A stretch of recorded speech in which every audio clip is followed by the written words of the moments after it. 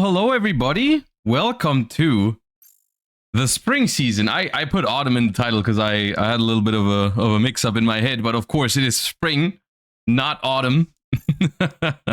Welcome, everybody. I'm excited. It's been a while since we've had a Challenger Cup, actually, and a new season is upon us, and of course I'm happy to be part of the Challenger Cups once again, and this is going to be the very first one that I'm going to be hosting with the new cards as well, alongside the new Forbidden and Limited list being in effect that just happened a couple of days ago.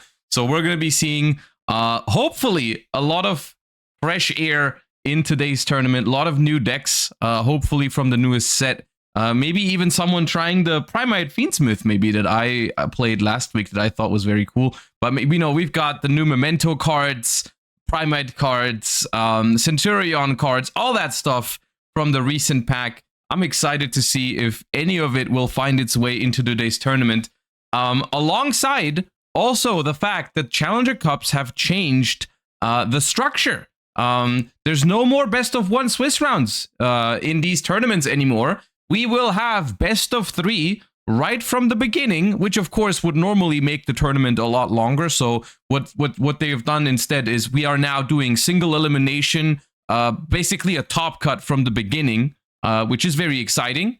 But we're going to have best of three right from the start, as well as people are now submitting deck lists for these Challenger Cups. The previous Challenger Cup seasons, it was just you can play whatever you want, basically, and switch between decks between rounds. Now we have every competitor submitting 2 different decks to the tournament and play a best of 3 with those decks. So we're going to be seeing hopefully a lot of action with the new cards. I've already seen some of the results of the other Challenger Cups, because that's the advantage of people submitting deck lists, is we can actually take a look at what decks people bring. There's actual statistics. I've seen, I think, the official Yu-Gi-Oh! Master Duel account tweet out some stats of these Challenger Cups, and it was very interesting to see. So I'm really looking forward to today.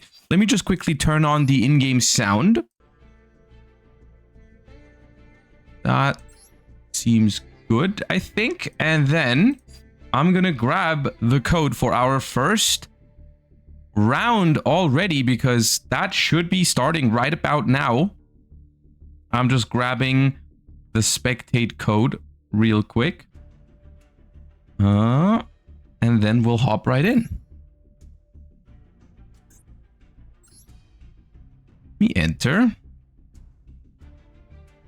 There we go, and there we are. People are already at their tables. They have just started. They have just started. and we will be hopping right in. Let's just jump into table number 1. Why don't we? We have Has 199 versus Hans Nötig at table number 1. Can you quickly talk about the new rules for the season? I mean, I basically just have. I don't know if I missed anything, but I'm pretty sure it's just we play best of 3, single elimination, and people submit their deck lists now before the tournament starts. So there's no more randomly switching between decks or randomly putting tech cards in or out of your deck before or between rounds. Now you're just locked to those 2 deck lists you submit at the start. And we see 4 set cards here from Has into a Primite opener, which looks to be Primite Blue Eyes, which is currently one of the best performing decks in previous Challenger Cups. So it seems like that position that was previously occupied by, you know, a lot of Snake Eye, a lot of Tenpai Dragon, is now taken over by Blue Eyes White Dragon, with the Primite engine finally being in Master Duel. We see a lot of it in these Challenger Cups. Of course, every player bringing a Blue Eyes Primite deck to the tournament will still have a secondary deck in their lineup, so they're still going to be using other decks throughout the tournament, but Primite Blue Eyes seems to be a major competitor for these tournaments. So we're starting here with an Ether Barrel into the Lordly Load and setting, well, actually, we started with Lordly Load grabbing a Primite Ether Barrel, and that sets the Drill Beam to the field, which is significantly worse than the other way around. If you start with Ether Barrel, set the load, you're gonna have the Drill Beam in hand, which is a lot better because it's live immediately. If you have to set the Drill Beam with the Ether Barrel, it's only gonna be live next turn. Blue Eyes is weak to back row. Blue Eyes, I wouldn't say Blue Eyes is weak to back row. I think the Primite cards are actually like Drill Beam is a phenomenal card into trap decks, because trap decks tend to be a little bit slower, and Drill Beam gives the deck a huge edge in the long run. Of course, and like trap decks are not that known for applying a lot of pressure immediately. So since we have access here to the Primite engine, I think that is a good spot to be in as a Blue Eyes player, even if you're going second against a trap deck. Dimensional Barrier here is going to prevent fusion monsters, actually. We called fusion on it because we don't want the opponent to be able to go into Tyrant Dragon, I assume? That card being unaffected by trap cards is also a major factor in these matchups sometimes. So I thought we were going to call Synchro, because at the moment they actually can't perform a fusion summon. They didn't have anything equipped yet, but sure, we just shotgun the barrier on fusion right now. Maybe because we want to summon out a Lady Labyrinth? That might be a reason.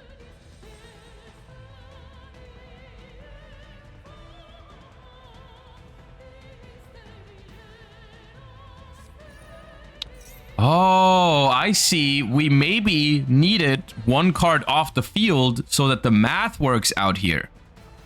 And that's a big deal. That's going to banish the True Light. It's also going to banish the Drill Beam and the Mausoleum. That is a very good card if it can successfully resolve. Let's do some math ourselves here. We got 4 cards for the bottom player. We've got 7, 10, 14. They're going to get to 15 here by setting with True Light. 15 cards in total with level 8 on the field. Do some quick maths here. 7, 7, 1 would be what's necessary. 7, 7, 1 would do the trick here, but their Ice Dragon's Prison is actually going to put more cards onto the field. So that's going to make it 16. Oh, wait, you banished the Blue Eyes. Now you can't. Okay. Now we cannot hit the Maiden with the Math Cannon here.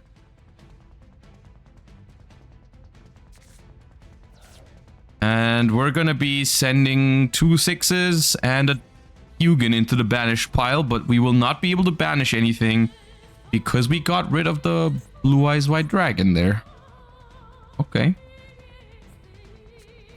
Well, that is disastrous, I feel like, for the, probably it's looking like it's Labyrinth here at the bottom, of course, and we're down to 2 cards and Blue Eyes is still alive and kicking.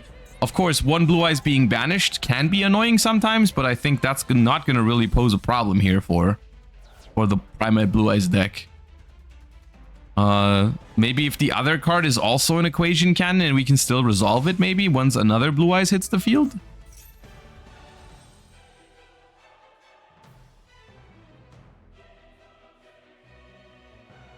How do you play around cannons? Do you just change the cards you have to throw off the math?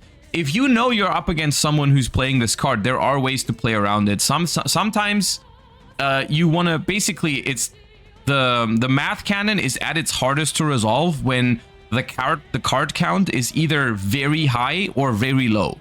Because when the card count is very low in total, then you just simply cannot banish monsters with high enough ranks or levels to hit, let's say, a level 6 monster. Like, you can't really do that if there's, or a level 8 monster, if there's too few cards, it's not easy to hit.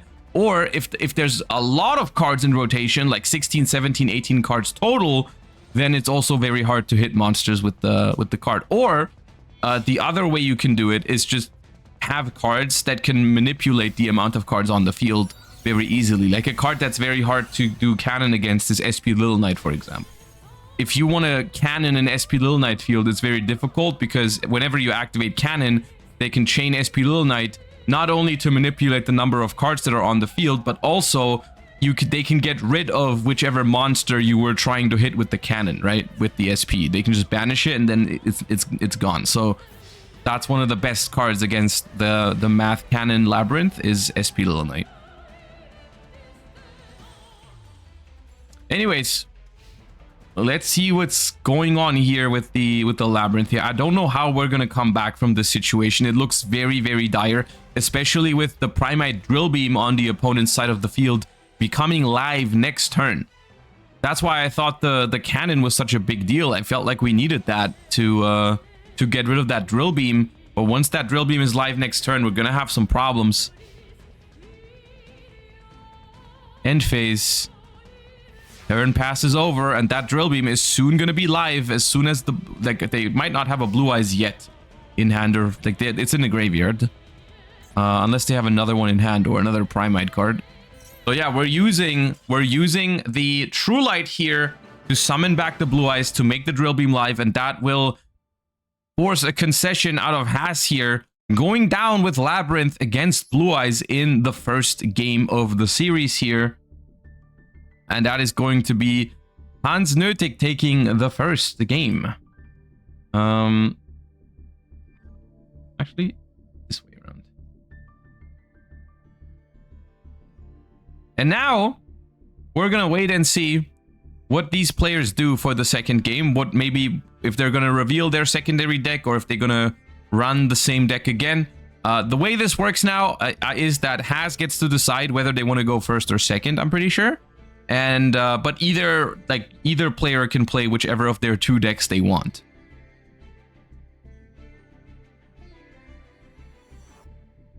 Is Primate Blue Eyes better than Snake Eye Fire King in the current format? Or Snake Eye Fiendsmith, rather. It depends. Like, there's certain things that Blue Eyes is better at. There's certain things that Snake Eye Fiendsmith is better at. But I would say one major factor is consistency overall. Of course, Blue Eyes being like a deck that also has a fair share of cards you don't want to draw every time. But, like, with the loss of Beatrice, pivoting into your Snake Eye cards with the Fiendsmith cards has become a lot harder, or basically impossible.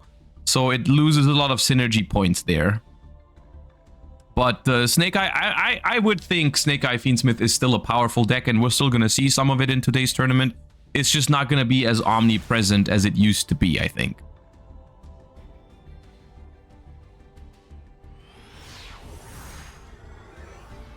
All right. Let's see what we have here. Game 2 of top 128. We've Haas going first for the second game.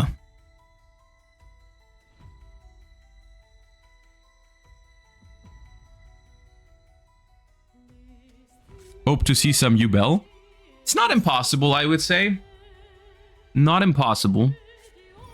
All right, we got Kuklock and Stovey Torby here. So we've apparently got a furniture version of Labyrinth here, which we didn't see in the last game. But Stovey Torby going to set. Probably a big welcome Labyrinth, unless we already have it. And Kuklok going to return from the graveyard to be able to activate that card immediately. And that will immediately get us going in this secondary game, unless there is something of the likes of a Ash Blossom or a Ghost Bell as well, which can also stop Big Welcome Labyrinth because it's come from the graveyard. I want Chimera and Memento. I mean, I think it's likely that we see a Memento deck right now. I personally think Memento is a strong pick if you have gone through the effort of learning the deck, because it is obviously one of the more complicated decks in the game right now. But I think, especially for a tournament environment, I think Memento is fairly strong because it also doesn't suffer much from cards like Volcharmy Fuvalos, which are decently popular, of course. Although I don't know how many main deck or how many Molcharmy Fuvaloses we're going to see today, because in these tournaments, like the Tenpai deck is obviously still pretty strong. So Molcharmies won't do much against that because it goes second, of course. Big welcome Labyrinth. Do we have an answer?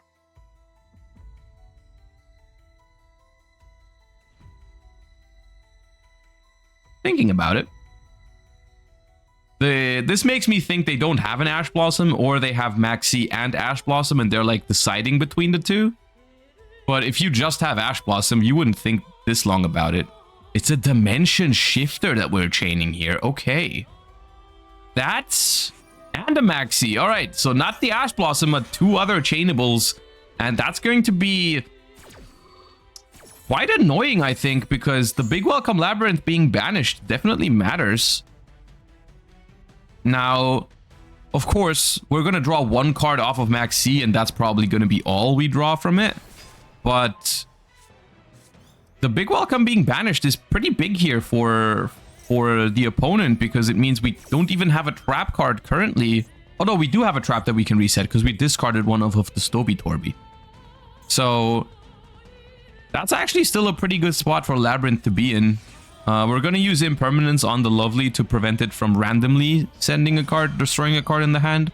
Instead, we're just going to say, yep, the Imperm is going to be gone. Also, you can't reset your Daruma Karma Cannon, which is a pretty big deal, of course. We activate the Stovey Torby here. Interesting. I did not expect to see that because we are under Max C here. And that is going to be an extra card for the opponent. And we do pass the turn on just one set card. One card in hand is known to be the Kuklok. This might be Tenpai as the secondary deck. At least from the cards we've seen so far, it's looking likely. Because Tenpai, I think, is a very, very popular secondary deck option for these for this new Challenger Cup format, because once you win a game, you know your opponent is probably going to start the next one, so Tenpai is like a great secondary deck to have. Which is why I think Tenpai, in the statistics that I've seen, Tenpai was, I believe, the second most popular deck in the recent Challenger Cups that happened. And this is definitely looking like it's a Tenpai deck because it also plays Dominus Impulse. Of course, this locks you into only fire, dark, or water effects for the rest of the game. So, yep, Tenpai it is.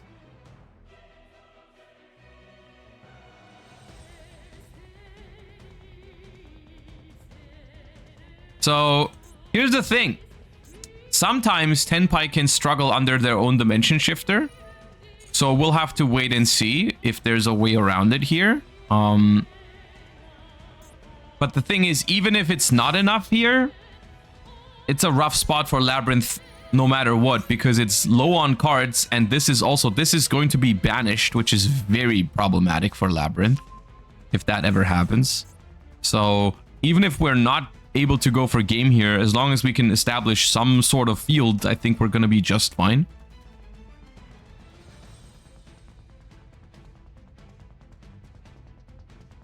Is Impulse good or popular in Labyrinth? I don't know how popular it is. I haven't seen that much Labyrinth, but personally, I think you should be playing Dominus Impulse in pretty much every Labyrinth version. It's a very, very powerful card in Labyrinth, and the deck usually does not care about the restriction at all.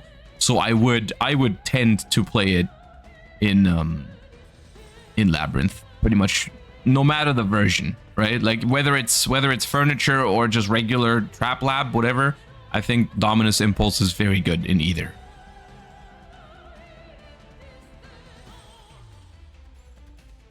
How do you think Fiendsmith Lab is? I mean, you can play Fiendsmith cards in Labyrinth. I don't know if they add that much to the deck. I think if anything, I would do that in the furniture version. Try to put some combos in, because the of course the Fiend lock doesn't matter that much when you're playing Labyrinth, and you know, Fiendsmith does not care about it as well.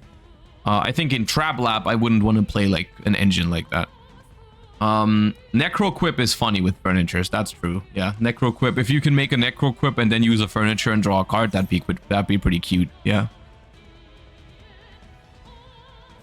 You would be giving up Impulse. That's true. You would be giving up Impulse. Something that you can do if you want to make the deck a little bit more explosive, but you still want to play Dominus Impulse. I think you could still play the Unchained package in it, right? Like, because Yama is a dark and Sharvara is a fire, so you could still do that without a problem. I've seen those versions doing well in the past.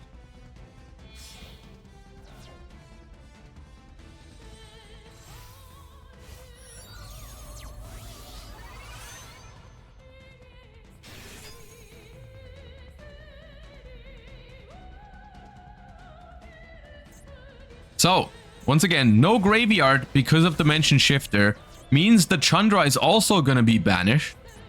We are locked into dragons here from the side of Tenpai. I don't think this is going to be enough damage because we also have nothing to destroy for a Trident Dragion. So, I don't actually think this game is like over yet.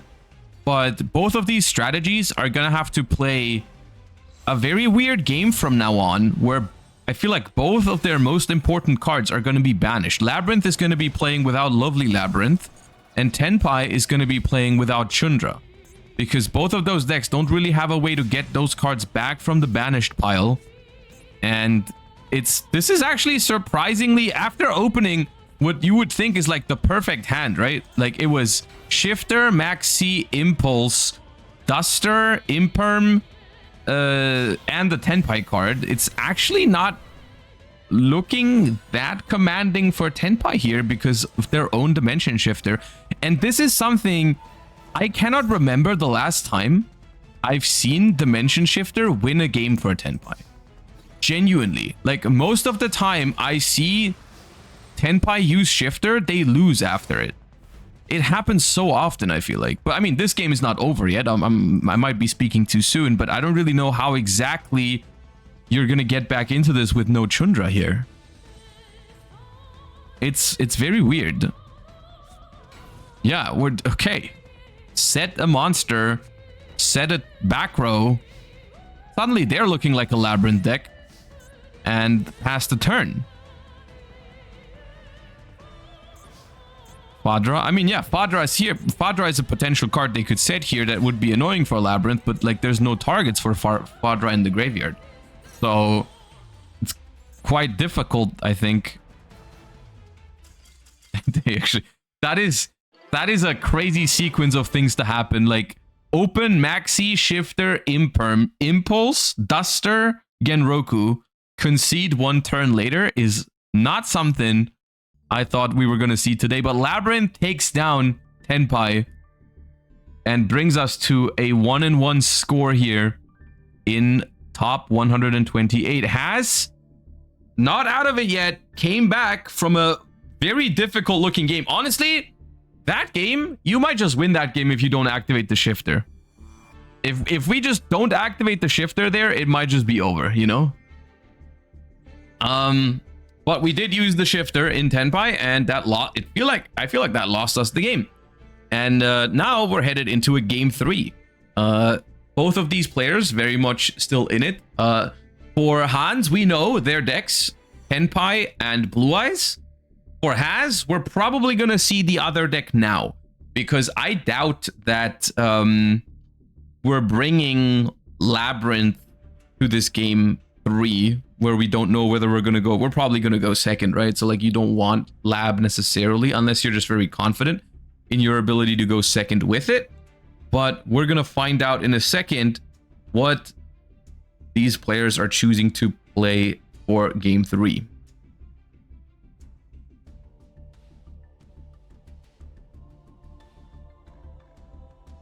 I like this new structure a lot. I mean, let me know what you guys think. But I like the having to submit deck lists and playing a best of 3 immediately with it. I like that structure a lot. So far, from what I've heard from other Challenger Cups, people have also preferred it a lot over previous seasons. It's like also from like the viewing experience, I like it a lot more than just watching one best of 1 and then someone that just gets unlucky once in a match or like in a game they're just like out. I like this a lot more. Anyways, we have Hans going first here for the first time in the series, actually, with Blue Eyes here for game number 3, which is the deck that they won game 1 with already. So we're gonna go for Sage, searching for Effect Veiler, indicating that we have the Maiden of White already in our hand, because that is otherwise normally what you would search here.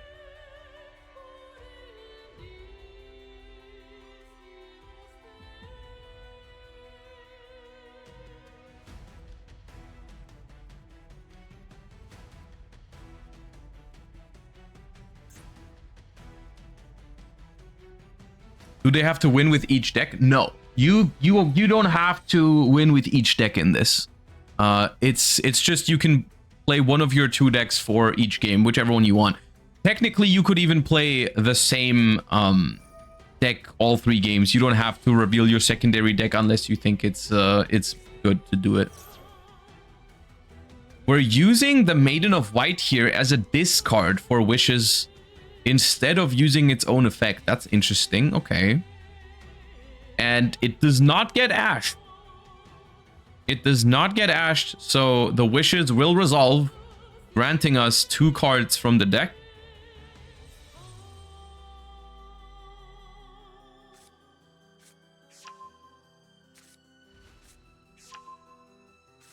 One Tenpai, one going first deck all the way this season. See, that is the obvious approach that I've seen a lot of players do. We also see Hans doing that here, where you play a deck that you want to go first with, which is Blue Eyes, and then a Tenpai deck for the secondary deck in case your opponent gets to choose first.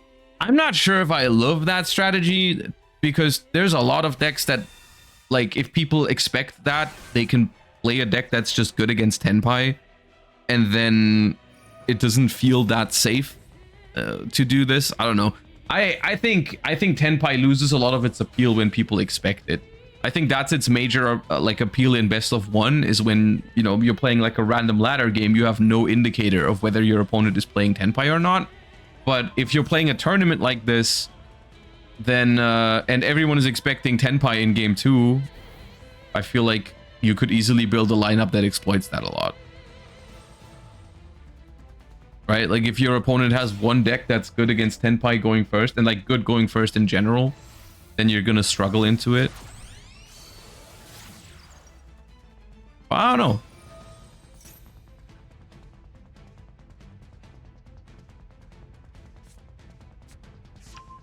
So we're obviously pulling off some neat Blue Eyes combos here. The only thing that's throwing me off a little bit is the fact that we haven't gotten to True Light, which is normally a card that you would want in every Blue Eyes setup. And another thing is the fact that we do not have access to Primite. That is one of the strongest aspects of Blue Eyes going first, is the True Light, is the Primite cards being able to negate like powerful board breakers.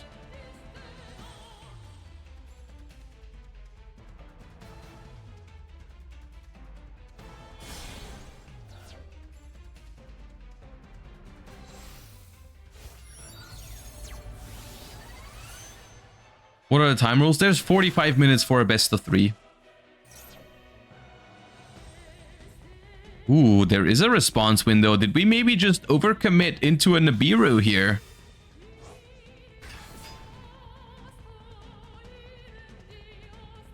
It might be. Not yet, though. Oh, that's risky. You could make the call. You could make a Baron the Fleur with this Maiden of White, right?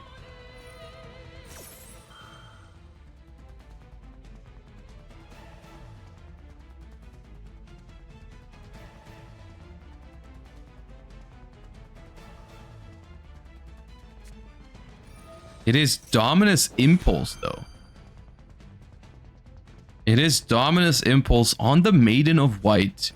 Chain. Ooh, Chain of Furniture. Discarding a trap card. That way, we're going to have a trap card in the graveyard on resolution of Dominus Impulse, and it's going to destroy the Maiden of White. Neat. I like that play from Furniture Labyrinth. Very, very fun. Okay. So we're going to send another Blue Eyes from deck to graveyard, though, here. That's going to go into the graveyard. Now we're going to have Spirit and just regular Blue Eyes White Dragon. So Vitorbi is going to come back as well because that card was destroyed by a trap card. However, Blue Eyes Spirit Dragon can just negate that. And there's no real reason not to do this.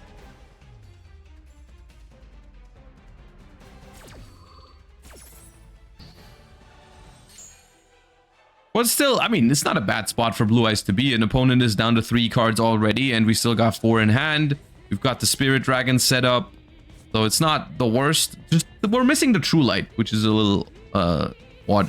2 Effect Veilers, though, are in the hand that we know of, right? We know there's 2 Effect Veilers. Those may or may not be good against Labyrinth. Like, there's a realistic chance that they just don't do much against Labyrinth.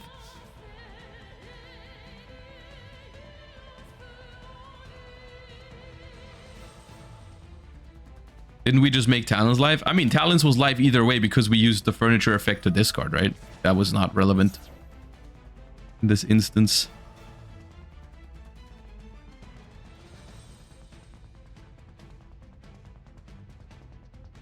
We're letting the Spirit tag out, which means there's going to be a negate available through the Ultimate Spirit Dragon. However, that is going to be destroyed in the end phase.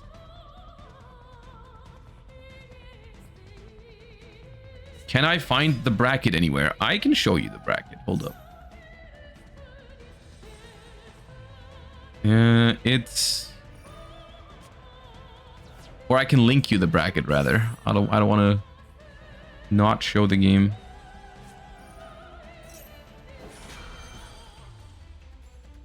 There you go. There's the bracket. Alright, so the sequence goes as follows. Effect Veiler on the Ariana. Chain Big Welcome to try and dodge it, but Blue Eyes Ultimate Spirit Dragon is going to stop that Big Welcome Labyrinth, so the Effect Veiler will come through and negate that Ariana. I feel like that was something you could have just predicted, and I think using that Big Welcome Labyrinth there was maybe not necessary, because once again, this Ultimate Spirit Dragon would be destroyed in the end phase, so the negate would disappear, essentially. Well, here's Typhon.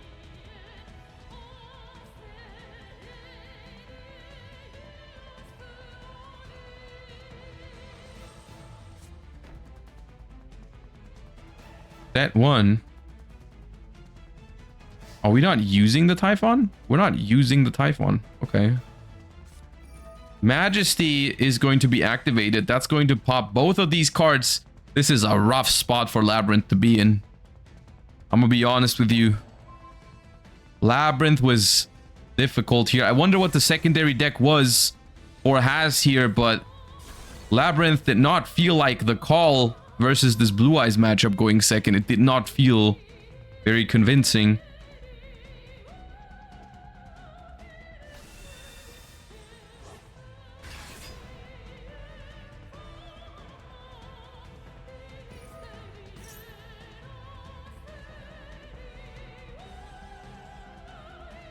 And now I'm not sure if there's even a win con for Labyrinth at this point in time.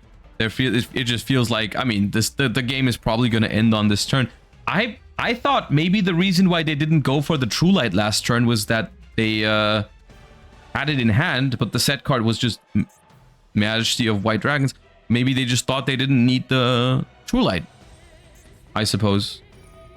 Now they're going to grab it, though.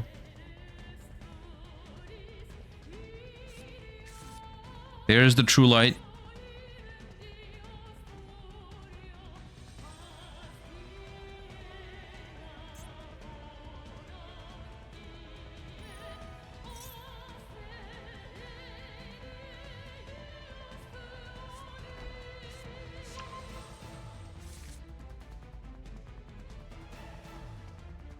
Yoshi and the Deva, I appreciate you guys. Thank you.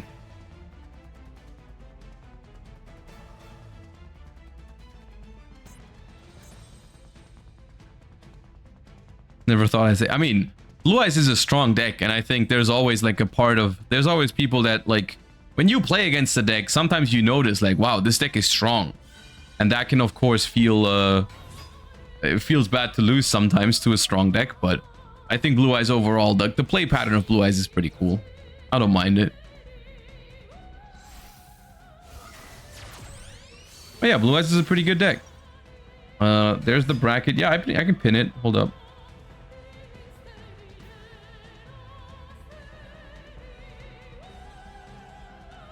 There you go.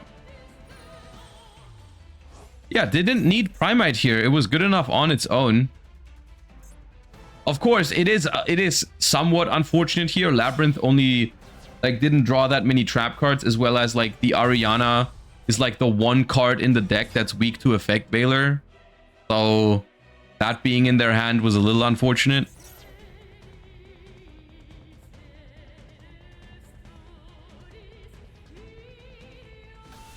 And now, are we going for game here? Either way, it's going to be tough for Labyrinth because this card is a monster versus Labyrinth, right? This card is unaffected by trap cards, 3400 attack, and can reset this card every turn, which is a nightmare to deal with when you're playing a trap deck. Like resetting a card that destroys 2 spell traps every turn is very, very rough.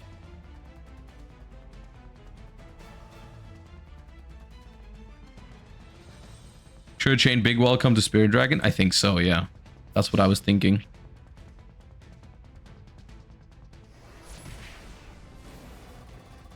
Looks like we're going to see another turn, though. Although I don't know how much we can do with that extra turn here. There's probably a way for Blue Eyes to win this turn, but to be honest, it didn't seem like it was super necessary here. Don't see much that could save Labyrinth from this position.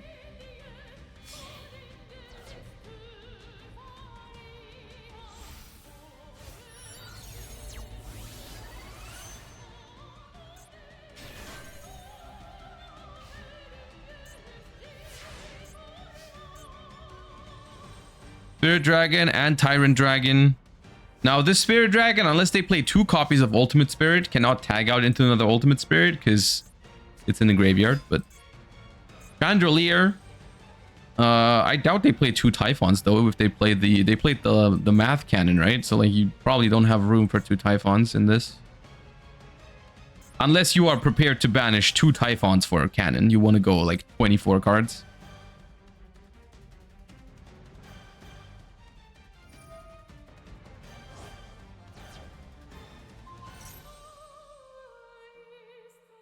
Use Big Welcome Labyrinth in the graveyard.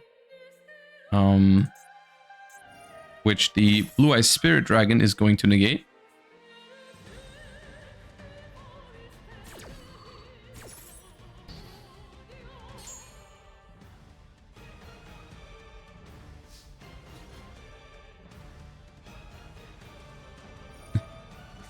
Okay, use Chandelier's effect. Lovely in hand. That's unfortunate. That's unfortunate. It'd be like that sometimes. Isn't it ironic that it happens to the player against the Blue Eyes deck and not the player playing the Blue Eyes deck? Because the Blue Eyes deck has so many more of those type of cards. Labyrinth, when you're playing Labyrinth, there's just one card that you're like telling the universe, hey, can I just not draw that one card in my deck? Like my deck is so much better if I don't draw that one card. And Blue Eyes is just like, well, here's 15 cards I don't want to draw. Give me one of them. I don't care. I'll calculate a risk. Anyways, Blue Eyes takes down Labyrinth here in this first set of 3 games. Exciting start to the tournament, honestly. Like to see some some fresh new decks in these tournament scenarios. And congratulations to Hans for moving on to the top 64.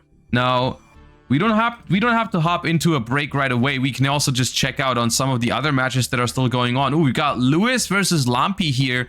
Now, the thing is, as you can see next to my webcam, there is a little score indicator. Because we're jumping in the middle of the match, I don't know what the score is for this one, so I'm just gonna leave it at 0-0. It's probably not 0-0, but just so you know, it's probably 1-1 actually. Let's put it to 1-1. It's probably a fair assumption.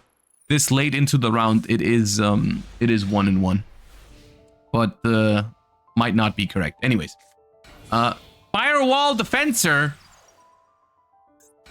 You're bringing Cybers to a Josh challenge, to my first Challenger Cup of the season. Okay. Why would you do that? Explain yourself, Lampy. No, don't add it. Don't add it. No! Ah, there it is. Alright, well, that's a strong deck for going first, I suppose. Summon Diameter from hand. That's what you get. That's what you get.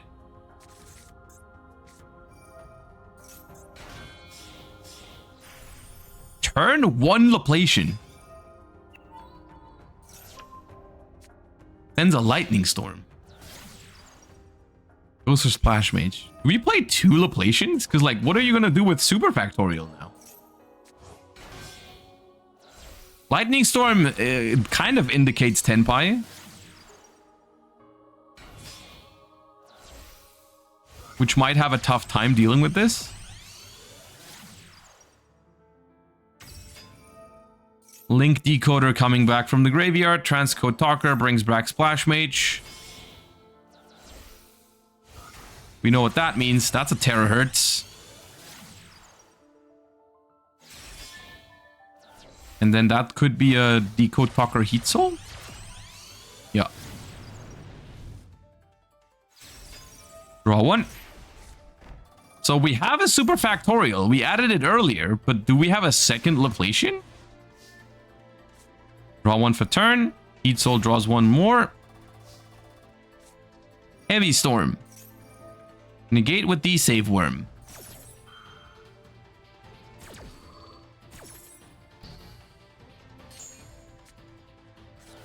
Lightning Storm. Ooh, we tried to go for monsters, but there was a protection effect protecting the firewall. Genroku. Chain Super Factorial. We played 2 Laplacians. The 2 Laplacian technology. That's not standard, is it?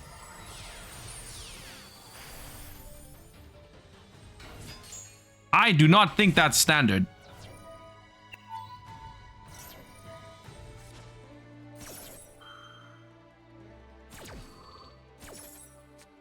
Well, that's going to send 1 card from the hand, which is a Pydra and a Pydra. Chundra, last card! Does that matter? No, it gets negated because of Terahertz, right? It does nothing. Okay, nice Chundra. Well.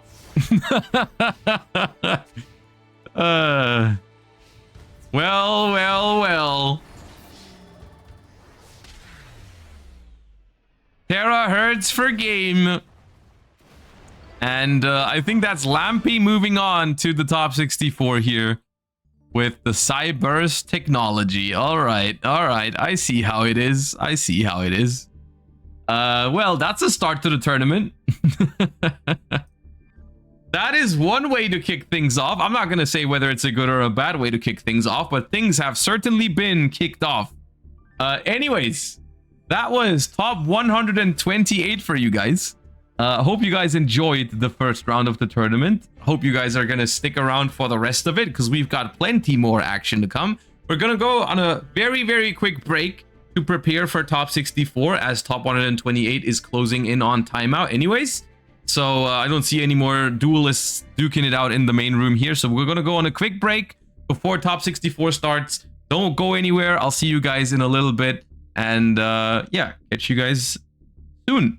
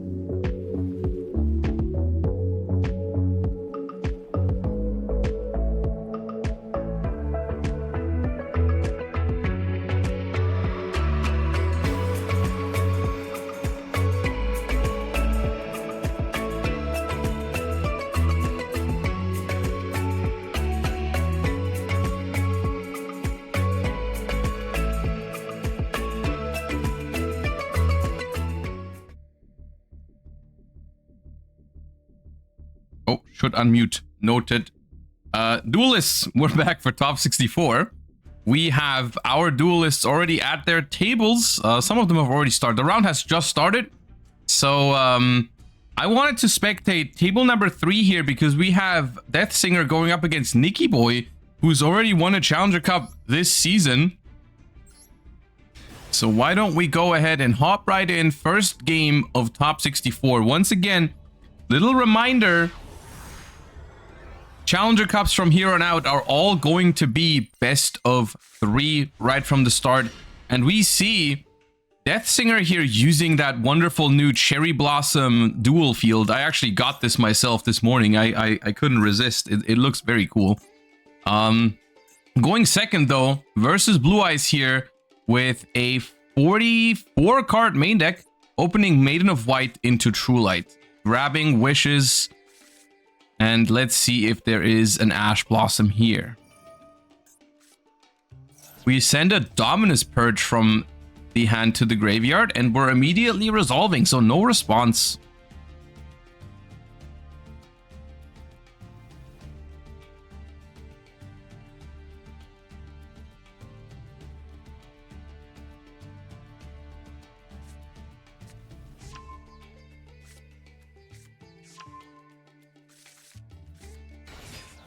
Normal summon Sage. Also resolves. Okay, if someone is like, do you guys ever have this where you almost want your opponent to respond? Because if they don't respond at all, it means they're playing like a board breaker, like, and you're like, please, like, use an effect veiler or something. I don't want to get lightning stormed, dustered, so on and so forth. This is the vibe I'm getting whenever my opponent just doesn't have any responses. It's always like, at first you're like, oh great, my cards resolve. And then on second thought, you're like, oh wait. All my cards resolved. Now I'm scared.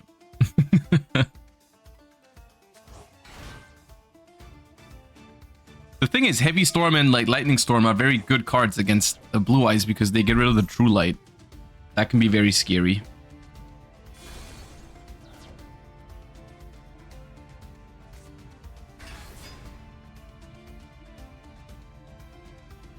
Royal Tyrant Dragon hits the field here. That's a nice looking card. And that'll make Spirit. I'm not sure. I mean, I understand why you equip the Neo Blue Eyes, but I don't know why you make Tyrant.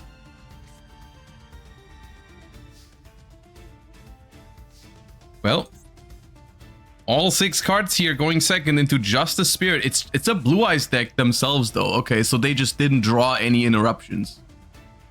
That is significantly less threatening than, let's say, Power Spell Tenpai or something.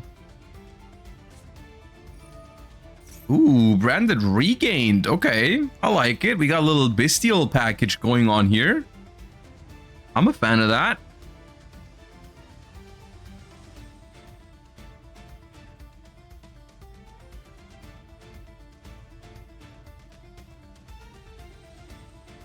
Out of all the engine requirements we could have drawn, Branded Regained is probably the one that is like the most fine to draw.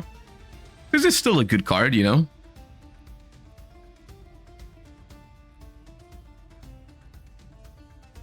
Considering Unchained or Crystron, any recommendations? I think those are both very fine decks. I think no matter which one you decide for, you're going to have a good time. Because I think they're both good enough to do well at the moment. I think Crystron is the slightly stronger deck, maybe. So if you're just looking for which one's better, then I think that one. But I think if you enjoy Unchained more, that's also a completely fine pick. But they're both solid. Like no matter which one you decide for, I think you're gonna have a good time. So don't worry too much about it. Just pick the one you think's more fun. Okay, we have Majesty here destroying the True Light, which is also going to get rid of the Sage. Very annoying sequence here. Blue Eyes, ironically, is one of those decks that doesn't play very well into its own setup, which means that the Blue Eyes mirror match can sometimes be pretty one-sided depending on, I mean, it also has a lot of interruptions like Dominus Purge and Ash Blossom for like wishes and stuff. So like the player going second is not in the worst position at all times. But if one Blue Eyes player achieves the full setup, like here, it feels very difficult for the Blue Eyes player going second to break that board with Blue Eyes engine. Because the Blue Eyes engine, the Blue Eyes interruptions beat the Blue Eyes engine, basically. Especially if they have Primite, which we didn't even have Primite here, but it's still not good enough.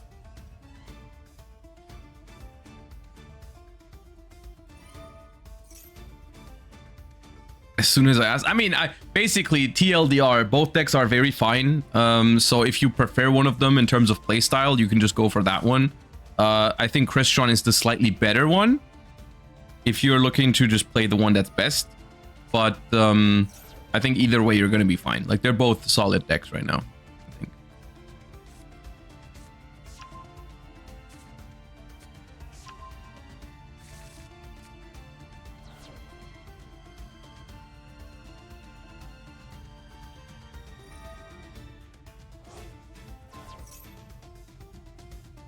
Okay, we're going to equip this Blue Eyes White Dragon with another ultimate. Confirming we do play multiple copies. Oh, no, we don't, actually. We just equip it with another Tyrant. Okay. So you play one ultimate, but two Tyrants, which probably indicates we're playing the Fusion quick play spell, right? We're probably playing Ultimate Fusion. Playing Fiends with Ninjas. I mean, that's one of those situations where putting Fiendsmith into decks probably makes them stronger. So if you want to play ninjas, putting Fiendsmith into the deck probably doesn't hurt. It's like if you're trying to play the best ninja deck, maybe it's Fiendsmith Ninja. But if you're trying to play the best Fiendsmith deck, it's probably not ninja. Depends on which angle you're looking at it from. All right, we got two Spirit Dragons left here that can still attack, which would be enough damage here if there's nothing in the way here. There is not. And Nikki Boy going up 1-0 in top 64 here. One step closer to the top 32, but not quite there yet. Still needs to win one more here at table 3 with either their first or secondary deck. So we're going to be seeing the second game here in just a moment between these two duelists, with Death Singer being able to pick first or second depending on what they want, because they did just lose that game.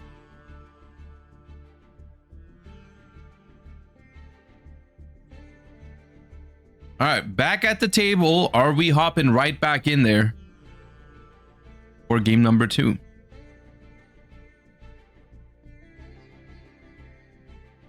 Any upcoming meta shift in Master Duel? I mean, Master Duel has very frequent updates compared to like the TCG, for example, where like we get like smaller sets and smaller Forbidden and Limited list updates almost every month in Master Duel.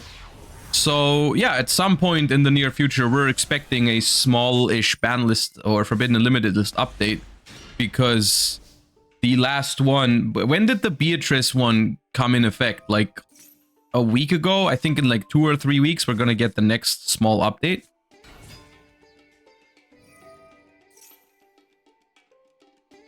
Which I don't know exactly what's gonna happen on that one. I mean, what are we expecting? It was the 10th. Yeah, so 8 days ago was the last update.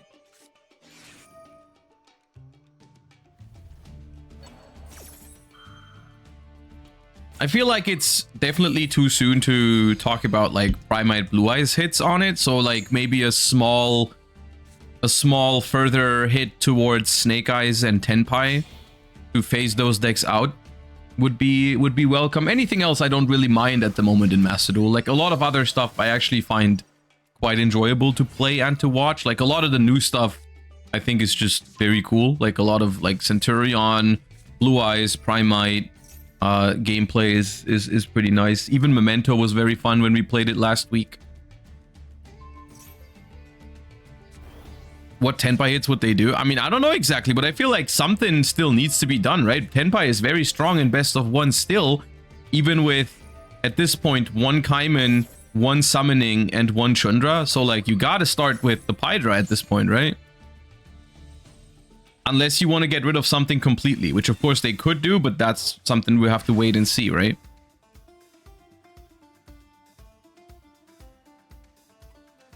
I don't know if they're willing to just completely take away a card.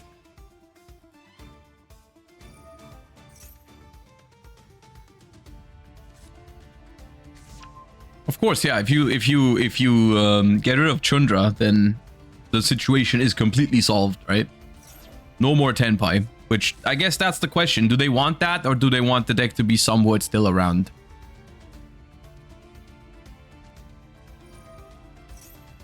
Imagine Master Duel is the only format to get rid of Chundra. I mean, I think it wouldn't be that weird for Master Duel to be the format to actually put Chundra to 0. Because arguably, Tenpai is at its strongest in best of 1, right? Like, Tenpai is at its strongest in Master Duel. So it would only make sense, I think, for Master Duel to hit the deck the hardest. We're passing here without making Spirit Dragon. Interesting. Maybe we want the Drill Beam to be live immediately. Oh no, we're under Max C, of course. My bad. We called by the Grave Fuba, but then there was Max C. I understand. Oh, that you got a Drill Beam.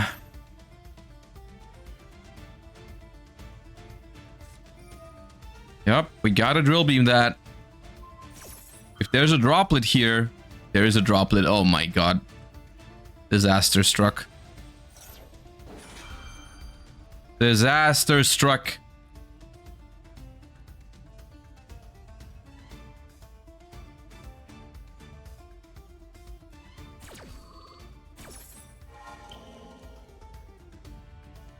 So because the target for Drill Beam is no longer there, it cannot negate it.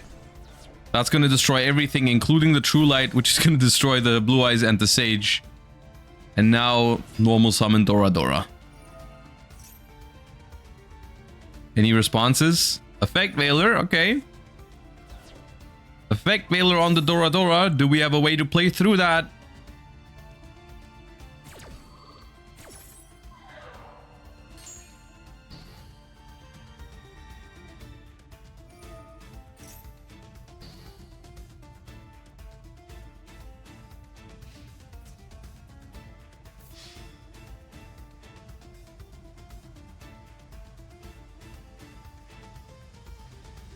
What is that? Magnamoot?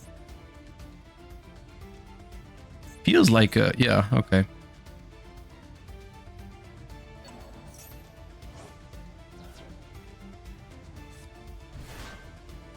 Ooh, in defense. I don't know about that one. That's not great into Kaiman. They have it.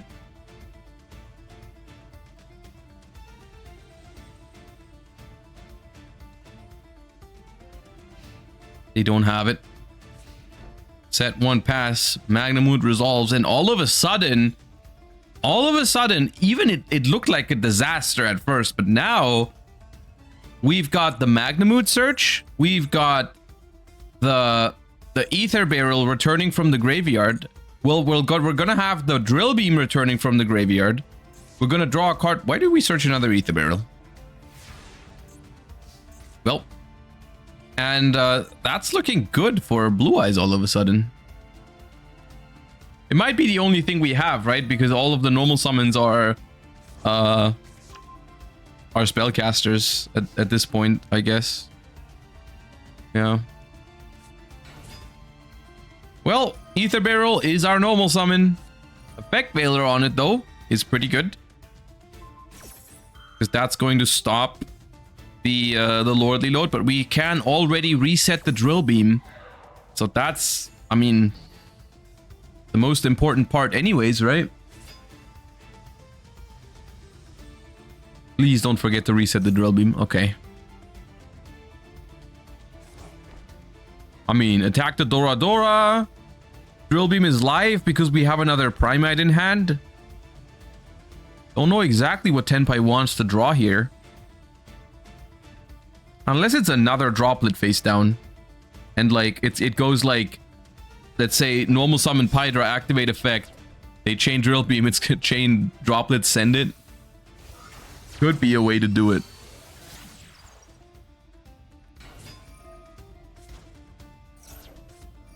Ooh, it's a Dominus Impulse though. That's neat, but at the same time, versus that drill beam, we don't have a top deck on one card. And that's going to be a win for Blue Eyes over Tenpai. Here's another thing. Genuinely, hear me out, okay? About Tenpai in this format. Like, of course, so far, we're seeing a lot of people have Tenpai as their secondary deck.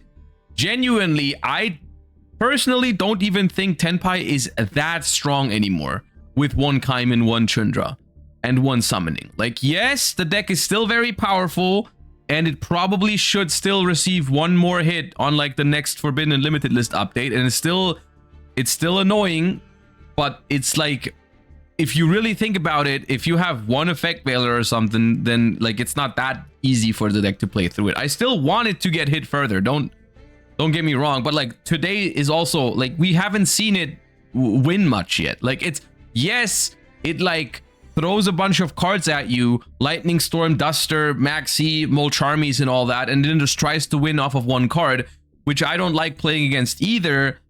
But at least it's not winning as much anymore, you know? It's not winning as much anymore. Hydra to 2 next. I mean, Hydra, the thing about Hydra to 2 that's weird in my opinion is the fact that they can technically just replace the Hydra normal summon with Dora Dora, right? Which is not always the same quality. That's why they play more Hydras than they play Dora Doras. But still, it's like, does it really make a difference most of the time, whether it's Hydra or Dora Dora? Like, most of the time, I don't think it does.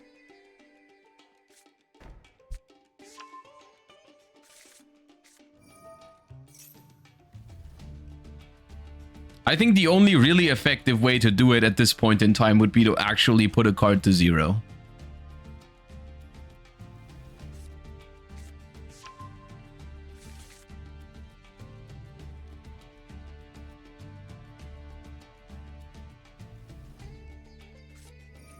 But that's not in my hands, so I'm like, it's only speculation at this point. That's a very, it feels like a very preemptive Bestial Baldrake here onto the Maiden.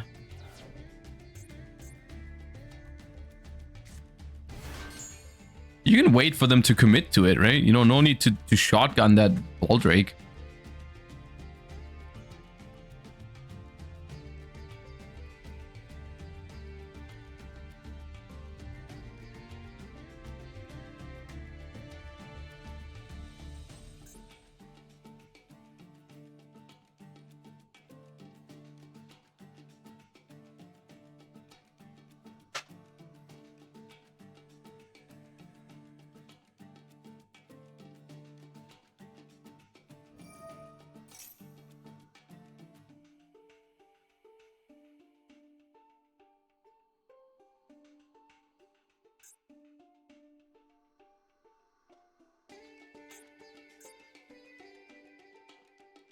That was a True Light from hand, right?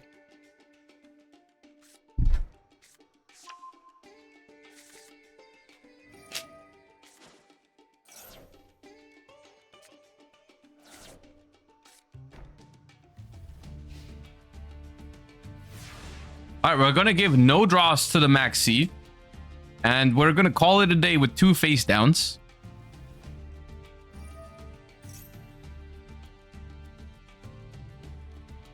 And we're immediately going to summon Blue Eyes White Dragon from the graveyard, presumably to make that Drill Beam live. And I think this is my favorite part about Blue Eyes as a deck, is like the Primite Drill Beam grind game cannot be underestimated. Like, that card is so good. We've done like 0 special summons into that Maxi. We've lost the Maiden of White to the Baldrake. And still, that Primite setup is so nice. Red Eyes Black Full Metal Dragon, though. What does this mean? Bestial Fiendsmith?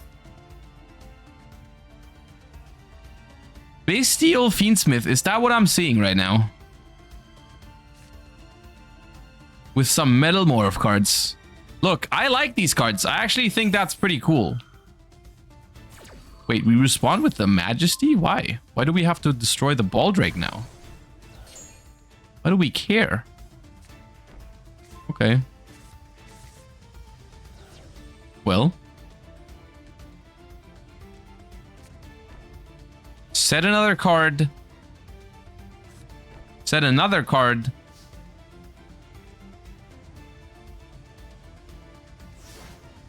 And pass the turn.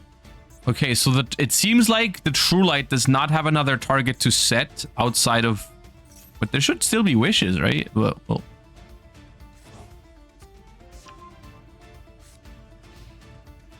Okay.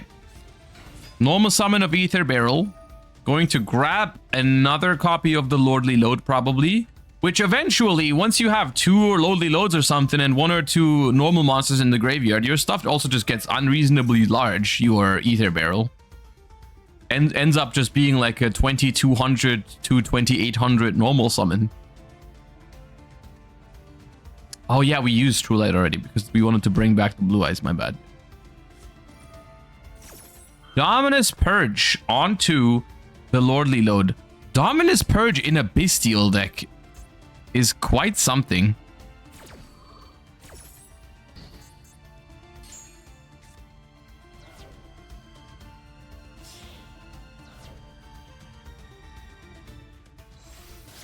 Not something I would have expected from that deck.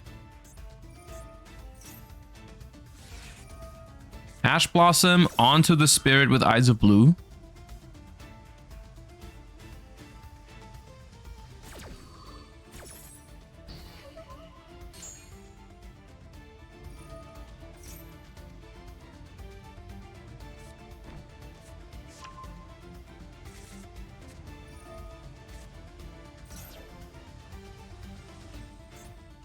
This card's in the Biru for the wishes and will resolve it. I mean, we know that one of the face down cards is the Metal Morph Trap, which at the moment we don't have to worry about because it has to tribute a monster, which they don't have.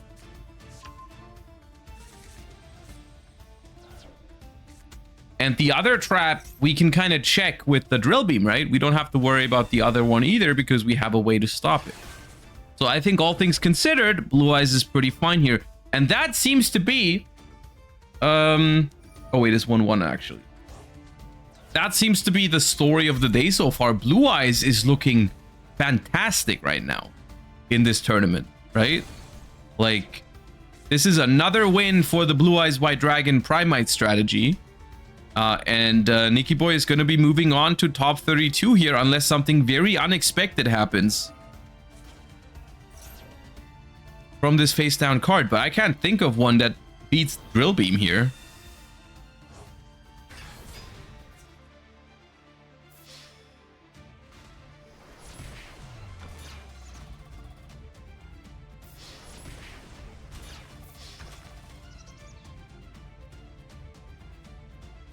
And that is the nice animation from the Blue Eyes White Dragon, attacking 4 game and bringing Nikki Boy into top 32. Good job.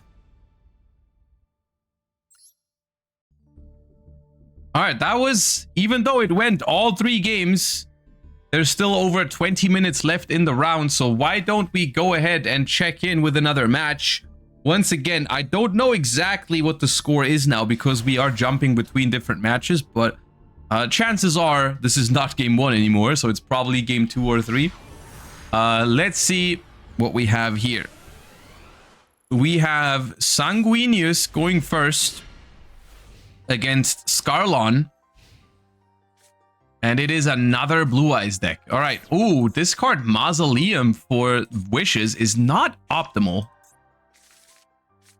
Not ideal way to get things started, but we do get Sage. It grabs us Effect Veiler, and we have Maiden of White in hand. True Light from deck. Didn't draw it this time around.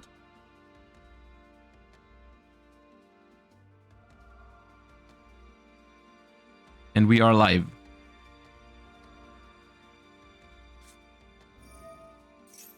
That crystal field at the bottom is kind of nice. I don't have that one.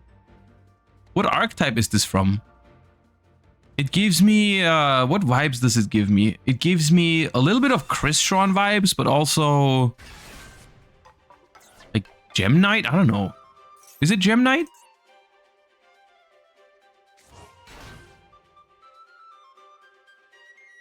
Adamancipator. Oh, is those exactly the colors of the Adamancipators? They have a green one, they have a red one.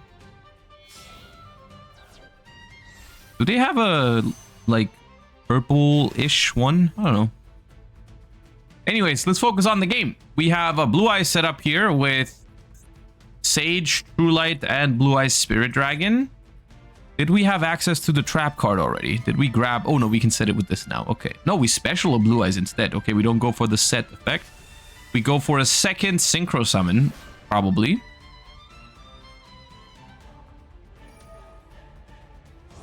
We will equip the Blue Eyes to get the targeting protection from Neo Blue Eyes Ultimate.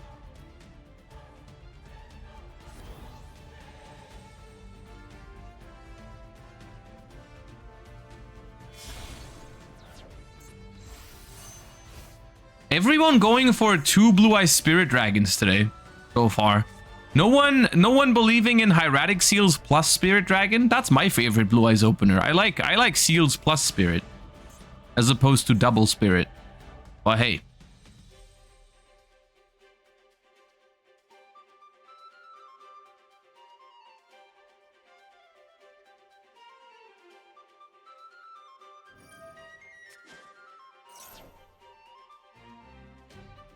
Alright, we tag out the Blue Eyes Spirit Dragon immediately into Blue Eyes Ultimate Spirit.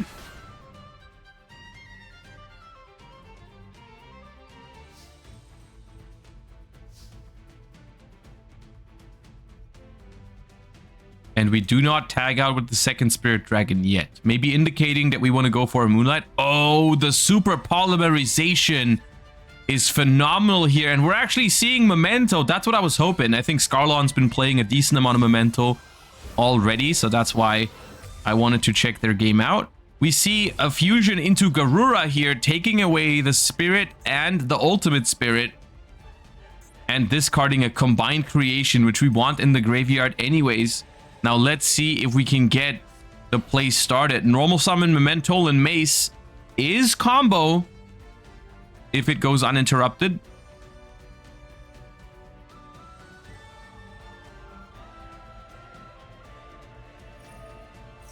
Mace activated its effect. That is destroy a Memento monster you control and add a Memento card from deck to hand. I do believe we have seen the Blue Eyes player add an Effect Veiler to their hand here. So there is a potential answer in the form of Effect Veiler, at least, which is the one we're using here.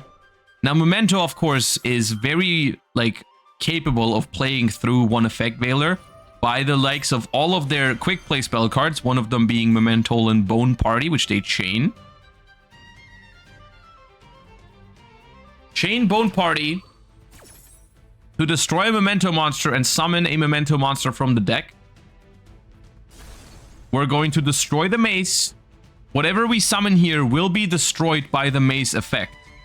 Because Mace will be, because we dodged the Effect Veiler, basically. Whatever we summon here will be forced to be immediately destroyed by the Mace. We go for Sleepy, which has a nice effect if it is destroyed, actually. Which is, that it can send another Memento from the deck to the graveyard. We add Fusion from deck to hand.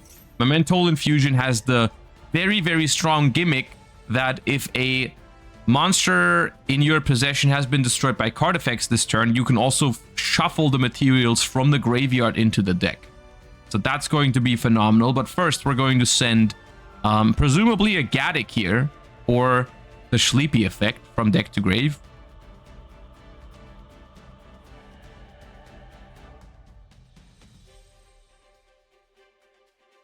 Doesn't Super Poly conflict with the horse?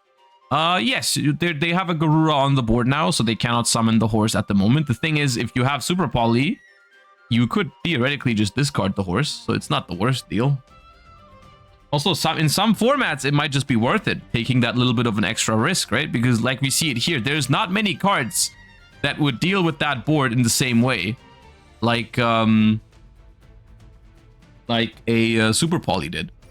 All right, we're not gonna send Gaddock. We're gonna send Akihiron here from deck to the graveyard. Now we're gonna activate Mementolin Fusion.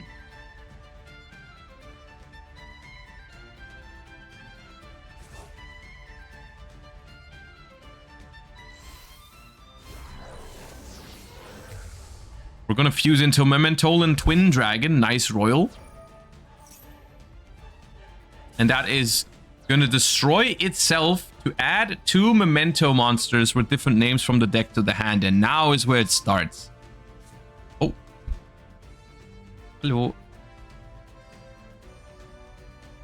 This is where the real stuff starts, because Mementolin Twin Dragon in the graveyard is gonna revive a memento, and Akihiron is also going to summon itself back.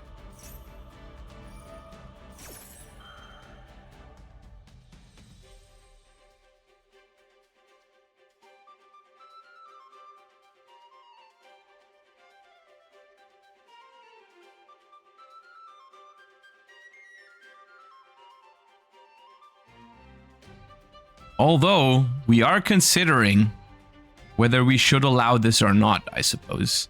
No matter what here, I feel like there's like... Memento is the kind of deck that you either stop it very early, which is sometimes not that difficult, depending on what you have. You either stop it very early, or you just, like, can't do that much about it. Like, if they ever get to a certain point like this one, it's just going to be so difficult to really stop them. Called by the Grave is going to be used on the Sleepy here, which I feel like you could have done earlier when they activated its effect. They weren't actually using Sleepy's effect here. Okay, well, but that does mean that the Mementolin Twin Dragon actually does not resolve here, because there was no other target for it.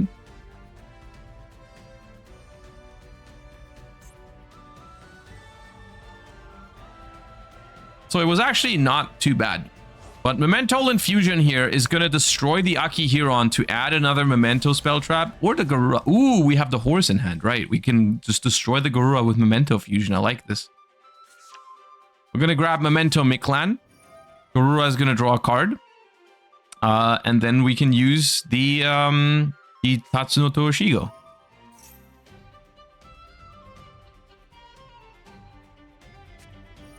There he goes.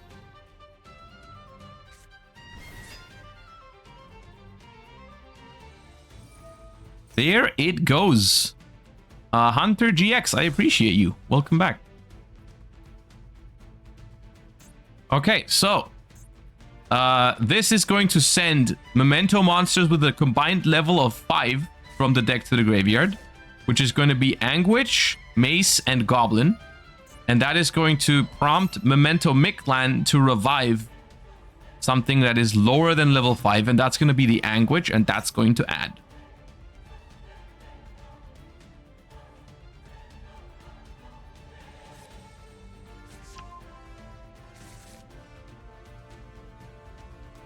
Grabs a Dark Blade. We have normal summon though. But Anguish is going to attempt to revive Mementolin Goblin by destroying the Akihiron. Akihiron, when it's destroyed, will add back a Memento card from Graveyard Banished, which is a great way to recycle cards that get banished in the process. Previously to Akihiron, it was very difficult for Memento to actually get back banished cards. So we get to add back Sleepy here. Now the thing is, Sleepy is still under Called by the Grave, so we can't put it to that much use.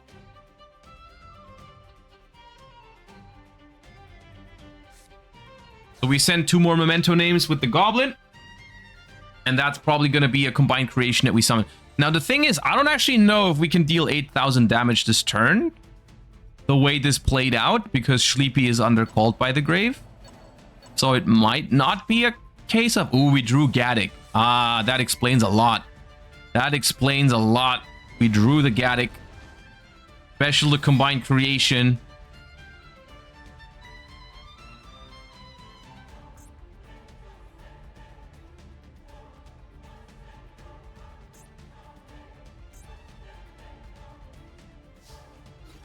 Battle phase. Here's the thing. no matter what, the Blue Eyes player is going to be in a rough spot here trying to out this 5,000 attack combined creation.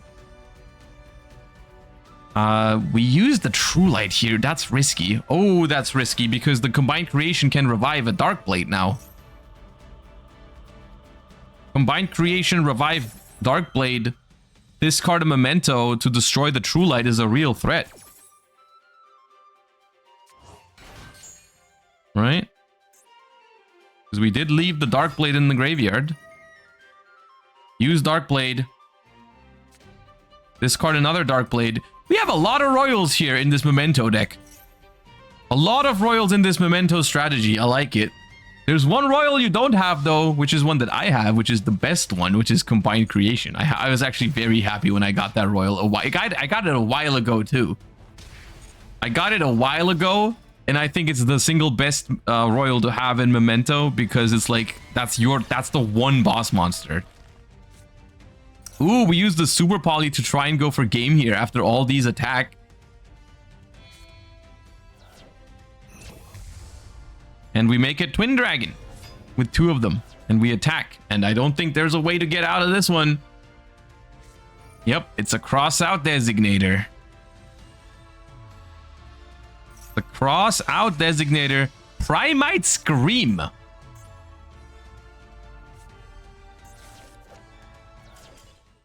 What do you guys think the Primite Scream sounds like? Well, happy to see Memento put to action here. And I think that was the last game of the series. I don't know. But probably was, looking at the timer. So I think Scarlon moves on to top 32 with the Memento strategy. Looking forward to seeing more of that deck.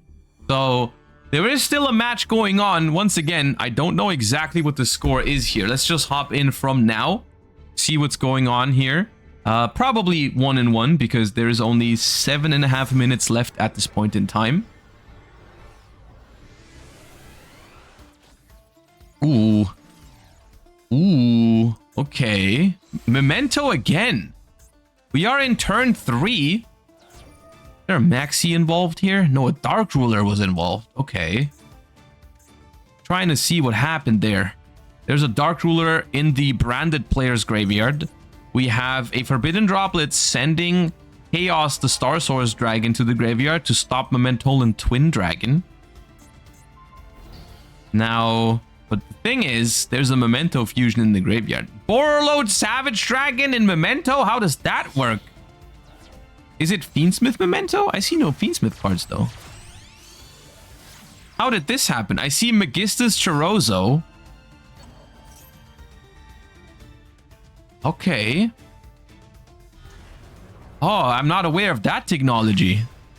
Cross Sheep with Chorozo is what happened. Interesting. Okay. Well. Well. We're going to see the combined creation hit the field. There it is. Oh, in defense. We're in main phase 2. Right. Missed that. Almost missed that.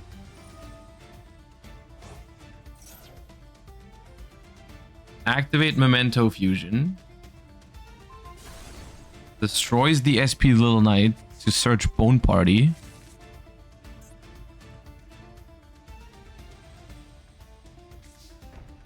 Set the Bone Party. End phase. Use Memento Mictlan to reset that fusion spell. That's going to give us a pretty strong setup. This is honestly as good as it gets for like a Memento board sometimes. But of course, Branded is already starting the turn with some decent resources here. Gonna have an Albion and a Lubellion on the field. Branded Retribution to add back a potential Branded Fusion. Yep. And a Cartesia that has returned to hand. So still definitely not... Oh, did we time out? Oh, is that a timeout? Oh, that's a very Memento thing to happen, though. That's a very Memento thing, I'm not gonna lie. The Branded main phase 3 versus the Memento timer. Classic. Unfortunate ending to a match that looked like it was a pretty good one. But that is genuinely a very important skill with the Memento deck is managing your timer. That is a genuine skill with that deck. Okay, let's check in table 1. That's the last remaining table in the round, I think. Before we get ready for top 32.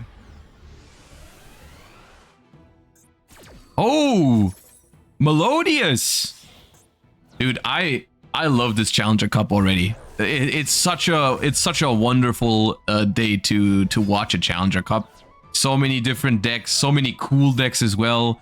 We go from like, we have Blue Eyes games, we've got Memento games, we got Labyrinth earlier, we got Melodious now.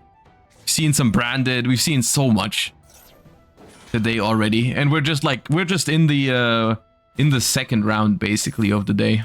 Wonderful. Baja gets ashed, which does not work because it cannot be negated. And then we have Refrain summoned and Couplet back in the scale. Maxi is active though. That's a problem for Melodious, certainly. But it is turn 4, so we could just be going for it here.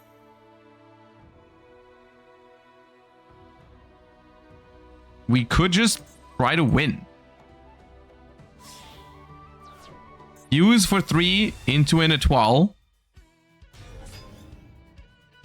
That is going to trigger Concerto to draw, Baja to revive, and probably Refrain to get back into that Pendulum scale.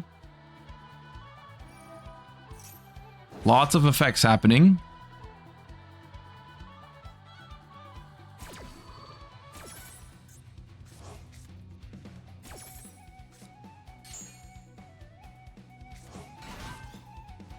Soprano summoned as Chainlink 1.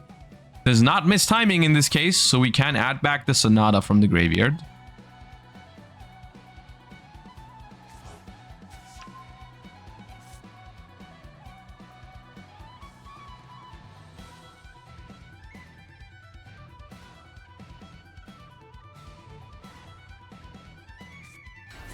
Is timeout end of turn? I think timeout is still the same rule as always.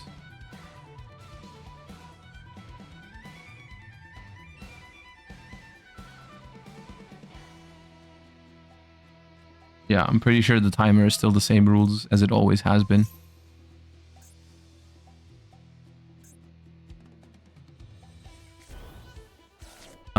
Currently, they have 1 minute and 50 on the clock.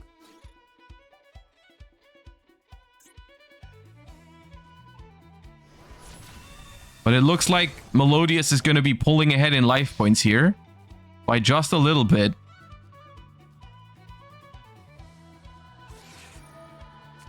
Activate Mulcharmy, okay.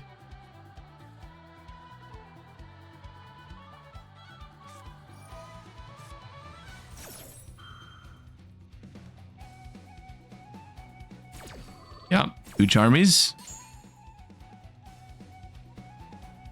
But still, gotta take the damage eventually. There's over 1 minute left.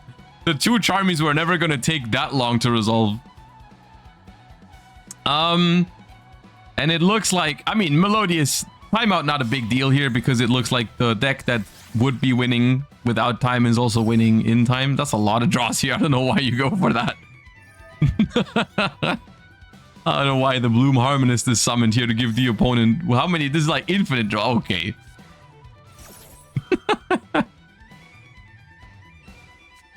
Cross out. You play Ghost Order cross out. That'd be nice.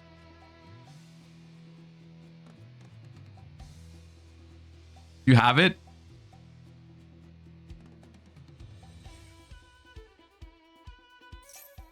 They don't have it. Just jump scared him. Chain effect Veiler.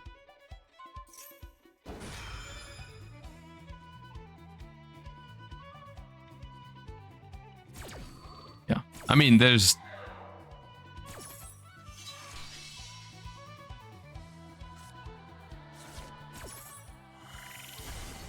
The new Ghost Ogre animation is smooth, though. Alright. And with that, we have reached the end of the round, and Melodious will be taking down Blue Eyes, and probably moving on to top 32. If this was game 3, I'm just gonna assume this was game 3, but it is the end of the round. And Melodious as well is now one of the decks. Okay, we got some bug here showing the same name twice. But okay, well, that was quite the eventful top 64, actually. A lot of different decks, a lot of cool decks taking the wins here, I personally think. So, having a lot of fun with this new Challenger Cup format today. Hope you are feeling the same way. Hope you find it enjoyable so far. I'm just going to get ready for top 32 in a little bit. There's not going to be a long break this time around because we are already in overtime for top 64. So, it's not going to be a long break. So I hope to see you guys in a few minutes for the top 32. Hope you guys are enjoying the show so far. And thank you for watching. And I'll see you guys in just a few minutes.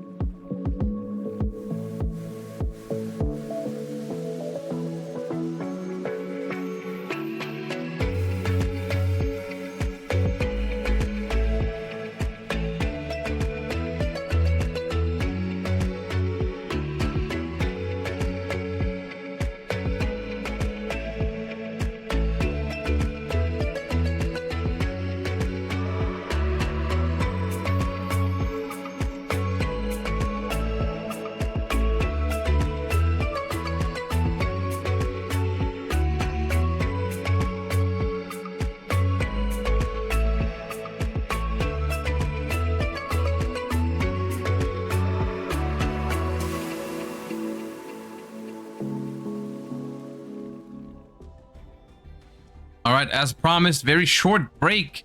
We have the top 32 going on right now. 32 players remain, so that means we are one step closer to finding the winner of today's tournament. And I get a pick between these wonderful 16 tables here on who we want to spectate for our top 32. Let's just go into, I don't know, let's go table 15, arbitrary. Fujin versus King Emrock.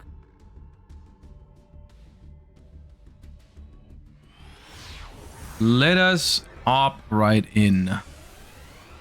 Any interesting decks seen so far? We had a blast so far, I will say. I think today was great so far. We've seen, of course, Primate Blue Eyes, but we've also just seen Melodious move on to top 32. We've seen Memento move on to top 32. There was a we've seen some Labyrinth earlier. We've seen some Tenpai, but Tenpai has not had a great day so far. We've seen Tenpai lose mostly. There was a Branded moving on to top 32, so a lot of deck diversity so far. First things first, though, we're gonna have a Max C being hit by a crossout designator before Sage is hit with an Imperm. Tenpai does have some problems with the Blue Eyes matchup, though, especially with like Drill Beam being introduced now. That is a very tough one to beat for Tenpai. Drill Beam is very, very good. Any sharks? No sharks so far.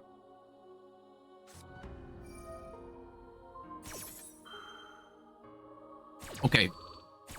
So you're throwing a lot of stuff into your opponent's way with a Max C and 2 infinite impermanence, but do you actually have what it takes to actually play next turn yourself? Oh, Wishes. You got an Ash for that too? No. Okay. Synchro Rumble is interesting.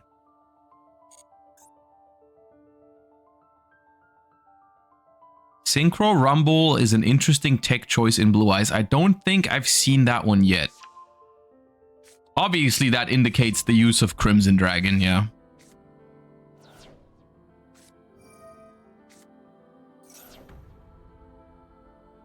I mean, what is an extra engine requirement if you're playing the Blue Eyes deck already, huh?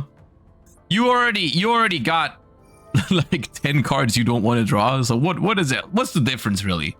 What's the difference between 10 and 11? Come on. Huh?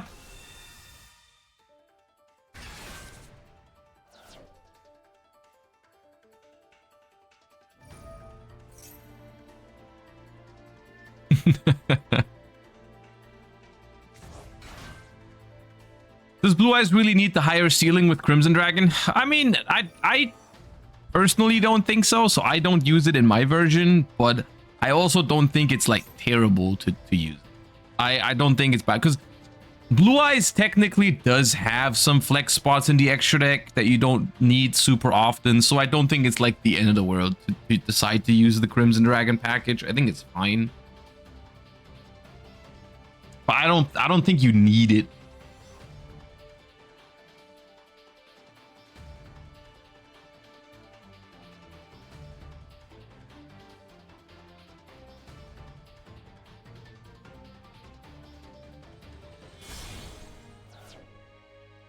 All right, that's going to be the Spirit Dragon here. I mean, if the Synchro Rumble was in the deck, this would enable you to go for the full double Crimson Dragon setup, a double Spirit setup, right? You would go Spirit, tag out into Crimson, search Rumble, Spirit brings back, like Spirit with Eyes of Blue brings back Blue Eyes White Dragon, and then you can Synchro Rumble for another tuner. But yeah.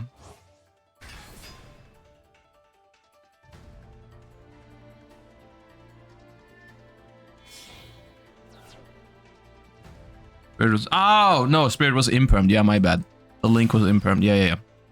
Well, that's my favorite Blue Eyes setup. Hieratic Seal plus Blue Eyes Spirit Dragon. That's what I like to see.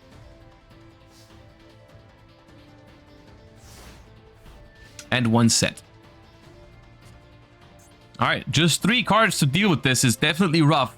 This is not what you want to see when you have Maxi and 2 Imperms. You don't want your opponent to end on this still. And it is a Blue Eyes mirror match here, actually. And we've talked about this before, how Blue Eyes is one of those examples of a deck that actually cannot play very well through its own disruptions. Like, the biggest deal is the trap card, too, which we don't know if they have it or not, but the trap card is very strong in the mirror.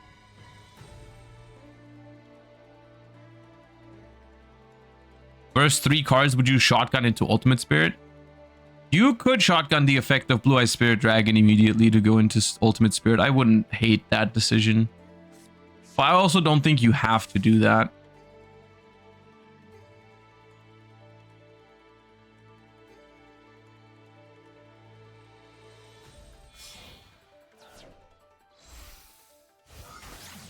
Okay, we decide to let the Sage with Eyes of Blue go through. And we also allow them to link summon Spirit with Eyes of Blue.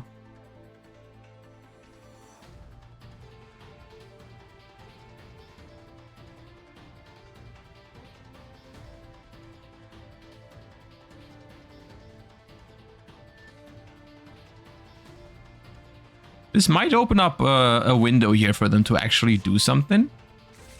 They have gotten a lot of free card advantage here.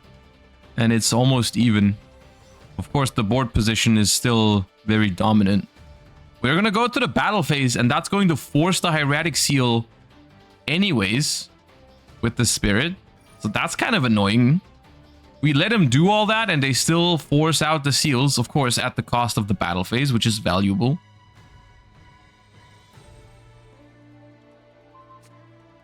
There goes the Spirit, and Hieratic Seal is going to activate.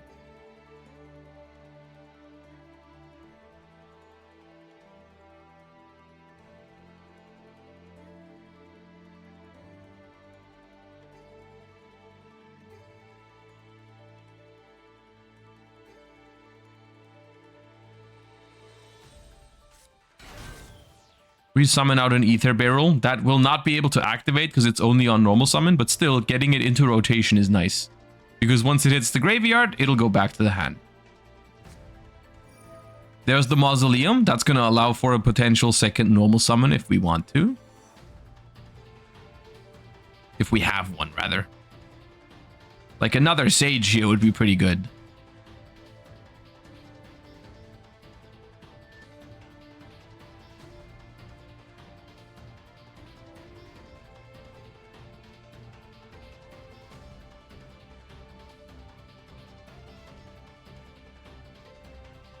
Normal summon Maiden. Could normal summon Maiden, but then you're skipping on the True Light for now, which I don't know if you want to do that. Blue Eyes Spirit Dragon will now tag out into probably an Ultimate Spirit. So it's going to be Ultimate Spirit plus a face down card versus whatever they still have in hand, which we don't know much about. We only know there's a Maiden of White. Is all we know.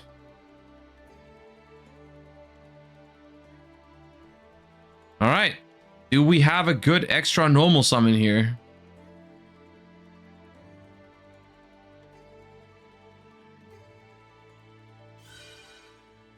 We're using it. It's just the Maiden of White. Okay.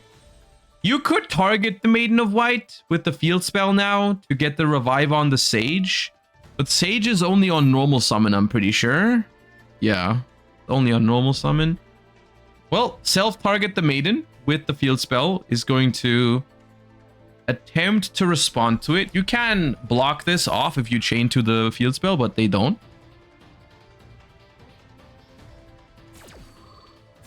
All right, Maiden of White is going to revive the Sage, and all of a sudden, this feels a lot more playable for King Emrock here.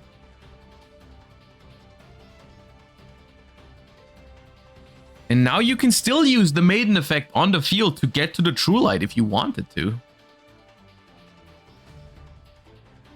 Blue Eyes lacks removal options in main phase 2. That's true. At the same time, you don't have to remove that much here, right? Like the Ultimate Spirit is going to be destroyed in the end phase anyways. It's going to replace itself, but right? And then like the Ether Barrel, I think it's actually better for you if the Ether Barrel stays on the field, because that way it won't find its way back into the hand, so they can't normal summon it next turn to get access to the Primate cards.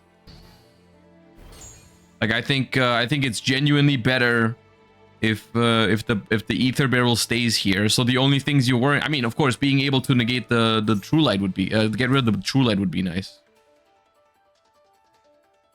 Okay, we have a Lordly Load, which is very good here. Probably has to go for the Drill Beam immediately and not for the Ether Barrel, of course. Which, oh, you would like to have the Ether Barrel in rotation, but you don't have a normal summon for it, so...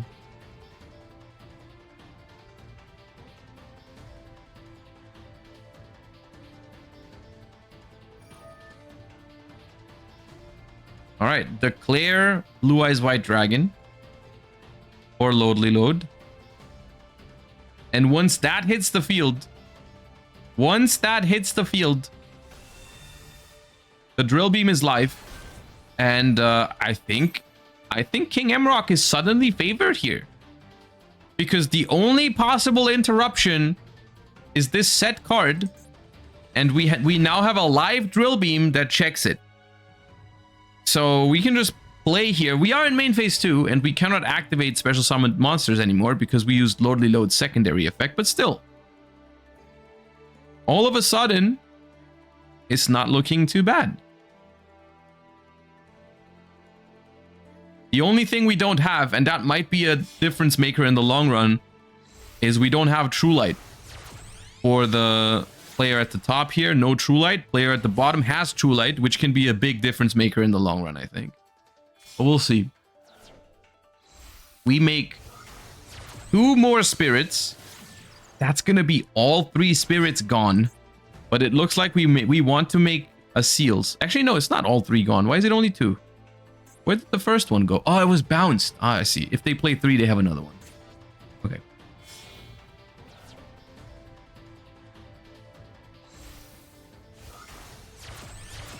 That's gonna be Hieratic Seal of the Heavenly Spheres.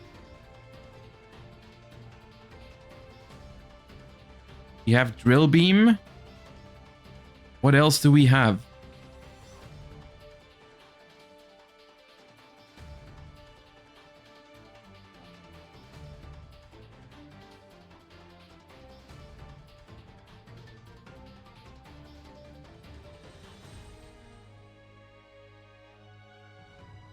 Or is it just going to be... Ooh, they're leaving the Drill Beam in hand because they want to check the True Light with it. But if Fujin just doesn't activate the True Light here, it's kind of an awkward spot. It's a very awkward spot here. I was thinking about this, like, holding Drill Beam in hand. The thing is, I only like this play if you have another card that you can set. So what I was thinking is, maybe we can set a spell trap, make the opponent think that's the Drill Beam, so they're going to activate the True Light in the end phase to play around the Drill Beam, but then you Drill Beam them from hand. That would have been a nice play. But this way around, I don't like it, because Fujin just doesn't have to activate the True Light here. And then if you Drill Beam the True Light, then they just chain it. Yeah, now you're forced to preemptively activate the Drill Beam, target the True Light, they chain it now. But you still get to banish the True Light forever, so that's still worth something. But awkward spot there. Awkward spot with the Drill Beam.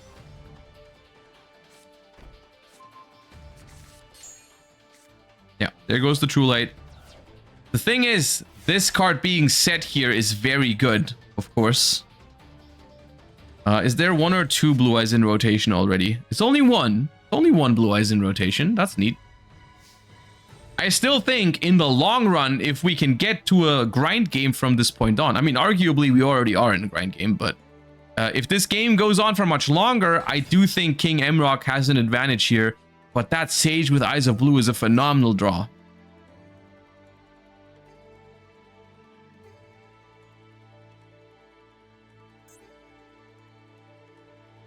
That's a phenomenal draw. But like, Lordly, like the thing is, all things in the long run, all things speak for King Emrock here at the top, because Lordly Load on the field is a free summon every turn. That's huge. True Light being banished is a massive deal for Fujin. Ooh, Dominus Purge. Last card in hand. Is there a trap? There is a trap. That's going to destroy the Spirit with Eyes of Blue. That's a good one. That's a good one to have here.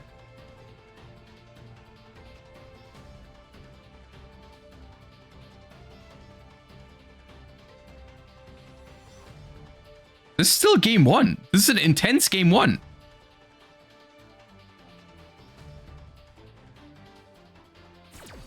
And the crazy part is it's still anyone's game. Like, this is not over.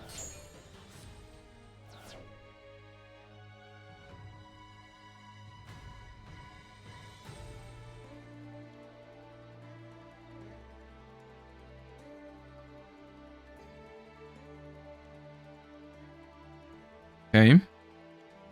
Well, I mean, what do you do here into the seals? Tribute the Ether Barrel to send a normal monster. This is the one thing that Fujin has over Emrock right now is Ether Barrel. Even though we had access to a Lordly Load, we did not go for Ether Barrel because we didn't have a normal summon to spare. So this Drill Beam in the graveyard is not going to come back anytime soon unless we top deck a Ether Barrel. Or we could summon Ether Barrel off of our Hieratic Seals, I guess, which is the same thing that Fujin did. So I suppose, I mean, probably not going to be too hard to think of that play because they just saw the opponent do that. Could seal their own Lord. Ooh, that's a cool play too. Yeah, use Hieratic Seal to bounce your own Lordly Load. That's a nice play. I don't think they're going to do that, though. I think bouncing the Blue Eyes is a little bit too tempting here. Because that being, like, stuck in your opponent's hand is kind of cool. I don't know. And yeah, I think they're just going to bounce the Blue Eyes, but we'll see. It's this weird point where you have to decide between, do I want to make the... Ooh, bouncing the Maiden. No more normal summon for that Maiden. That might be a very smart decision. That might be very smart, actually. Because you can't get that back. If you bounce the Blue Eyes, they can still make another Spirit, revive Blue Eyes, bring back Maiden, all that. If they play 3 Spirits. But that's another big question. From both players, we've seen 2 Spirits each. We've seen 2 Spirits each. So, big deal here is who does have a 3rd Spirit? Who has a 3rd Spirit in their deck? All right, there's Drill Beam trying to reset.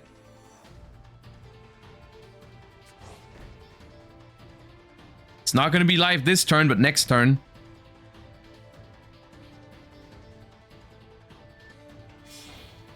And we do have a link here that looks like it's another Spirit. We do play 3 copies.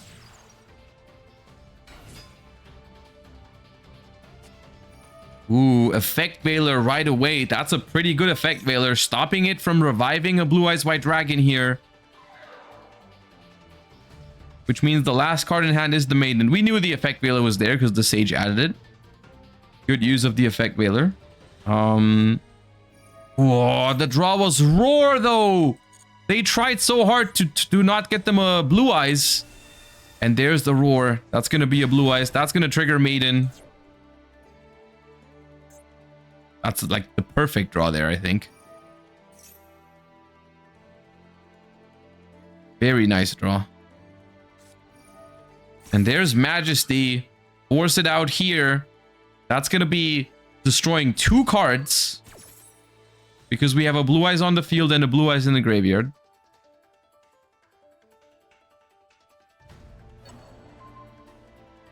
What do you destroy, though? You would really like to destroy the Drill Beam? And the Lordly Load, I think. But, like, you can't afford to take the Drill Beam here. Oh, actually, this is nice. Because the Drill Beam isn't live anyways without the Blue Eyes. But the thing is, they still have True Light. Yeah, they still have True Light. They can use the Maiden.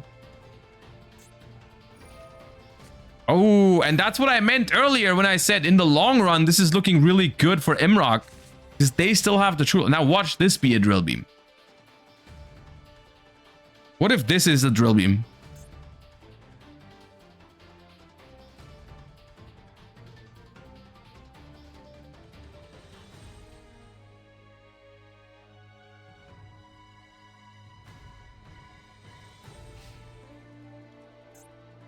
End phase?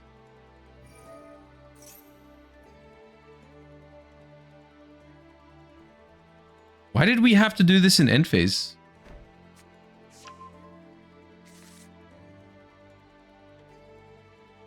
Okay, we're setting the trap card. Interesting. I thought we were gonna summon back Blue Eyes. And... but we've already brought back Maiden, actually. Bringing back Blue Eyes there doesn't do that much. Setting the trap card is actually what I prefer. Yeah, I like that. In which case, I guess it doesn't matter. But we use the True Light here immediately to bring back the Blue Eyes White Dragon, which makes this drill beam live. I think, dude, they've turned it around.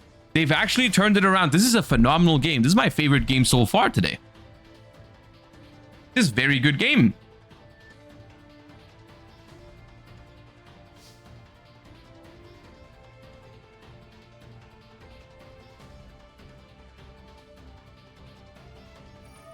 Ether Barrel back to the hand, and that's gonna be... This is the turning point potentially if Fujin can get to the Primite engine now. That's like the one way we can potentially turn it around. I think this is a very high priority target for Drill Beam. Like if we normal summon Ether Barrel, I think you're almost forced to Drill Beam it. Unless you could also, of course, you could decide whether you want to Drill Beam it or whether you want to use the Majesty. You can also use the Majesty to stop the Lordly Load. But the thing is, if you don't banish the Ether Barrel, it's going to come back every turn. And the thing about Blue Eyes is I don't know how easy it is going to be to do 8,000 damage in one turn for either of these players, because their extra decks are starting to get kind of... They're running out. I mean, of course, there's still 11 cards left in Mrock's extra deck, but there's 0 spirits left in the extra deck. So that's a problem. That's a problem in regards to how much damage you can do, because Spirit is one of the ways how you can very easily convert like a small tuner monster into a big 3,000 attack. Okay, Blue Eyes on Blue Eyes violence. Do we allow it? We can't allow it. Yeah, we can't allow it, because otherwise the Drill Beam is not live anymore. We have to stop. Have to stop it.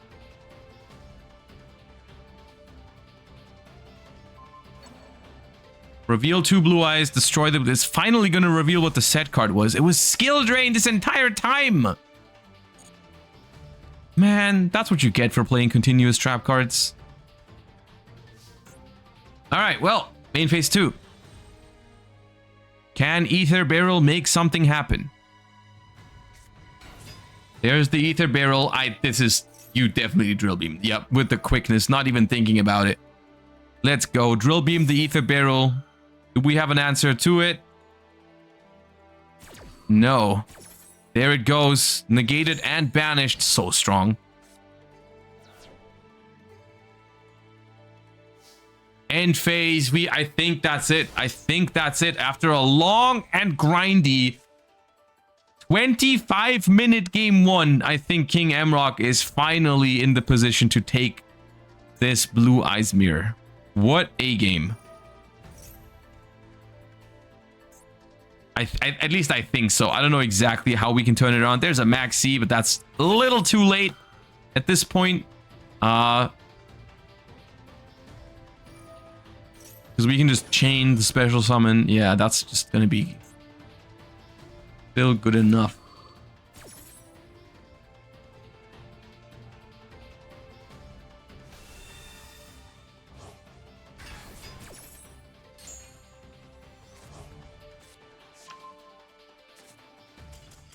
That's gonna be it for game number 1 here in top 32. What a game 1 it was. That was a banger. All right, game 2 now. The set is not over. We still got at least one more game to be played in this best of 3. But we do have Emrock going up 1-0. Hey, players back at the table. Actually, they've switched. I think they've switched places, so I gotta hold up. Okay.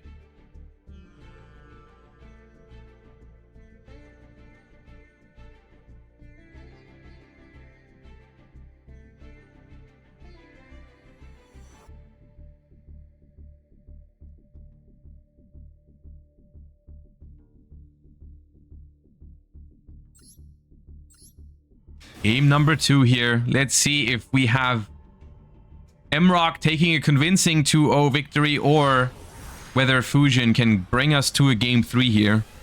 And let's see what decks they decide to play for game 2. Because as a reminder, Challenger Cups now have an adjusted rule set of you have to submit deck lists now for Challenger Cups. So each player has 2 separate deck lists and has to play one of them each game, basically. Fiendsmith Sanct after Maxi has resolved has gotta feel bad, though.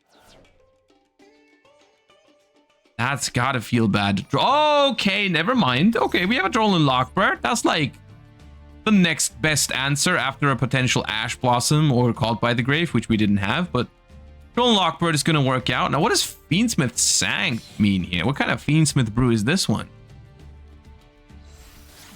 I like to see it. Like the Invitational. Basically like the Invitational. Yeah, pretty much.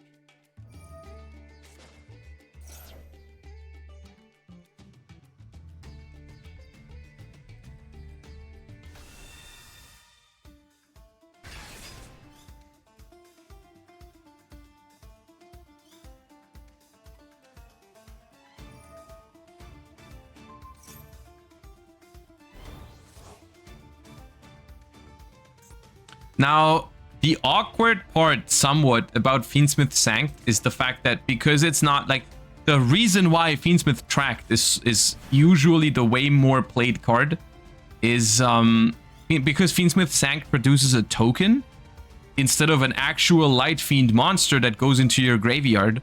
The math on the Fiendsmith stuff is actually off a little bit. Like, you're missing a Light Fiend monster in order to do a lot of things. Like here, with this Fiendsmith Sanct, now what we're left with is Necroquip plus Fiendsmith Engraver with no Light Fiends in the graveyard, which for now might not matter because we can make a rank 6 no matter what. But next turn, there's not going to be a Light Fiend to bring back the Engraver, that's a big deal in a lot of situations.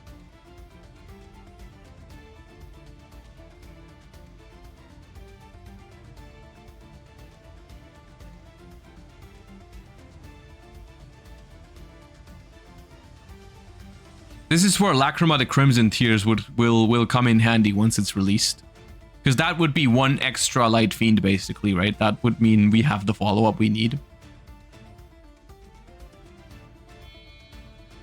Alright, we're deciding on a rank 6 here. Which one is it going to be? Caesar or maybe Lars or something? It is Caesar. Set 1. And pass. All right. Caesar pass. Could be worse. Although we did have to use the Droll to cancel the Maxi, which kind of feels bad, but better than being under Maxi, I suppose. So still 6 cards in hand for the opponent because they did get the value from the Maxi still. And we start with an Infinite Impermanence. That's going to immediately shut off that Caesar. All right. That's rough. Normal Summon Ether Barrel. Very, very good hand here for Emrock. We use Infinite Impermanence because we don't want to deal with those Primite cards. But that means we're going to have to deal with the Blue Eyes cards. Unless we have an Effect Veiler for the Link monster as well. Oh no, never mind. They have Lordly Load anyways. It was all a setup. There's the Drill Beam. That's not looking good. That is not looking good. Well, depends on who you're rooting for. I guess it's looking good for Emrock right now. It looks like Blue Eyes is going to take a very convincing victory for them here. Fiendsmith Tract, though. Okay. Now, I'm gonna need to know something here. I'm gonna need to know whether this is Fiendsmith cards in Blue Eyes, or whether your secondary deck might be Primite Fiendsmith, which would be very based, actually. I think we're gonna find out depending on what they call with this Lordly Load, because they're probably gonna use it. They're probably gonna use the Lordly Load, and we're gonna find out what it is. Drill Beam. Remedial, another Ether Barrel, banish the Baldrake, reset the Drill Beam. Come on, declare White Dust on, do it. Declare White Dust on. Lubellion as well. Can I draw like this? Once in my life? That's gotta be Primite Fiendsmith, right? There's no way you have room for all of that in Blue Eyes.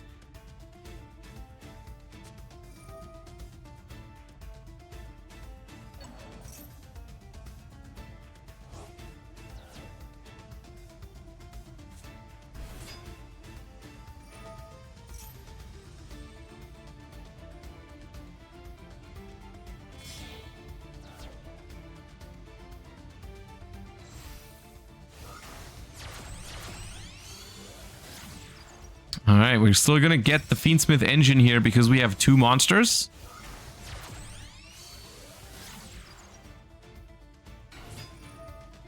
That's gonna also provide an answer to the Caesar, if we want to. But you might not want to, actually, because that means no Necrocrypt if we send the Equip spell for Engraver. Which means we don't have a way to get the Engraver into the graveyard.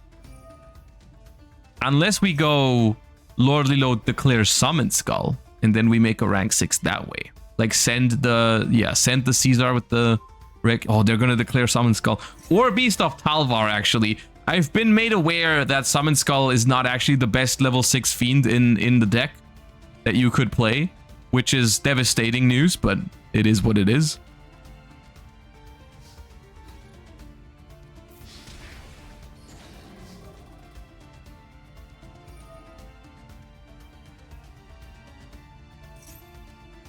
It is White Dust on that we declare. Okay. It is Fiendsmith Primite. Let's go. I love this deck, man.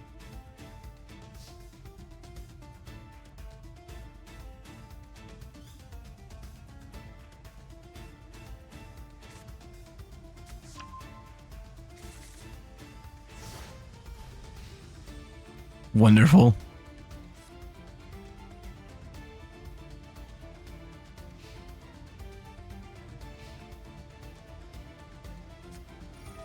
Ooh, they have their own Bestial Lubellion, though. Interesting. They probably couldn't use that last turn because they had to use the Drollin Lockbird on themselves. So it looks like what we have here, actually, is... It looks like Bestial Fiendsmith versus Primite Fiendsmith. I mean, of course, there could also be Primite cards in Fujin's deck. I don't know.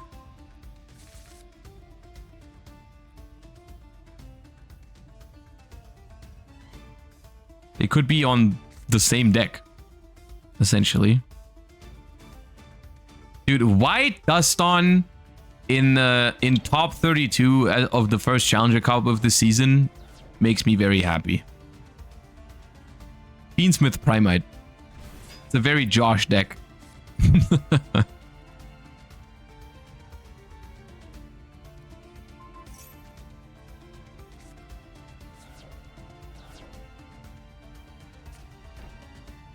That one and pass, don't have the means here. And this is exactly what I mean. This is what I said earlier about Fiendsmith Sanct, right? Like, because it was Fiendsmith Sanct, we do not have a way to bring back Engraver here. There's no other Light Fiend, and that might end up making a difference here.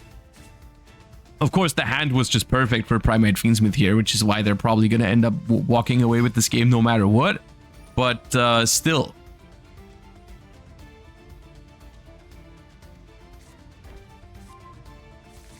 Second Lordly Load, activate. Second Drill Beam. And now with the Drill Beam being in hand, we can safely play. We don't have to care about what the set card may be.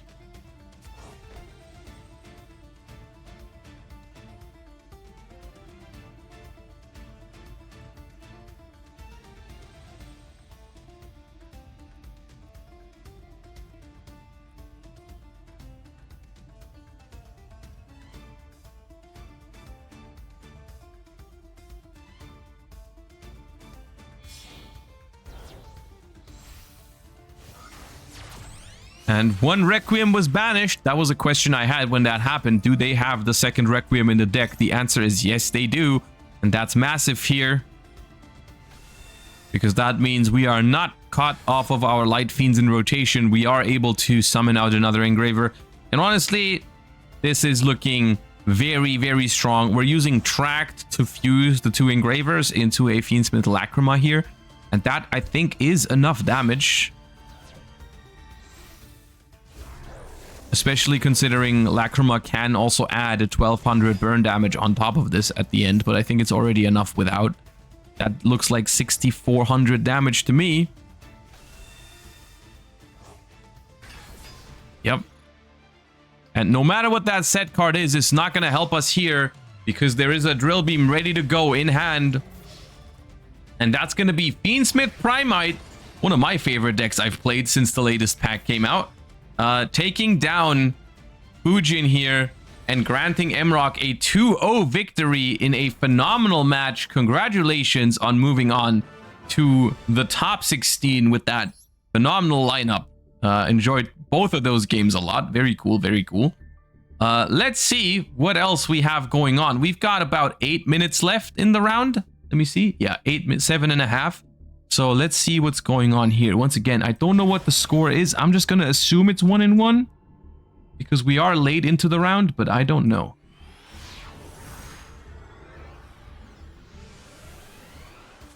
Ooh, this is the first White Forest Fiendsmith of the day. Here in top 32 right now. Has an Ilya Sylvia that's going to negate the Drill Beam. Looks like we've made quite the strong board through Effect Veiler and Ash Blossom. What did we reveal for the Drill Beam? Blue Eyes White Dragon. Okay. Wishes. Discard Blue Eyes White Dragon. Do we have a way to stop it? We do have Ash Blossom. I think that's gonna be it here. I don't think Blue Eyes can beat this with one card. It'd be a very, very surprising outcome for the Blue Eyes deck. We do get to declare Blue Eyes White Dragon with Lordly Load. Caesar cannot stop this, by the way. Send Deception to activate the Abel, Queen of the White Forest.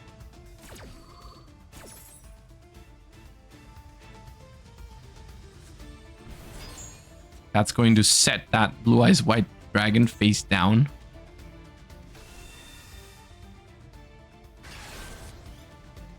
Oh, and they're under Max C too. I didn't even know that. I didn't even realize.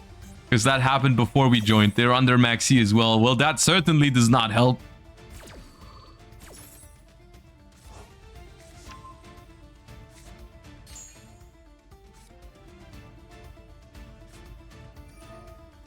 Yeah, Roar can be negated by Caesar.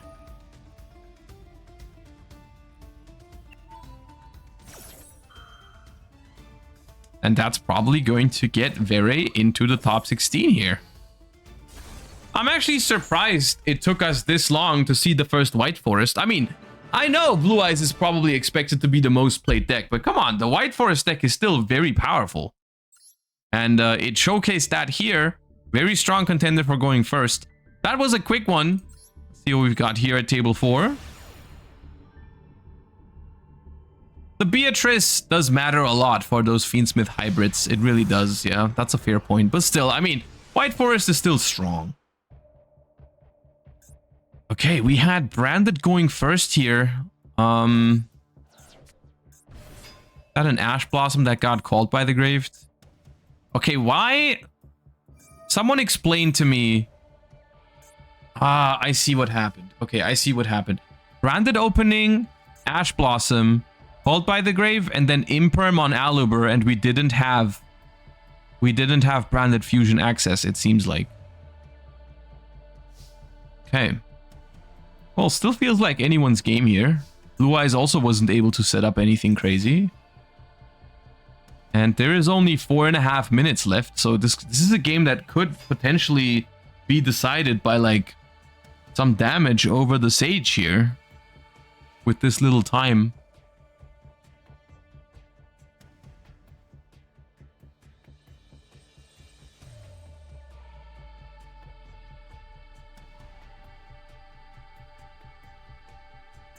We are considering whether we want to move into the battle phase with this setup. What was the Magnamut ad?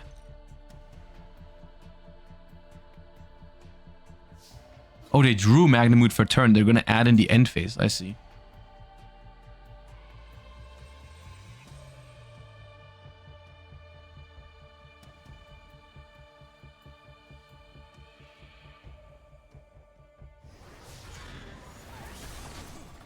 Can someone explain to me why Caesar was able to negate wishes? No, it negated roar, not wishes. Roar is the spell that summons a blue eyes.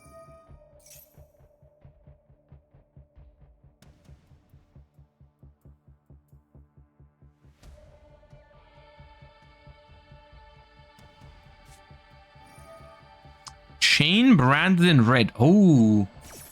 Chain branded in red. Do that, but we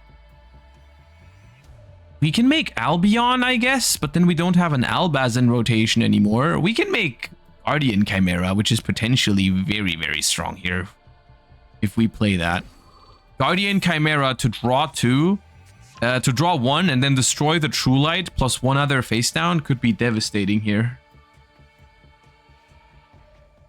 That could be devastating. There's no way to stop it.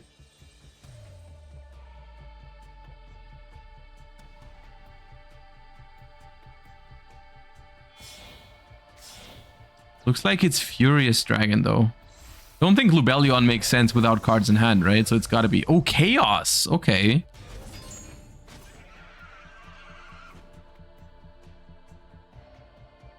That's also good. I mean, that's basically Guardian Chimera Light. Right?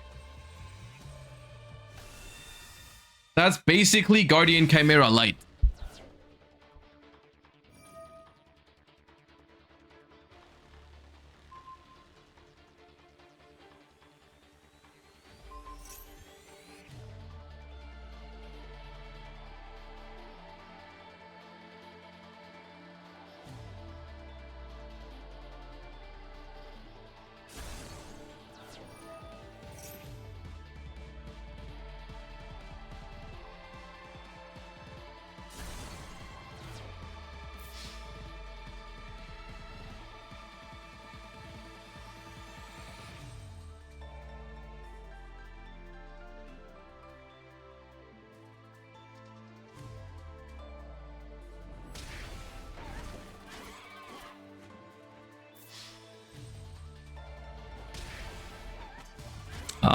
There's a minute left.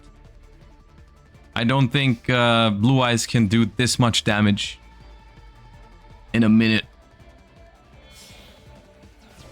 I don't even know if they're winning without time. Like, this does not even look... This does not even look good for Blue Eyes regardless.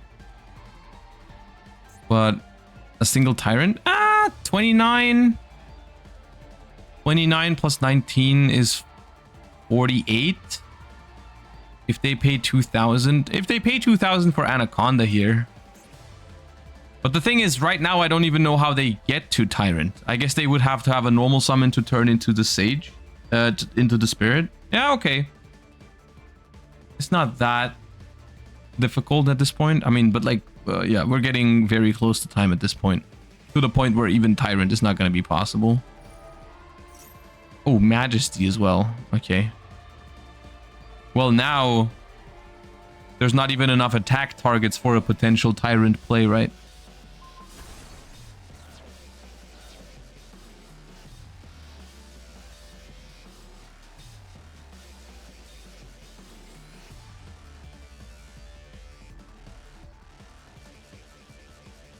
All right, it is time on the round. We're going to let these guys figure it out, but I think Branded takes this one. Branded takes this one and probably moves on to top 16. All right, so, dude, that was a good top 32. I enjoyed that, especially the Blue Eyes mirror match. That was a very, very nice one.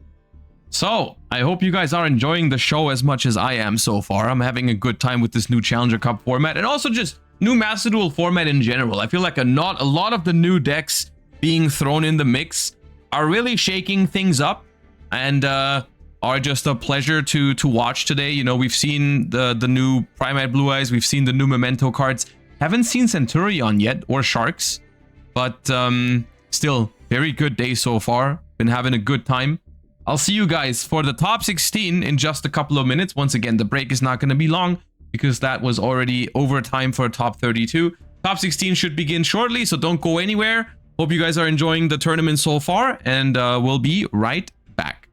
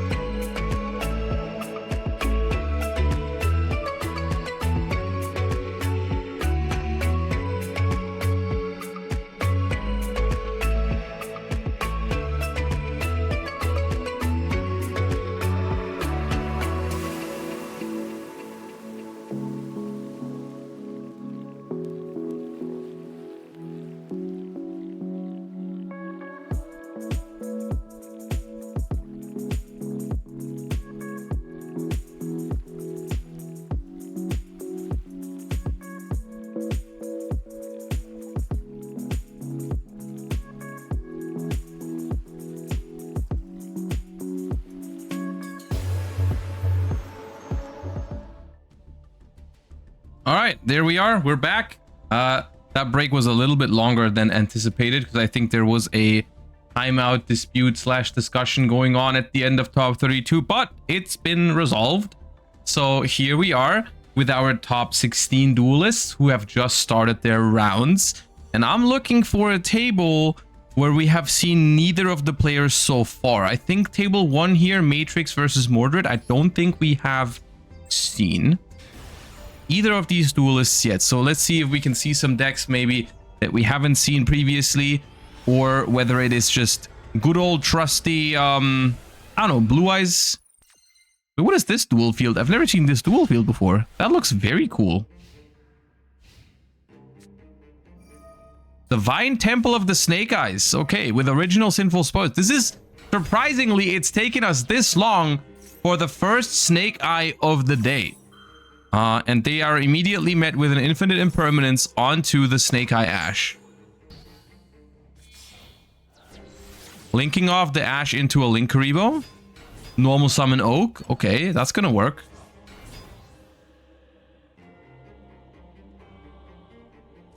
The Pandemonium Field. Yeah, it looks very Fiend-like. Is it recent? I feel like it's gotta be recent. It's the first time I'm seeing it.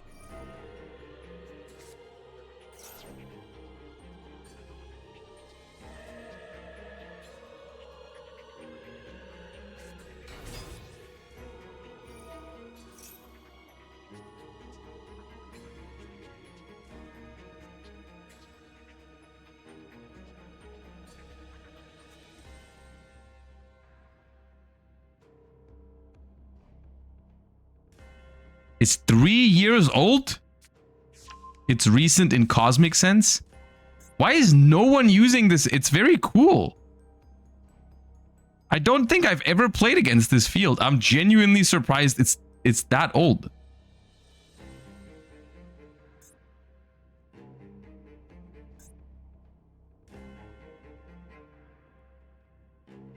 I like it.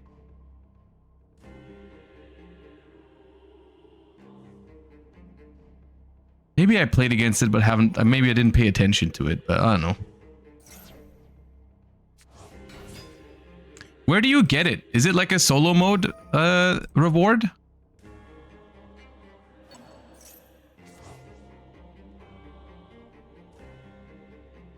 Oh, it's just in a shop. Okay.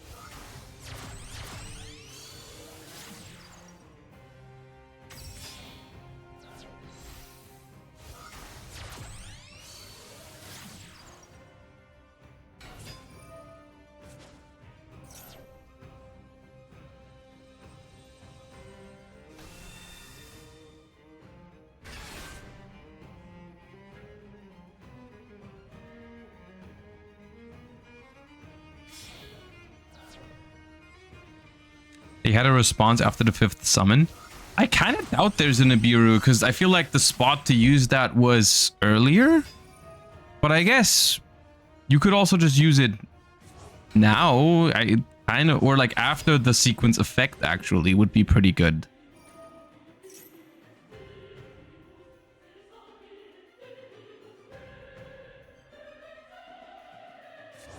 But it would be very strong here indeed, Nibiru.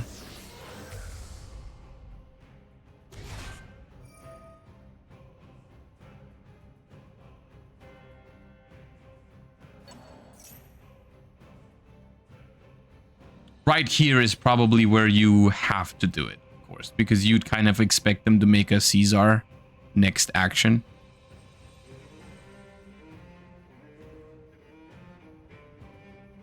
Because now that Beatrice is gone, I'm sure most of the Fiendsmith decks play Caesar. Ooh, we add Engraver to hand. Okay. Because we want to go through track. There is something. What could it be? Dominus Purge? It is Dominus Purge. Okay. Well.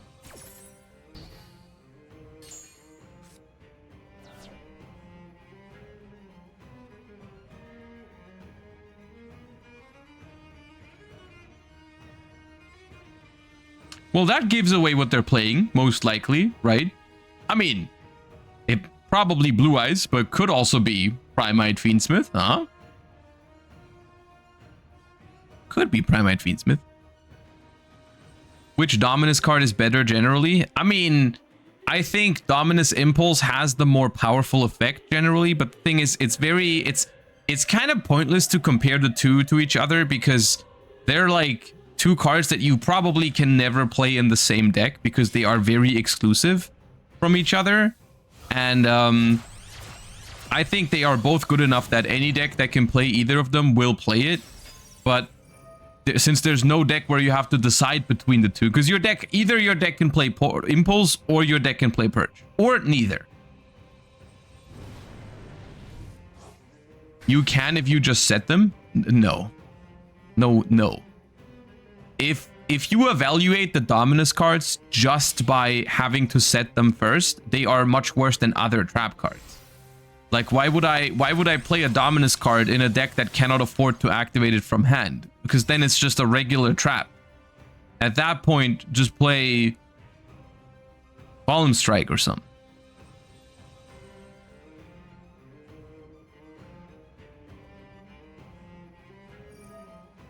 Like, the only reason they're good or better than other trap cards is because you can activate them from the hand. So, yeah.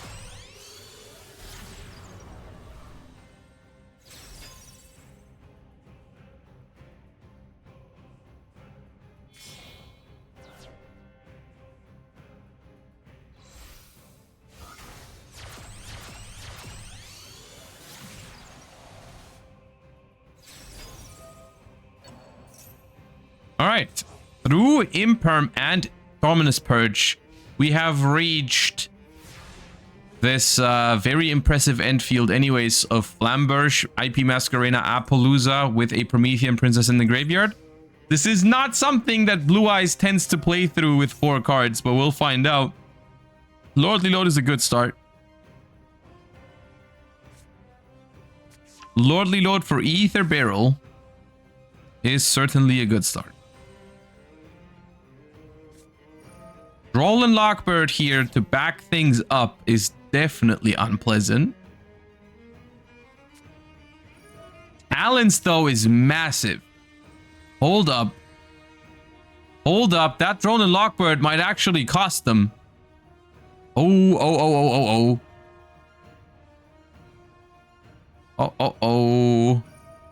Chain Flamberge to bring up that IP Masquerena.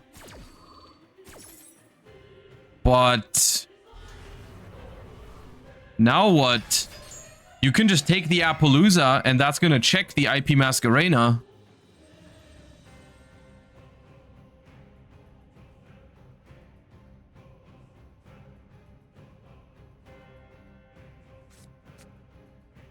We decide to take the Flamberge. Interesting. I mean, it's kind of good actually, because if you just click battle phase here, what are they gonna do? Activate the IP Masquerena, summon SP, banish their own Flamberge? Like that doesn't seem like a good play. So if you go battle phase and attack the Appaloosa here, dude, they might do that. They might do just that, but that seems like very good. That seems very good for Mordred.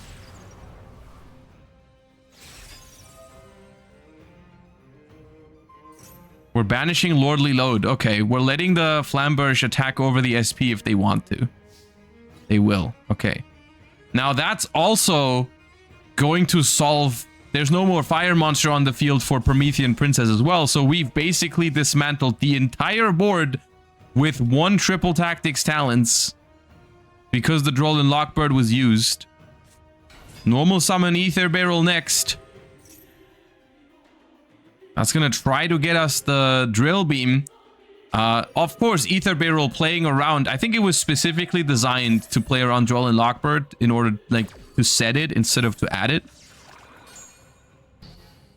So, gonna hit it with an Imperm here.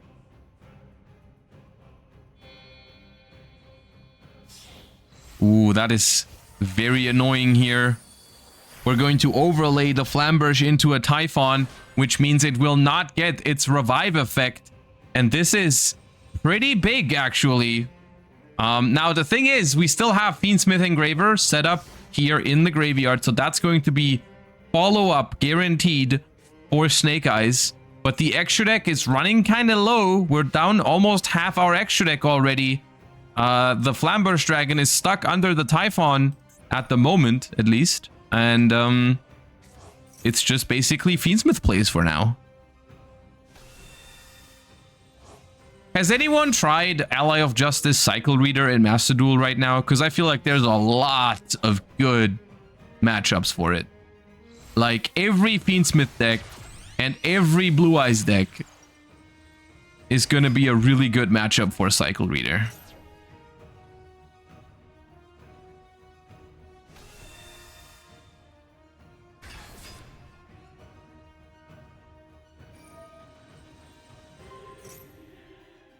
But of course, it does kind of have the risk of not being live at all.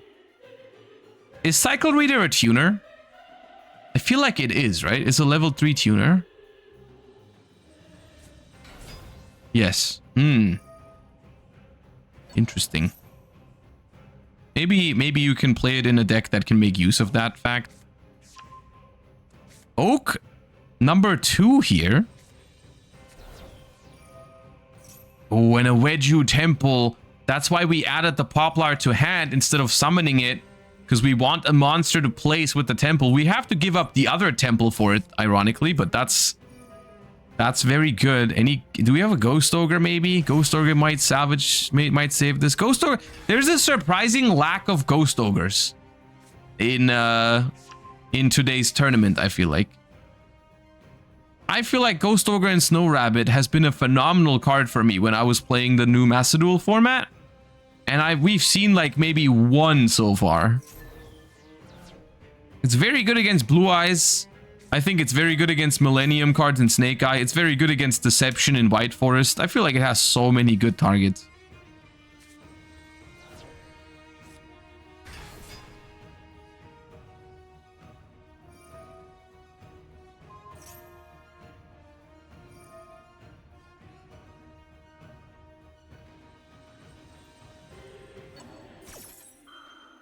Okay, it looks like Snake Eye, even though the entire board was taken apart, will have the right follow-up here. Presumably because we also drew that Wedju Temple off the top.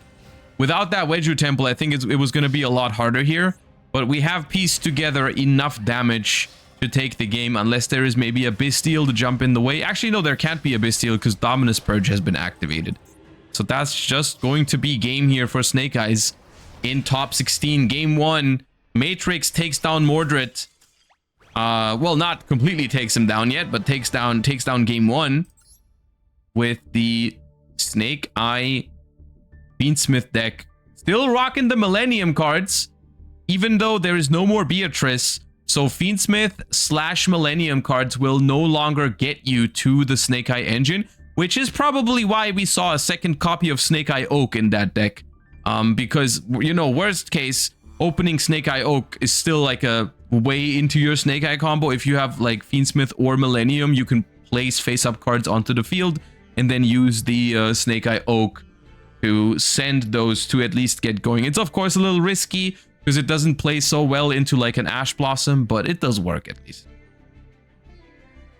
It does work at least. Okay, so we have Matrix up a game versus Mordred. And now we're headed into game 2.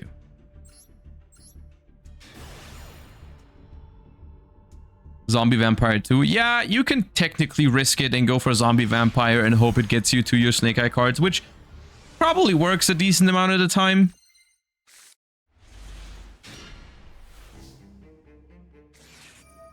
Ooh, okay. Mordred going first here, but immediately met with a Maxi and has no response to it. Rough start to the second game already. Wishes for Eyes of Blue does resolve though. No Ash Blossom on this one. Do we have a good setup through the Maxi? Blue Eyes is typically fine into Molcharmi Fuvalos, I think, but Maxi can be rough. Maxi can be rough, but maybe we're able to set up without using too many special summons. Actually, so far we have given them 0 draws, and we might actually just call it a day here without special summoning a single time. We have Majesty of White Dragons, which is already a pop because we know there's a Blue Eyes White Dragon in the graveyard, and we have an Effect Whaler, which is honestly, if the rest of the hand has like 1 or 2 more non-engine, it's completely reasonable here to just pass under the Maxi, which they do. Would have been really good to have Primite access here. That would have been nice. Primite is like the best thing you can do under Maxi Drill Beam. Alright, well, Sengen Jin here. Looks like we are still on the Snake Eye strategy for game number 2 here. Sengen Jin goes into the Spell Trap Zone. This is a really tempting Majesty, to be honest, that they let it happen. Okay. They really let that happen. I feel like that is so scary.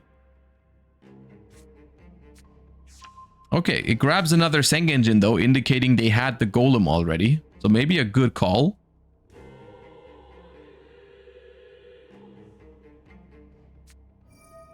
There's the Golem.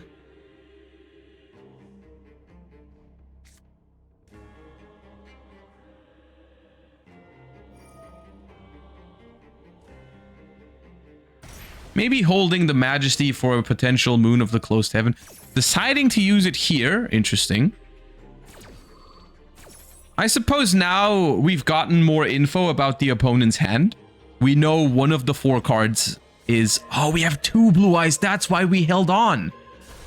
That's why we didn't use it yet. We opened both Blue Eyes White Dragon. Okay, well, in that case, that's actually good. That makes a lot more sense. Wanted, though... is a pretty good card though. Gonna grab a Diabell Star. We do have an Effect Veiler for it. Wait, that pitches... Oh, the go. Okay, I don't like pitching the Golem here, personally. That gives us more info about the opponent's hand, right? They've opened 3 Millennium cards. You gotta Veiler this, because you don't want them to get the draw as well with the Wanted, I think. You allow them to get Original. Alright, what's the last card in hand? Called by the Grave. We need an answer to this Diabell Star. We need Imperm. We need another Veiler. We need something. No. We need an Ash Blossom, but we probably don't have Ash Blossom because the Maxi resolved. Uh-oh.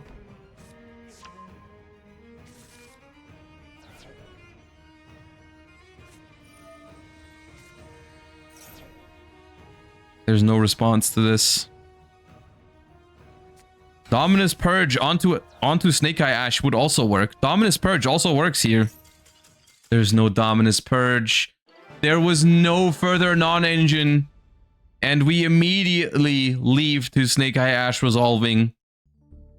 Ah, unfortunate. Snake Eye sometimes. Snake Eye sometimes. All right, let's go ahead and check out who else is here. Let's go table 9. Kyle versus Fates. Let me see what the score is real quick. Kyle versus Fates.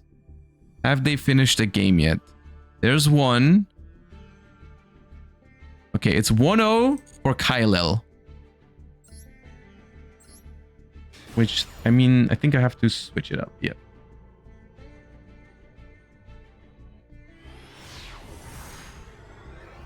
They would have purged the Maxi. You can't do that. If your opponent has no cards, you can't purge.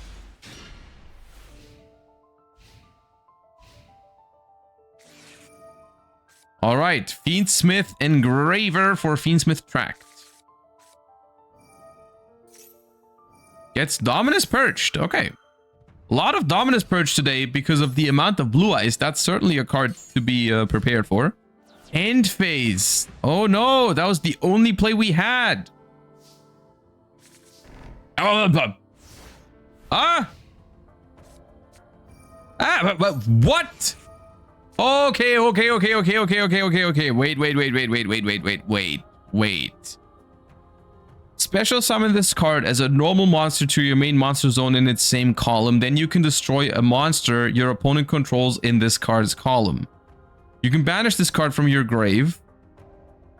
Add a Sanga, Hazajin, or Suijin. Okay. Oh, well, hold up. Is this a deck that plays both Dominus cards and therefore like no monsters, just trap monsters? Is that what's happening right now? In top 16? And you brought this deck going second?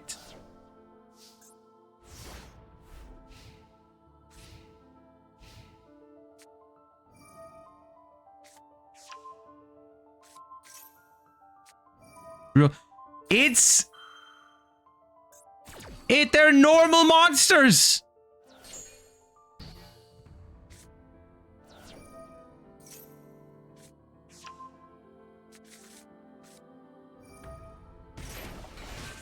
Oh, it's Fiendsmith Primite.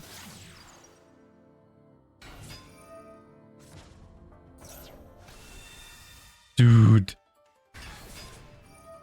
This is Primite Trap Monsters.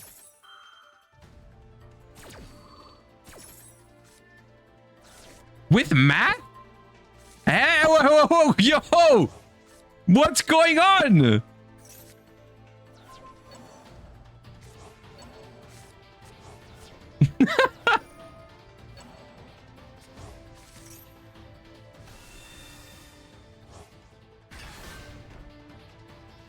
What is happening?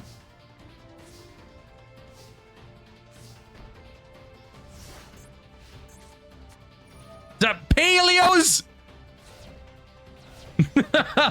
Yo!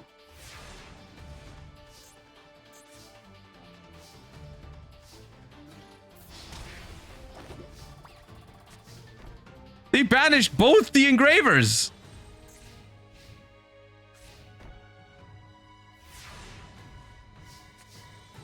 You're losing to Jirai Gumo on a trap card.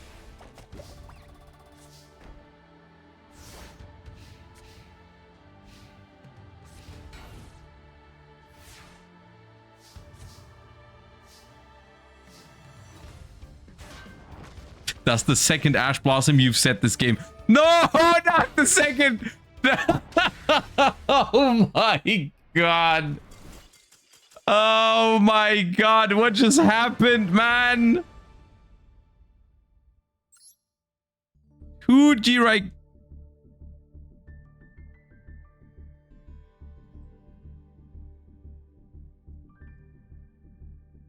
Was that a 2-0?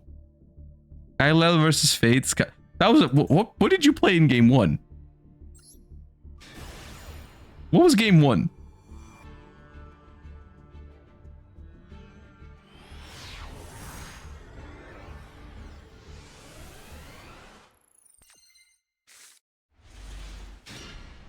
Dude, it has both Dominus cards. The deck has both Dominus cards.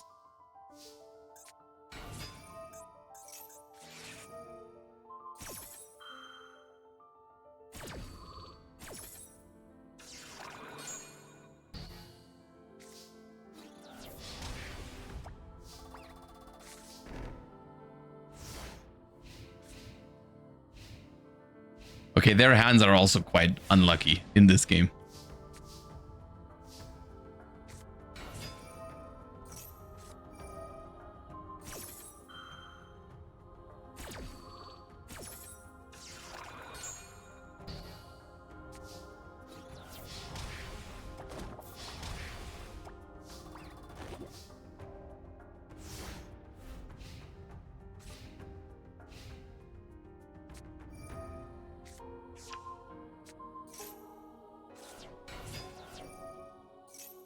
Yeah, a little too late to have a play now.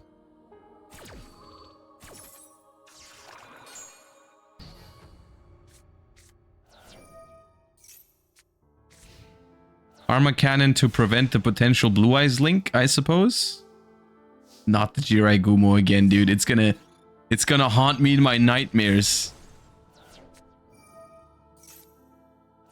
Trap trick for Dominus Purge.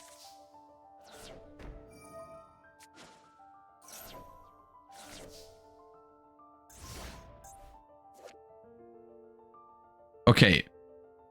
I'm gonna need an explanation for why this one is the one of choice. I'm gonna need to know why it's Robotic Knight.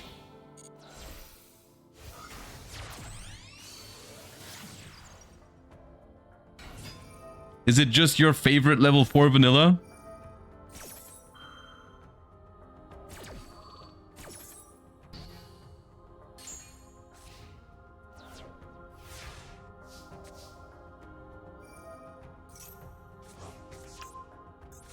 I can't believe this. They actually had to Ghost Ogre this because the Jirai Gumo is coming for you, Fates. The Jirai Gumo is coming. Hide.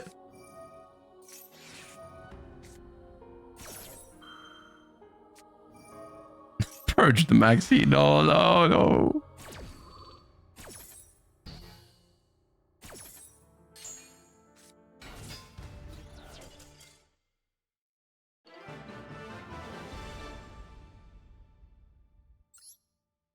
Incredible. Incredible. Kylel, if you're watching, I'm gonna need you to, not right now because I don't want to show it on stream because you're obviously still in the tournament, but I'm gonna need you to send me that deck list for research purposes. I'm gonna need that goo. Also, shout outs to Fates for playing the Fiendsmith Primite in the tournament, which is obviously very cool to see. But yeah, we got outsmarted there by the superior Primite deck apparently. See what's going on table 7 over here.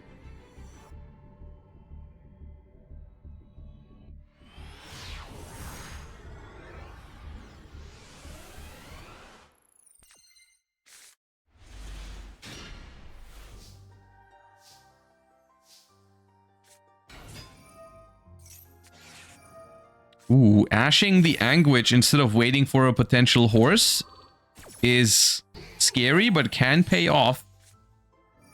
Grand Breakout. Ooh, the Maxi. Is there an answer? There's an answer.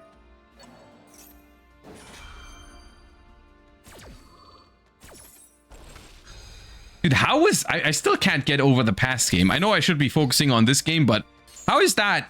How was that in top 16 and is now moving on to top 8? I can't handle this.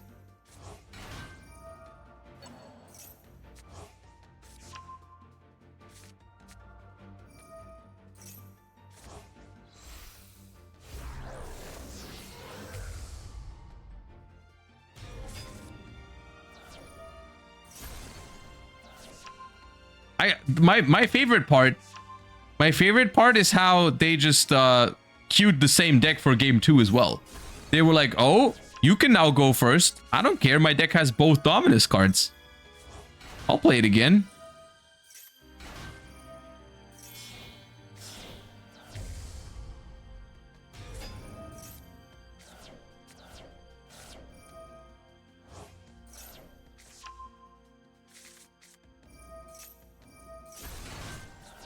Bone Party. Revive Akihiron as well. Revive with Memento Mictlan. Bring back Gaddick. Up with Dark Blade. Bring out Anguish. Akihiron Recycle Fusion. Link 2 into Sprite Elf. Sprite Elf bring back Gaddick. Make SP Little Knight. But not before bringing back Mace. Mace effect. Destroy. Add Sleepy for the opponent's turn. Shuffle 5 back for combined creation. Set the Bone Party. Reset Fusion in the end phase. Or the other way around. I don't know which one we have in hand already. Fusion set. Okay, reset Bone Party. And that's full setup, including a Sprite Elf, making everything untargetable. Opponent only has 4 cards in hand. That is Primite. Bring back Anguish. Anguish for Goblin. Goblin, make everything untargetable.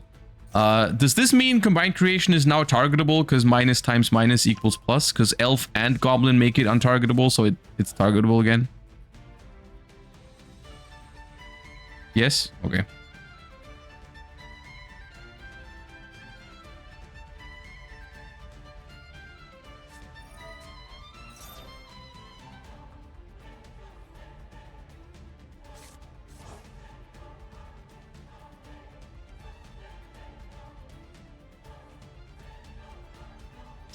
Technically, Blue Eyes with just 4 cards should not break it, but I mean, we have help with some Primite cards here, and we did also get to resolve Wishes.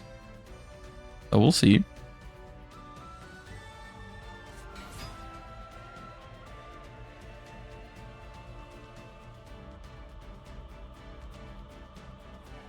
I'm a little surprised the combined creation brought back Anguish if we don't have access, if we don't want to grab Mace. But, okay. I still don't think Blue Eyes can push through this, to be honest. Because there is the Mace with the Bone Party. Sleepy is going to send one from deck, which is Gaddick, most likely.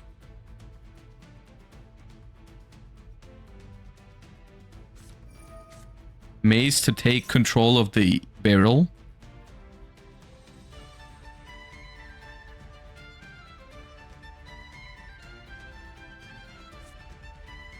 There it is. Yoink.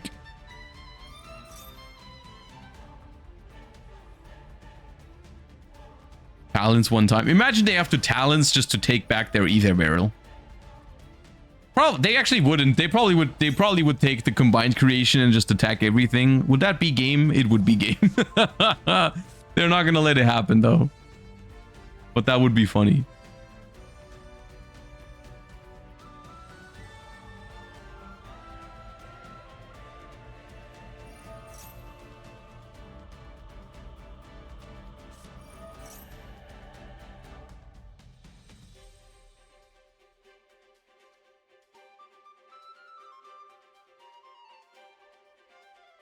Just fuse it away? Well, not anymore. But you can still use SP Little Knight, right? You can just use SP to banish it if they go for that.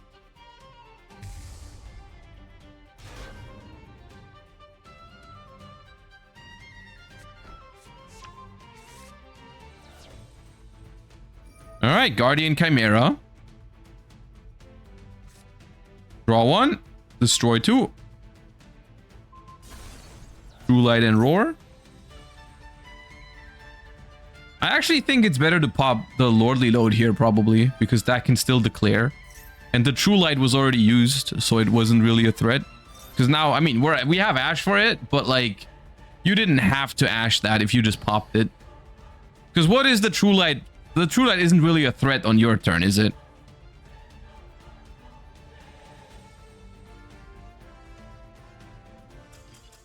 Anyways, Memento takes down Blue Eyes. I want to say one thing. Despite Blue Eyes being very popular and being very good, I feel like it's not been like overwhelmingly successful today. It's been solid as like, and it probably deserves to be the most popular deck, but it's not as oppressive as maybe some other meta contenders in the past have been. Like, we've seen a lot of decks be able to overcome Blue Eyes. Yeah. How much time is left? 9 minutes. Okay, let's hop right into this game then. See what's happening, what's going on here.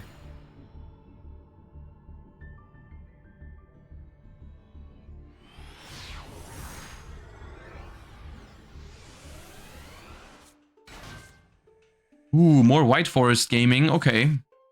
53 cards with Lubellion sleeves is the most branded thing I've ever seen.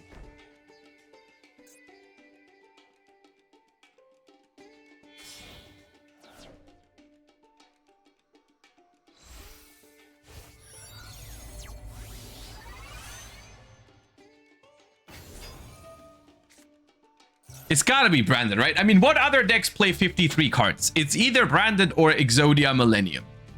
So it's either just a branded main with Lubellion sleeves, or it's an Exodia player trying to throw off people by making them think they play branded. It's one of the two, I think.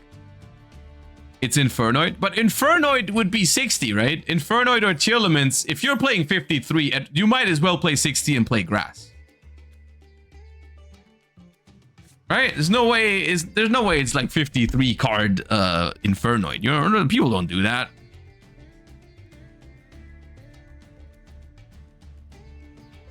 I've seen plant lists around that count. Yeah, but they wouldn't do that in a Josh Challenger Cup. They wouldn't normal summon Lokai, right?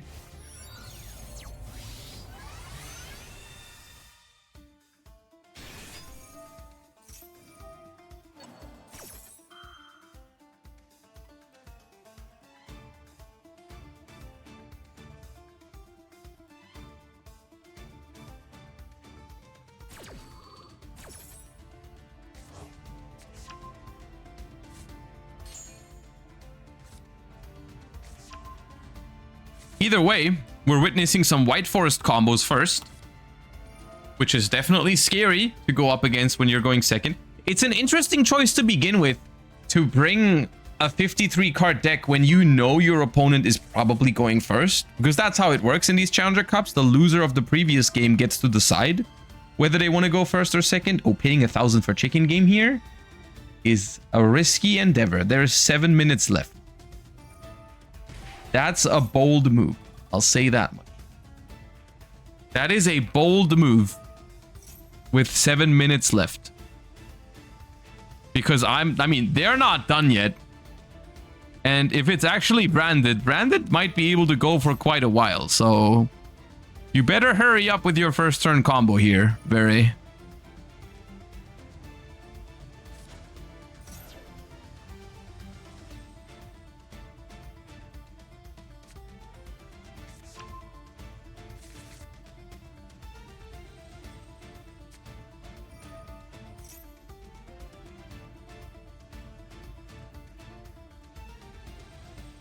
There is a response, which if it's actually branded would be most likely be a Bestial, right? Which is nowhere near enough.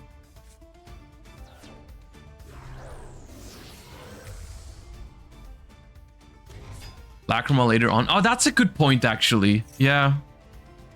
Lacrima could make it so that paying 1,000... You can offset 1,000 of chicken game with Lacrima, yeah. And I think we've seen them play Fiendsmith earlier. Yeah, that would make sense. Unless it's actually a Bestial and they find a way to prevent the Fiendsmith stuff, but there's going to be negates by that point, right? There's going to be like Baron, Ilya, Sylvia.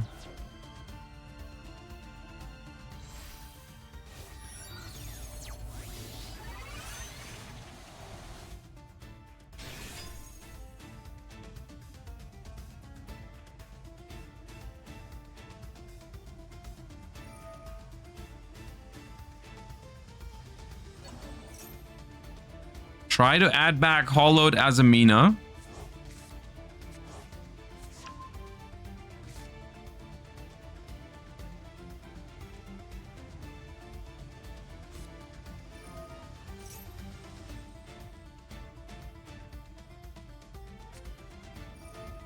Hollow Chain wanted.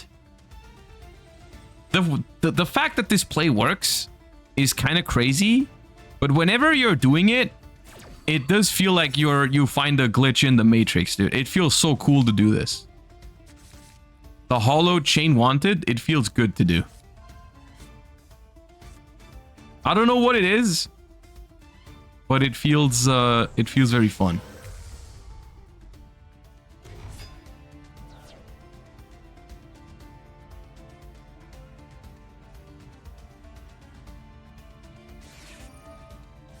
There's Schmidt. So that's going to give us access to some burn damage.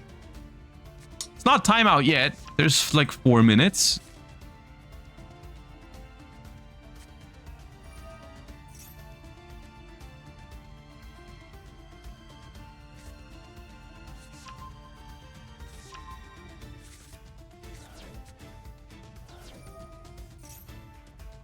They knew what they were doing with that fusion spell. I think it's intended. Yeah, I think Hollow Chain wanted is intended.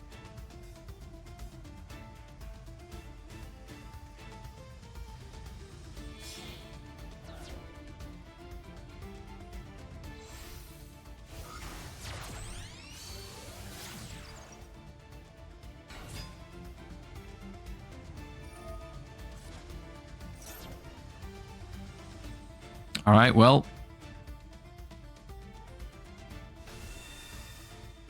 I think what we're looking at is going to be 1200 damage off of Schmidt's Lacrima with, at the moment, 3 minutes left. So that's going to be a rough one. I'm not sure if MD Gamer is going to get a turn here, to be honest, because White Forest can go on for quite a while.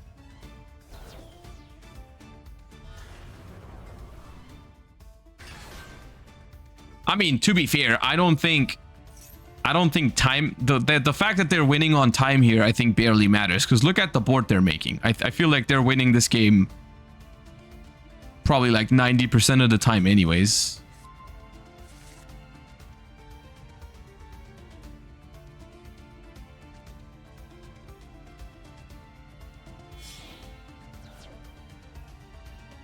Do they now play Zapper Shrimp?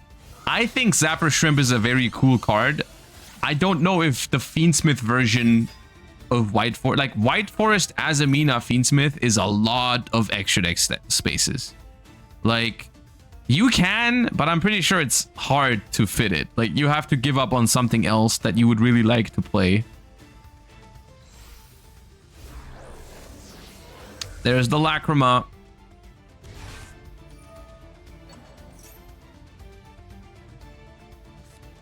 It was a Bestial all along. The thing is, in order to inflict burn damage, you don't even have to actually stop this Magnamute, but they'd still decide to do so.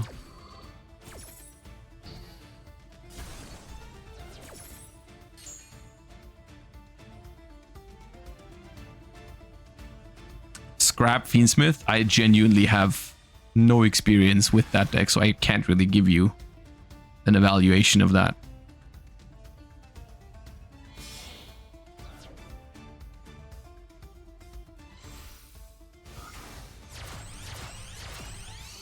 All right, there's a minute left. Apollosa hits the field.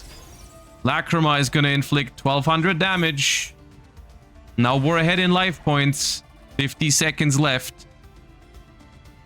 And I don't think Branded will be able to... I mean, once again, I don't think it matters because this board is winning no matter what. This board is winning no matter what. I actually think, like... If there was a win condition for Branded here, it was probably time itself for Branded. Like, yeah.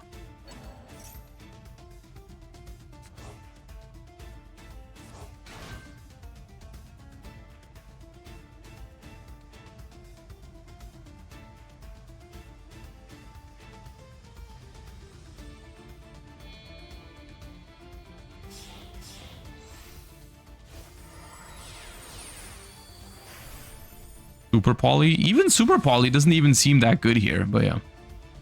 It is timeout. Branded is not going to get a turn here. I doubt the turn would have mattered, to be honest. I don't think this is a big deal that this match ends in time because it looks like White Forest was winning it anyways. It is what it is. timer hits 0, player with more life points wins, which is White Forest in this case, because the Lacrima did Lacrima things. All right. I don't think it's worth hopping into these games because they're just about to end in time as well. So I don't think there's much to be seen here. That being said, congratulations to everyone for reaching top 16, and also special congratulations for everyone who's made it through to the top 8. We will be back with our top 8 duels in just a few minutes, so don't go anywhere. I'm probably going to spectate Kylel because I need to know what that deck is up to in top 8. So yeah, we'll be back with top 8 in just a few minutes. Don't go anywhere. Hope you're enjoying the show so far. I certainly am. So I'll be back in just a few minutes for the top 8.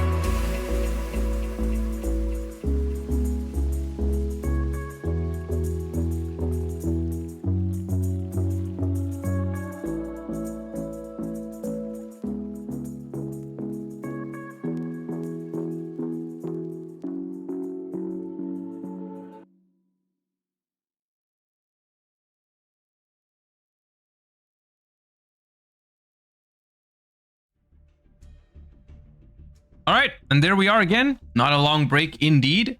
Top 8 is about to begin as our players are finding their ways into or for their tables. I already know what I'm gonna do. I'm going to spectate Pictinium versus Kylel here for game 1 of top 8. And I want to see what this deck has in store. If they're even playing it again, because reminder, they have 2 decks each. Kylel going first here. Primite Lordly Load for Primite Ether Barrel. Looks like it's that deck again. I'm curious because, I mean, Duster, you have Drill Beam, right? Drill Beam is a good out to Duster.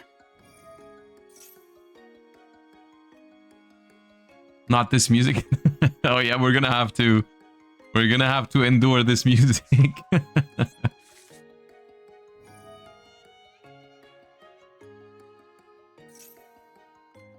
Not the Robotic Knight. Okay, what's the idea behind this? I'm sure we're gonna probably make a rank 4 with the Ether Barrel. Ooh, there's a Fuva. Okay.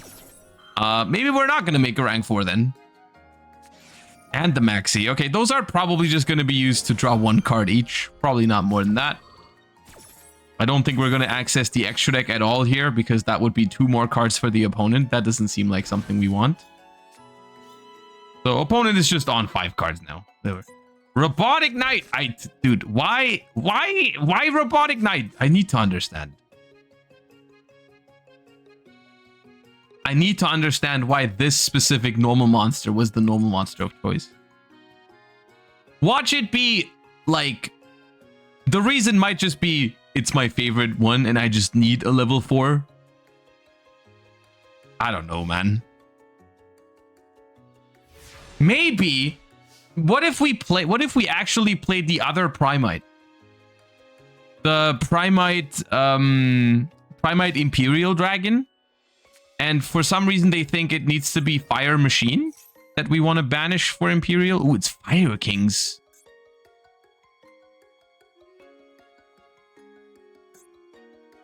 He's famous for the way he controls his troops. He is famous for the way he controls his troops.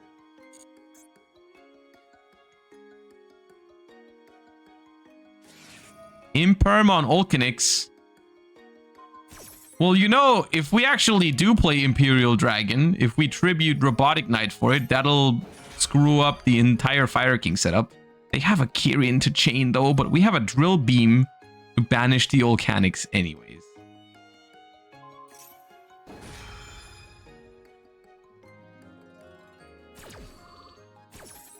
No light or dark, bigger than Pydra, not able to be super polyed against stun.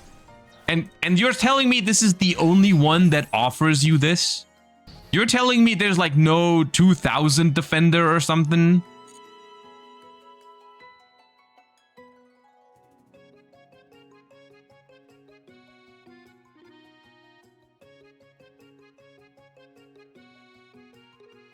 It's glossy.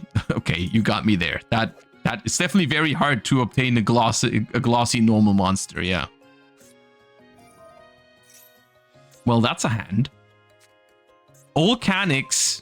Okay, Maxi Fuva going second, and then Olcanix, Kirin, Onyx, Wanted. Okay, another Fuva. So what are the cards we have left in hand? Did we just get unlucky and draw multiple normal summons?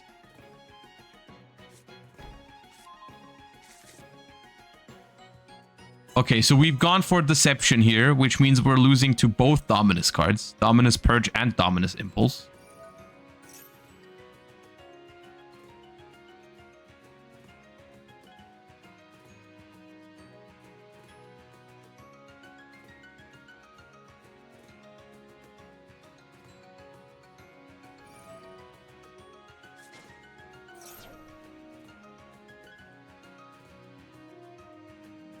Like, we can purge the Deception, or we can impulse the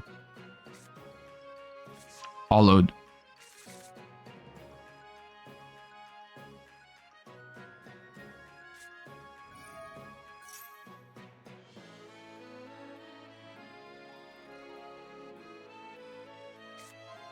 No response.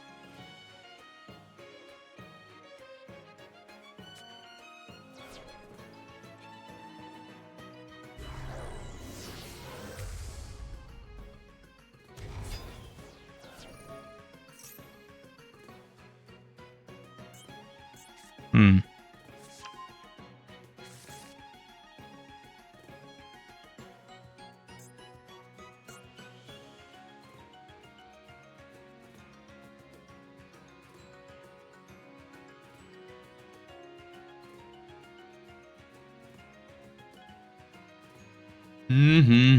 We're gonna need at least one more stop here for the Snake Eye combo. Otherwise, we're gonna be in trouble. But it doesn't look good. It doesn't look good for the Primate deck here, I feel like.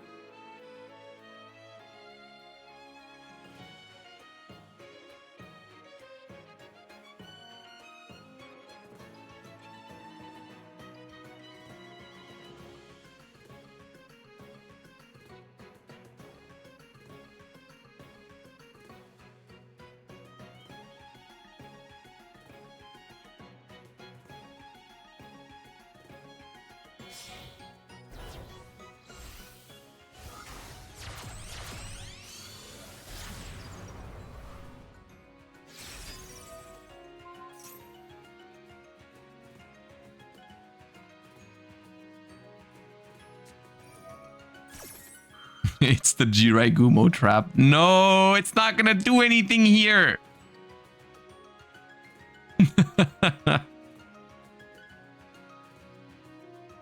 That's not a good interruption.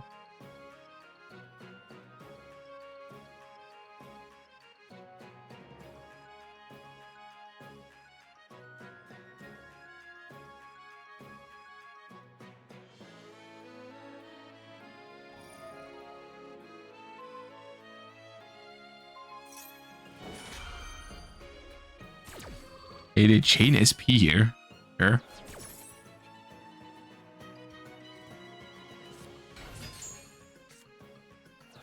Goodbye, Prey of Jiraigumo. And now it's just going to be hollowed, returning to the hand.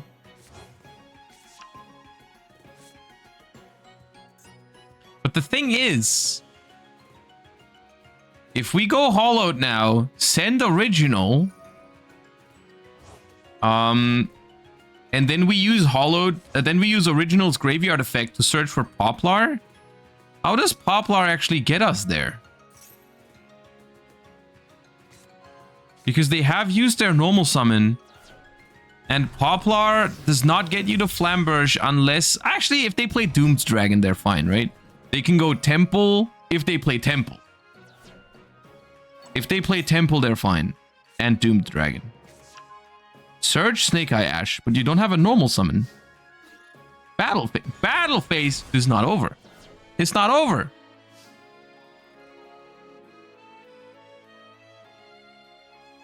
Do they have Poplar in hand, maybe?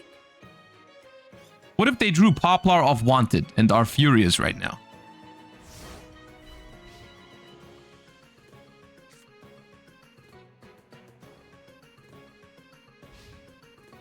Okay, well, the Ether Barrel just runs over SP Little Knight here. And then they can set Drill Beam from the graveyard. There's a world where we can salvage the situation. Could also attack the Sylvia if you care more about it, but then you lose the Primite. There you go. Goodbye, SP Little Knight. Main 2. Try to reset Drill Beam. There it goes. You might honestly just Sylvia negate this. Well, you could also hold the Sylvia for it on your turn. I don't know.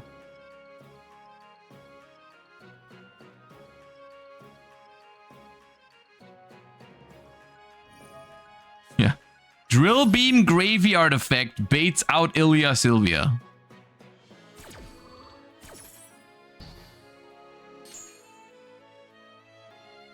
Okay, well, there is a Snake Eye Ash coming next turn. They're about to declare Robotic Knight again. Robotic Knight!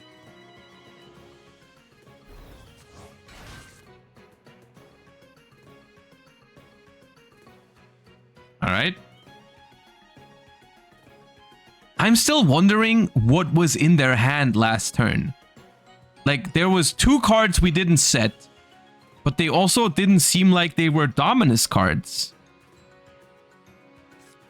Also, I'm not gonna lie, I'm not sure if it's correct to play Dominus Impulse. Even though your deck is mostly trap cards, not being able to use Ether Barrel feels like a huge problem.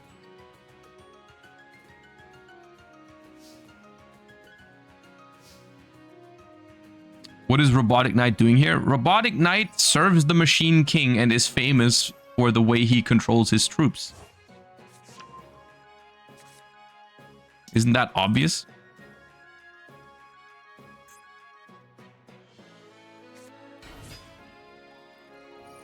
I think they drew Poplar. I think the only explanation for normal summoning Ponix over Snake Eye Ash is that we have Poplar in hand. We drew Poplar off Wanted last turn or something.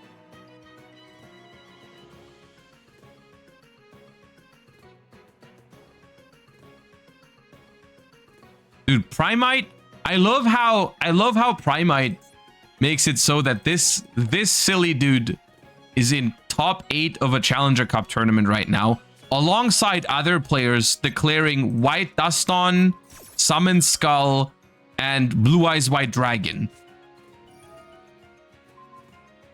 It's like it's crazy, isn't it? Ooh, we have a Skyburn to dodge the Drill Beam. That's nice. They actually had a Drill Beam too. That's crazy. So that means the Ponix is going to go through, which is very scary.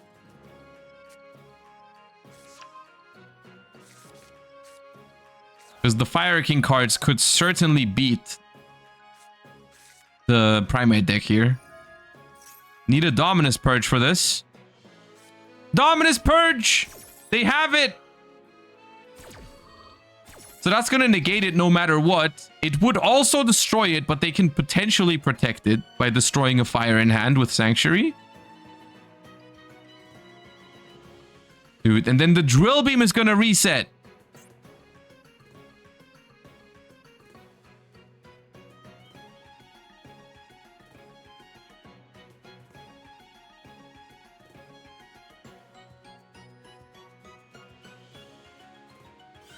They protect it with the Snake Eye Ash.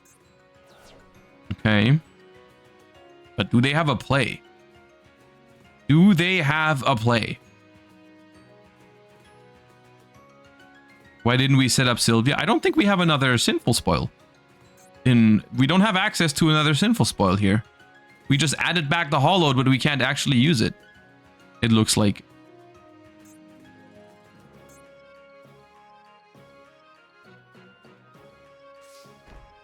Set pass. Uh-oh. The Drill Beam. The Drill Beam is going to come back from the graveyard.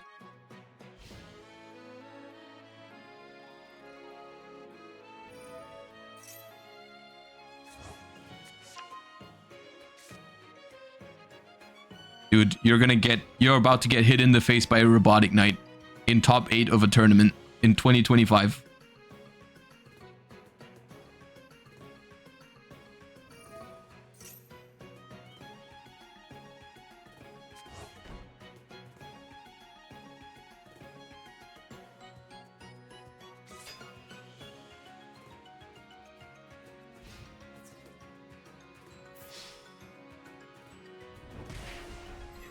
There it is. The most insane 1600 damage I've seen in my life, I think.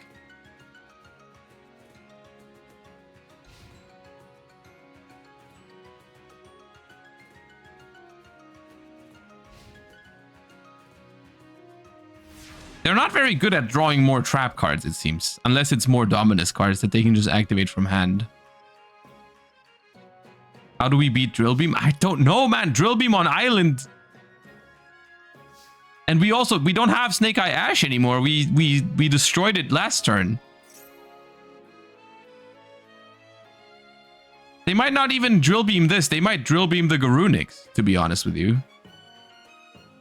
Like, let him pop here. Unless there's a Kieran in hand. If there's a Kieran, that's very risky. Get drill beamed.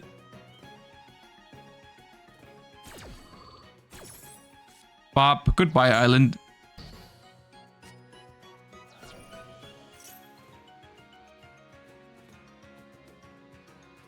Do we have a play?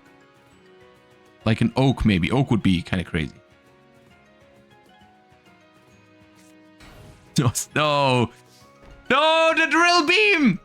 The drill beam is gonna come back every round. Oh my god.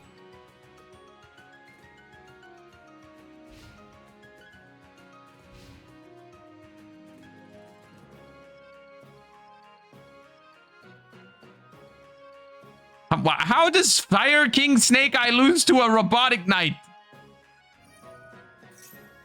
Does this make, guys, does this make this card the best fire monster in the game right now?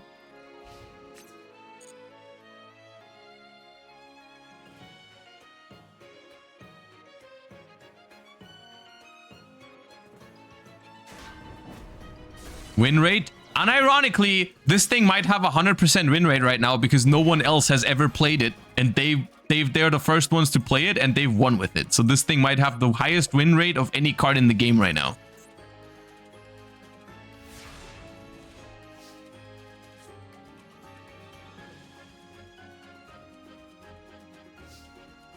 Not over though. It is over. Oh my god.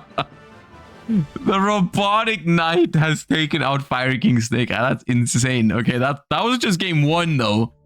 That was just game one. Everyone else already finished with their games. Oh no, they're playing up here. Okay, never mind. Yeah, I don't know what to say, dude. Let me just see what's happening in game two.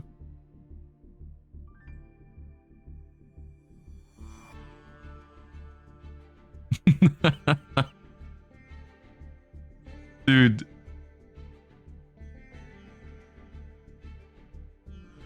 We might just play that deck on Monday, I'm not gonna lie.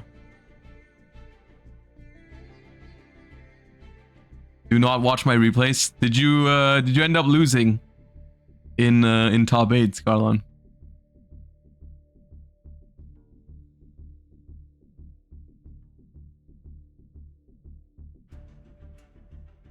That is unfortunate. I was hoping to see more Memento gaming.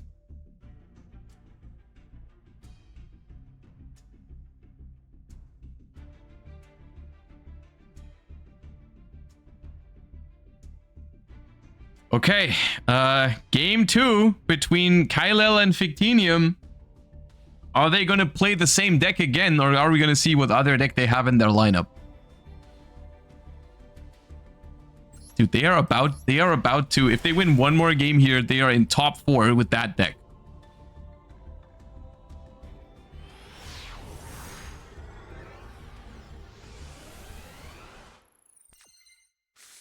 All right, let's see. The same sleeves, at least. Is it the same? It's a different deck count, though. No, it's a different deck, I think.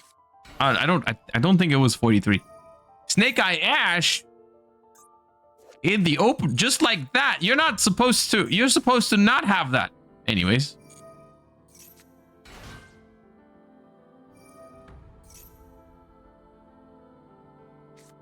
Selected going second. That's because in the Challenger Cup, the player that loses the first game gets to decide in game 2. So they tell them in a chat, I want to go first, and then even if they win the coin toss, they have to pick second. That doesn't mean it's Tenpai or anything.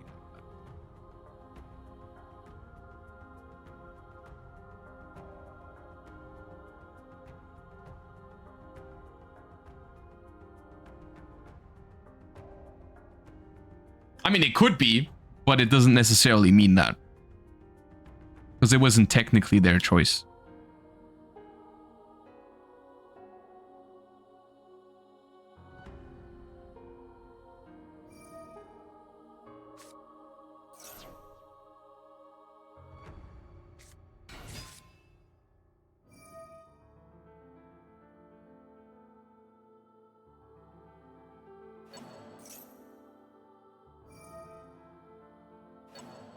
43 doesn't seem like 10 pi. I would tend to agree, yeah. Although, I mean, I think the other deck was 40, but like there is some merit to playing over 40 in a Primite deck because you're gonna have less vanillas in your hand, of course. But I don't think it was over 40, actually. The thing is, no matter what happens this game, right? If they lose this game, we're still gonna see them go first in game 3, potentially, with the trap deck. So we'll see. The only thing that I would be worried about in that other deck is what happens if you don't open Primite. Because that's my biggest concern with any Primite deck. Like, the engine is so nice and so grindy, but like, if you don't have access to your Primite cards, it kind of loses its grind game.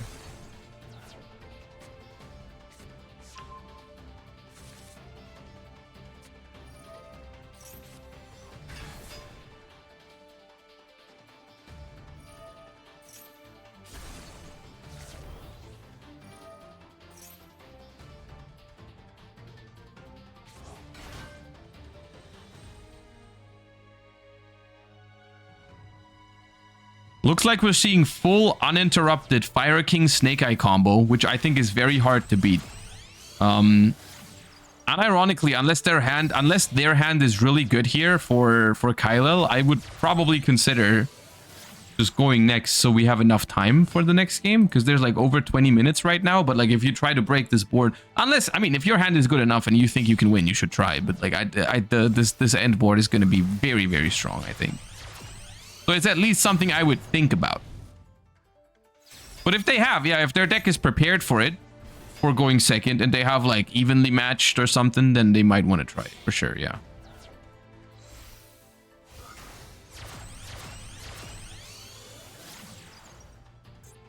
Ambler Whale linking off the Flamberge after Promethean Princess is interesting. Because it means the Flamberge will not be on the field to bring something out of the spell trap zone. Interesting sequencing here.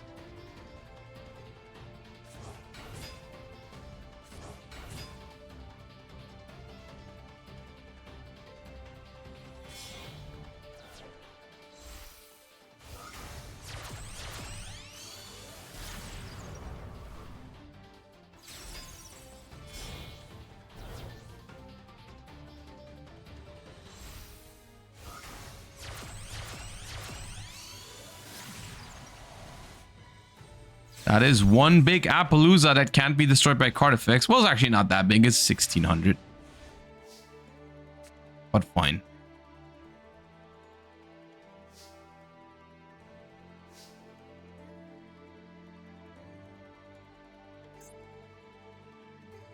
Okay, let's see it.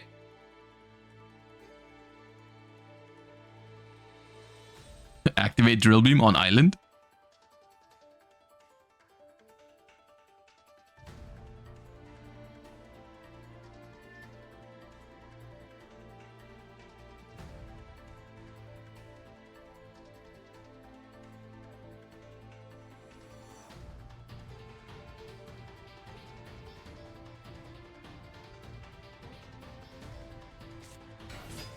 Inspector Border, huh? This is what we're doing?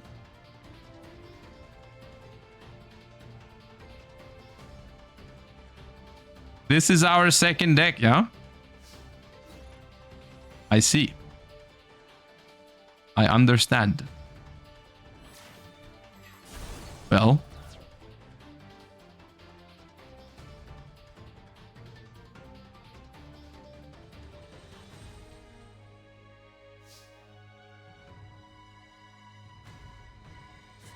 One.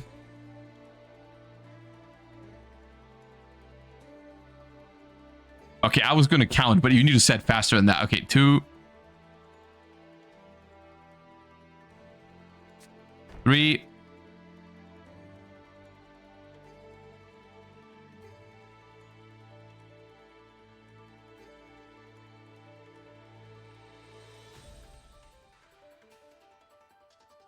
You would think the decision of which of your hand you set is not that deep. Or maybe it was the opponent thinking about when to use the Kirin. Okay, we're going to use the Kirin here, and then we're going to imperm the Inspector border so that we can trigger more stuff after. Makes sense.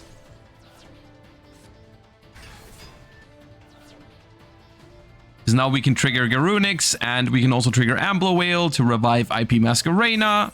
That's going to make SP. Garunix can destroy Kirin, and then we get to destroy multiple of their back row now. If the set is Skyburn, this is going to be over very quickly. Can't they choose the same decks 2 times in a row? They can. If they wanted to. They just wanted to play this deck going second.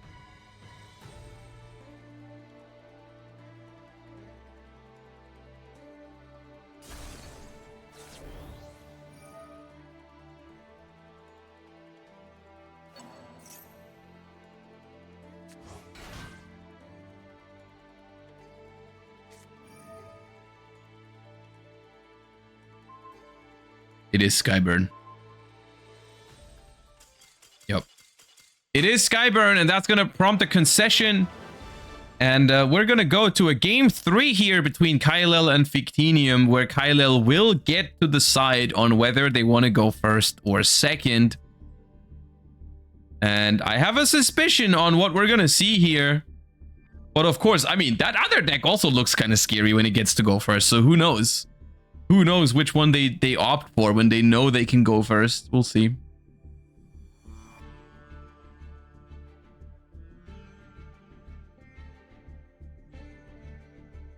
Isn't it possible they play border in the Primite Trap deck? I guess now that you're saying it, yeah, it's not impossible that that was the other deck, but like border was just in it as a one-off because it's limited. Sure, it could be.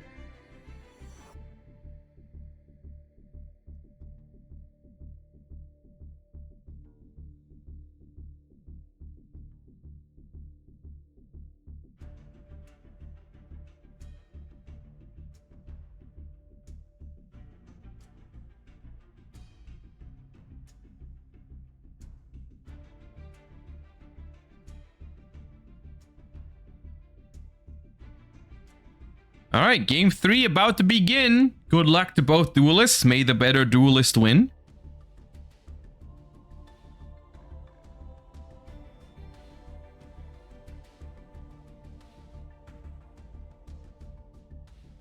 How many decks can I take into a Challenger Cup? 2 decks. Currently, the rule set for this season is you submit 2 decks, and then you play best of 3 with those decks.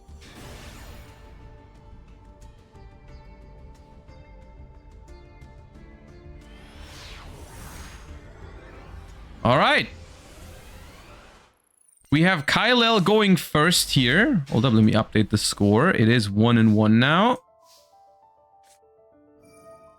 Lordly Load glued to their hand. I'll say it. I'll say that much. There's always a Lordly Load.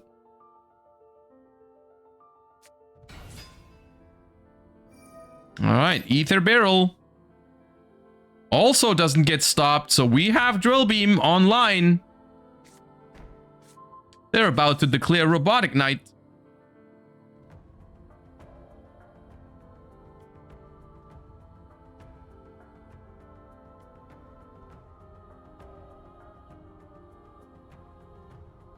And then the Drill Beam is live.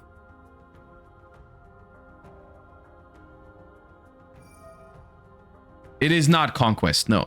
You can play a deck even after you've won with it or lost with it. Okay, that is how scared we are of Dominus of Drill Beam, that we Dominus Impulse the Lordly Load. I mean, look, you're not going to get another or better spot for it, most likely.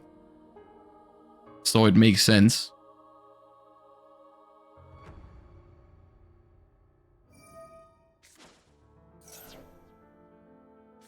Ether Barrel effect sends the Robotic Knight from deck to grave so that it returns next standby phase from graveyard to hand. Now we're gonna set a bunch, I assume. 1.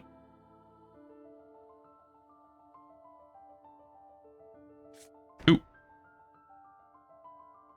Now, the big question here is the drill beam live? Because we don't know, right? There's no robotic knight on the field, but if there is a Primite card in hand, like a second Lordly Load or a second Ether Barrel, there could very well be a live drill beam set.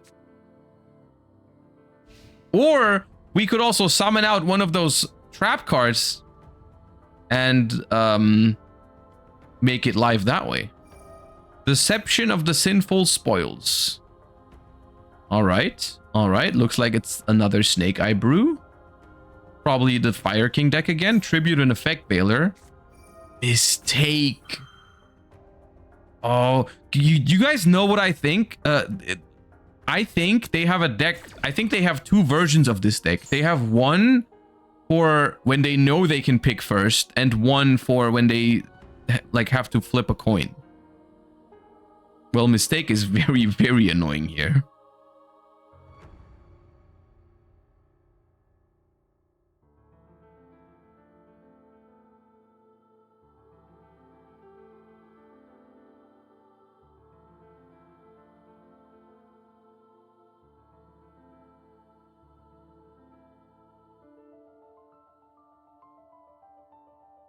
I mean, Mistake going first is very, very hard to deal with for most of the decks at the moment.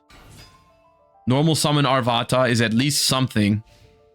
Maybe if we have Garunix in hand, it would be good. But still, we can get drill beamed next turn. We used Impulse to stop the Lordly Load last turn, but next turn it is probably gonna succeed in summoning a Robotic Knight. And then the drill beam is going to be live. This is bigger than Robotic Knight. It's not. Robotic Knight is 1800 defense. So it can't run over it while it's in defense. It's bigger than its attack points. Yeah. But it is 1800 defense.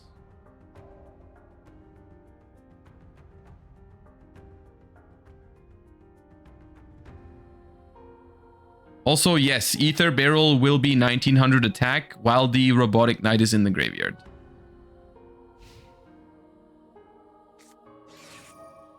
Oh, Called by the Grave onto the Robotic Knight. That's big. If that's the only vanilla they play.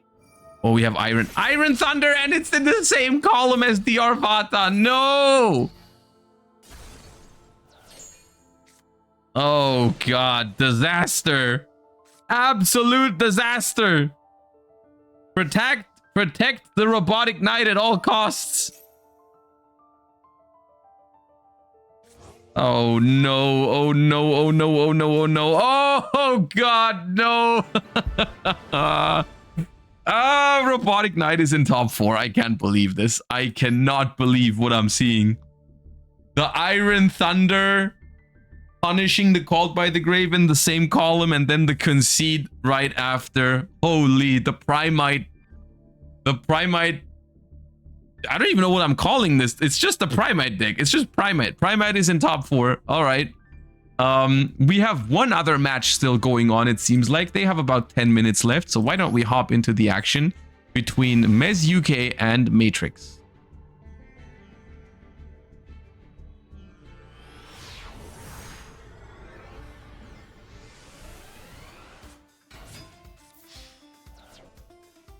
Well,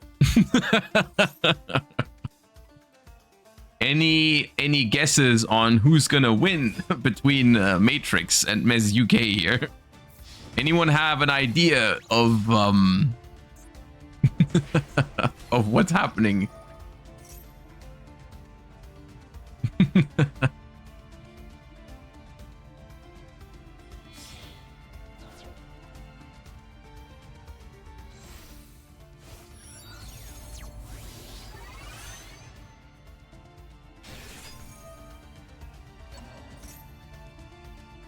Well, looks like that will bring our top 8 to a close. Looks like it is going to be Matrix joining us in top 4, assuming this is the last game of the set, which I think it is after this much time. I don't think this is just game 2. And it's, I think I think this is the first Tenpai win of the day. Funnily enough, it's taken us all this time to see the first Tenpai win of today's tournament. They've tried a decent amount, but this is the first time they've actually succeeded, unless I'm misremembering. But I don't think we've seen a Tenpai win so far. Anyways, that is going to conclude our top 8. Dude, I don't know what's going on today, but we've got a whole lot of interesting stuff happening in this tournament. A lot of decks popping up that I was not expecting. Some decks I was expecting, of course, but like still very good games overall. Hope you guys are enjoying the tournament so far. We'll be back with the top 4 very, very shortly. Just 2 more rounds until we have our first Challenger Cup champion. In my Challenger Cups, there's been Challenger Cups already. But yes, I'll see you guys in top 4 in just a couple of minutes. Don't go anywhere. We'll see more action from Robotic Knight very, very soon. So yeah.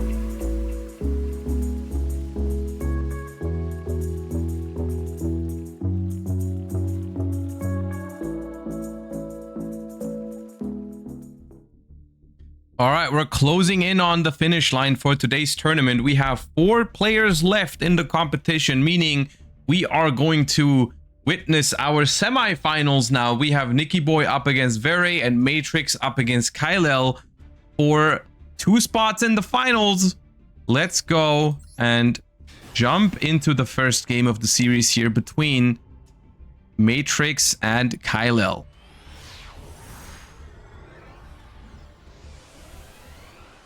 All right, Matrix going first this time around. With some Millennium cards here, probably indicating Snake Eye or White Forest Fiendsmith brew. We have a potential response here from the side of Kylel. Onto this golem that guards the Millennium. Will we respond to it? No response yet. We do allow the Yugioh Temple to be added to the hand.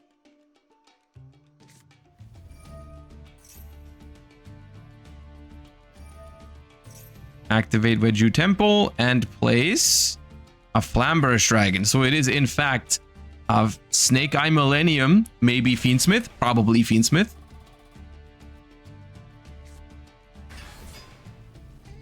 And the Sengen Jin is going to grab another copy of Sengen Jin.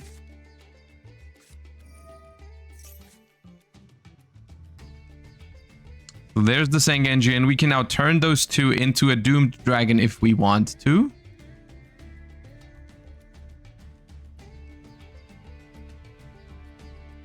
Or we can continue just playing with the 2 Millenniums we already have on the field. Could make like a Fiendsmith line there. We'll see what they choose.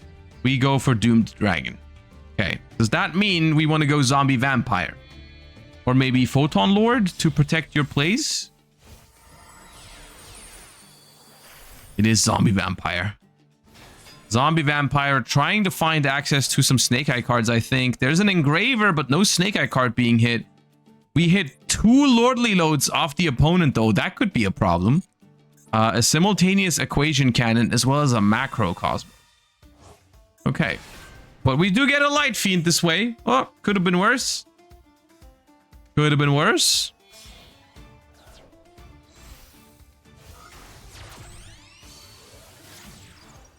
We don't get Snake Eye, but we do get Fiendsmith.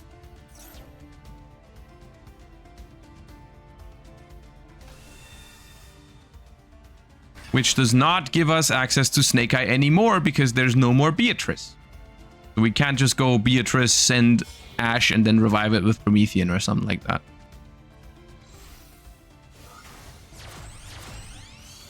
Alright, there's Fiendsmith sequence. Top 8 or top... Oh, I didn't change the thingy. Thank you. It is top 4 indeed. It is top 4.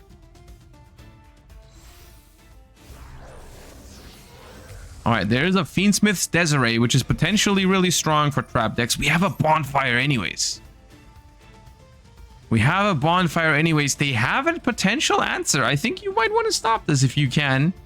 It is Dominus Purge. Okay, we are using Dominus Purge here onto the Bonfire. Funnily enough, Desiree could have stopped this if we equipped it with the sequence beforehand, but we did not do that. So the Bonfire will end up being negated.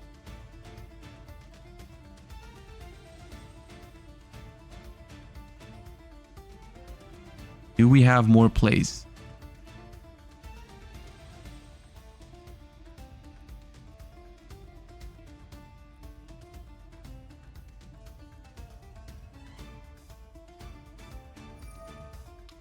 Looks like the sequence is going to equip to the Desiree now.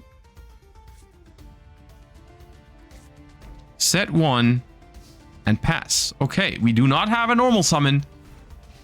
So we'll just pass. I mean, Desiree pass is not the worst in the world. We do have Fiendsmith grind game set up alongside the Desiree. Also, the Zombie Vampire is something like leaving the Zombie Vampire on the field is actually quite threatening. Like that's a very, very strong card if it gets to live a turn, which is not unlikely in this sort of matchup. Normal summon of Ether Barrel though is very nice. Don't think where we want that to resolve.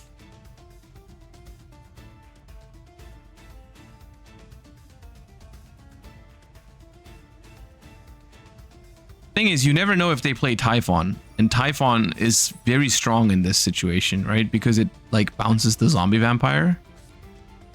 Oh, they have a Drill Beam. They have a Drill Beam and it's already live. That's so good for the sequence because they drew double Ether Barrel and Drill Beam. Dude. Having Drill Beam from hand, activate it, and then immediately reset it for later is so powerful. That is so powerful. Gonna go for another Drill Beam. Not gonna go for a Lordly Load. Interesting. We have that in hand too. A lot of Primite cards in hand, apparently. There's no way they only play 2 Lordly Load. Yeah, okay, they drew Lordly Load, 2 barrels, and a Drill Beam. All right, that's a lot of Primite cards. I don't know if you're happy about that. I hope they play Typhon for them. Doesn't look like it though, because they declare Robotic Knight with this. I mean, we did see the Equation Cannon. Okay, Maxi behind this is one of the main reasons to play such slow decks is Maxi you don't really care about. That's neat. There's one draw here. But so far, from what we're seeing, there's only one interruption on the next turn. It's only one Drill Beam, which is a good card, but it doesn't really solve the situation.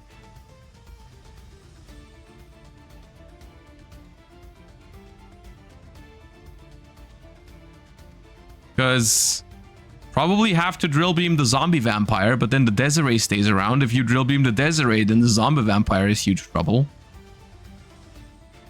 Don't know about this situation.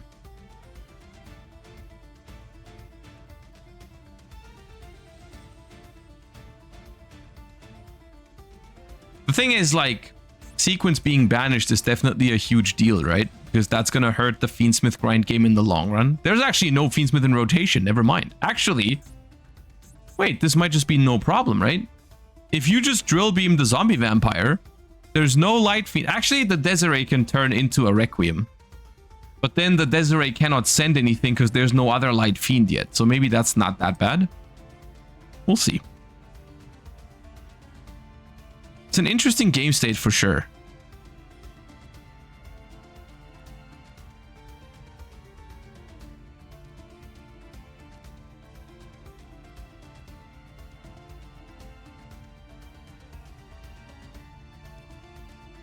We couldn't use Typhon because... Oh, yeah, you're right. We purged. Typhon wasn't an option even if we played it.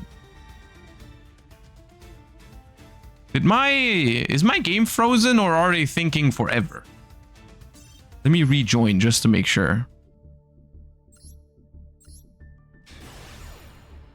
Because that's happened to me before. It hasn't happened in a while, but...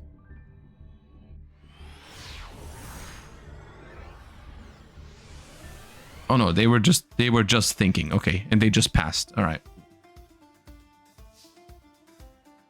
But yeah, Typhon attacking over Desiree would have still been nice. But maybe that's what they thought about, you know? Maybe they thought about, is it worth attacking over Desiree for 1 extra max E-draw? And they decided not to do it. Okay, there's an engraver. That's good. Definitely a good follow-up here.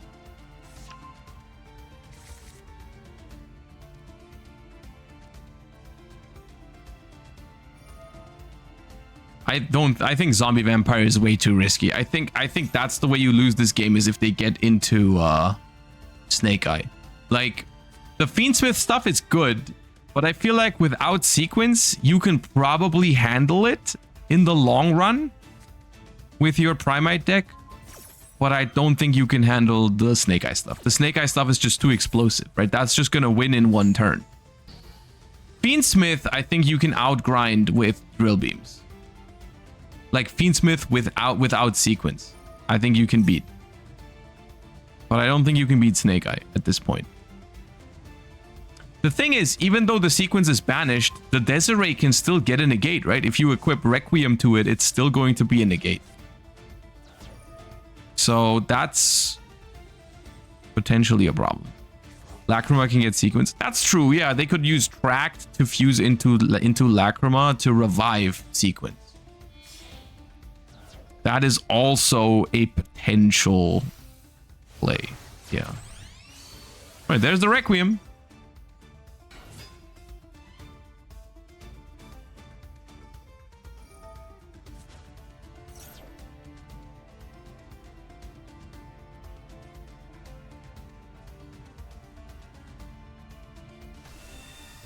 That summons Engraver.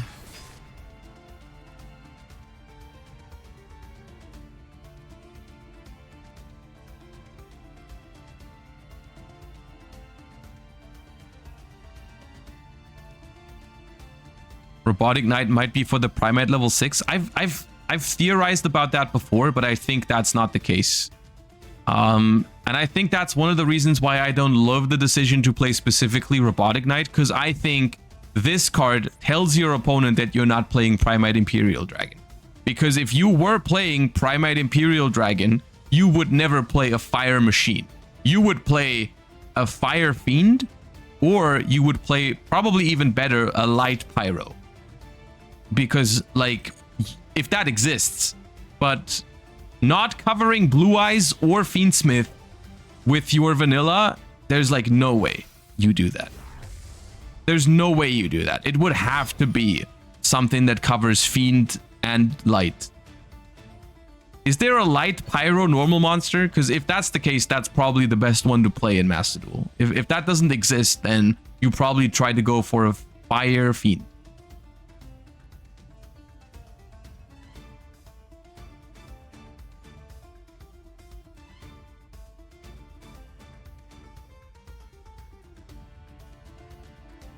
There's no Light Pyro. Okay.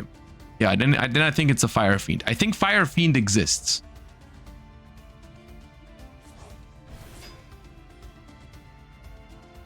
There's only one Fire Fiend. Which one is it? The Fire Fiend is a level 3 with bad stats. The Kuro. Ah, that card. Yeah, I see. I know. Yeah. Yeah.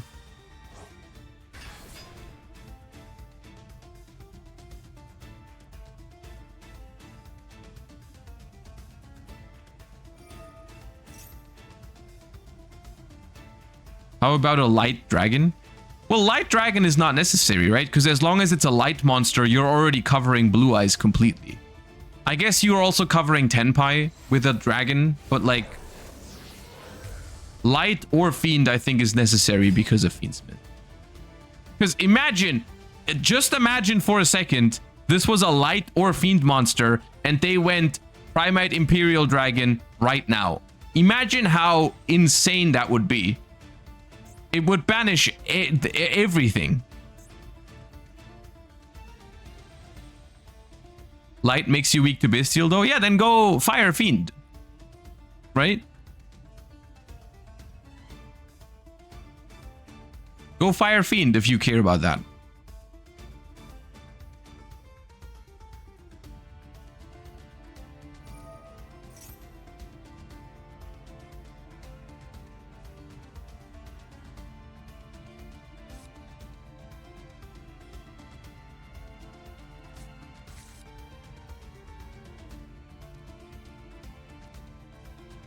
What is the deal here, I wonder?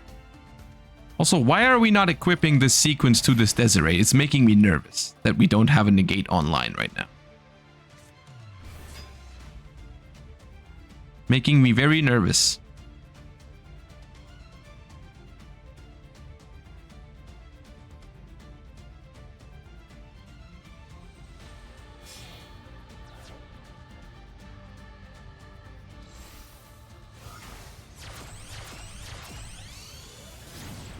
Promethean Princess. Sequence equip. No response. Is there a response? I mean, you gotta respond now if you have anything. No response. Okay.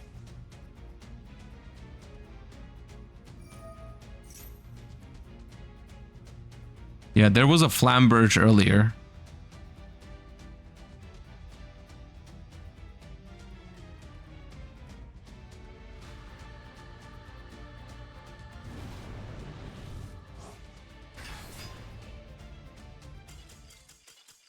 And Snake Eyes Millennium Fiendsmith takes down the Primite deck in game 1 here. Bringing us to a game 2 with the tournament life on the line here for Primite. They gotta win out now. They gotta win both games, including at least one game going second.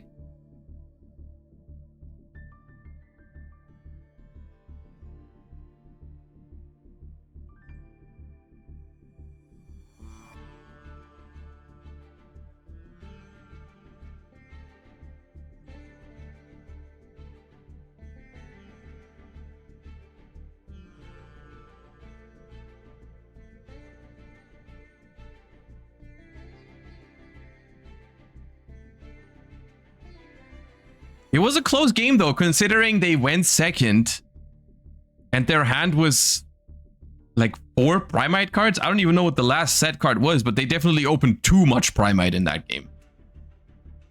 But it's still very, very, very impressive how strong Drill Beam is, even as like a go second card, right? Like that's the power of quick play spells, right? Like how good that card's not only really good going first, but also really good going second.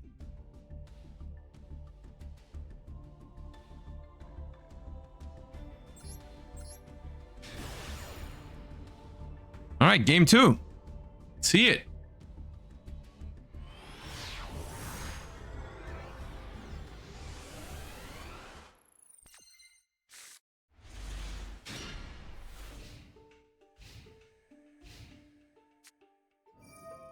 Lordly Load glued to their hand.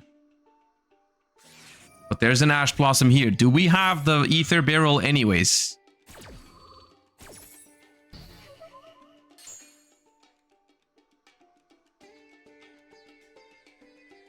Yes? No?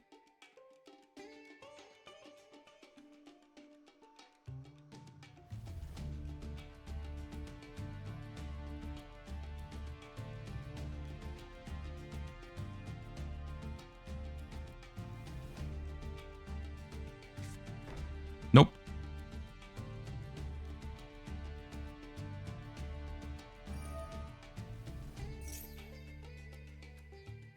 We're gonna summon out Robotic Knight with the Lordly Load though. So that means the drill, if we have a Drill Beam, that is already live. But there's, okay, Ash plus Ghost Ogre on Lordly Load is desperate behavior, but it's gonna work here. I mean, what else are you gonna do with those cards in this matchup, I assume? What else are you gonna do in this matchup with these cards? Gonna be 3 set, maybe 4.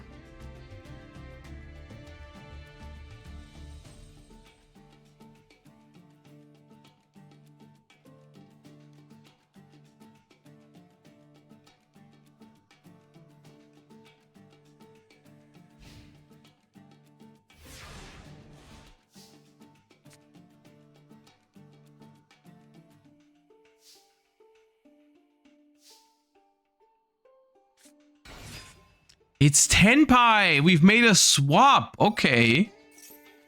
Well, that's scary. Do we have answers?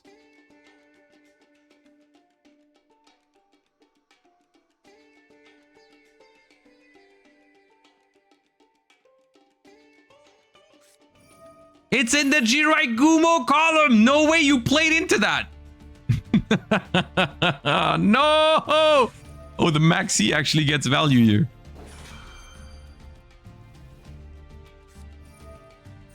Ooh, the Apophis is going to negate the Pydra.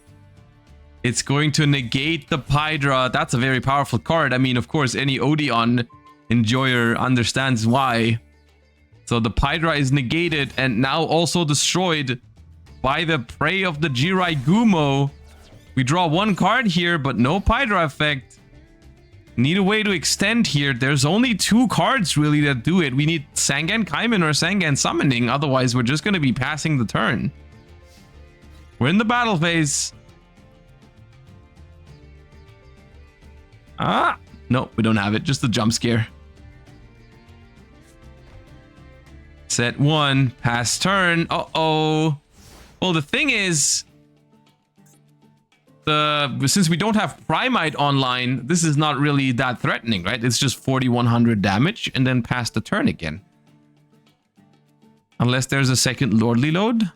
Doesn't look like it, because we probably would have done that before the battle phase.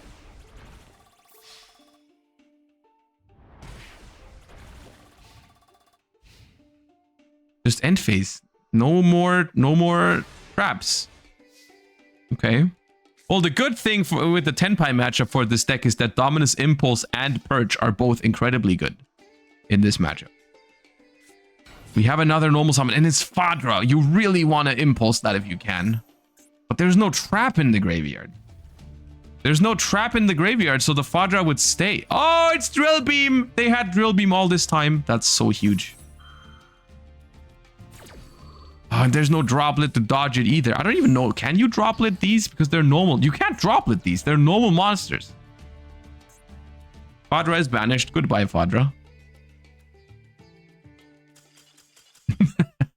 Dude, it's so funny when this deck wins like this. It's so funny. Why? Dude, this is friggin' top tier Tenpai surrendering to Jirai Gumo, Apophis, and a Drill Beam. It's actually crazy. Anyways, that was just game 2. That is going to bring us to a game 3.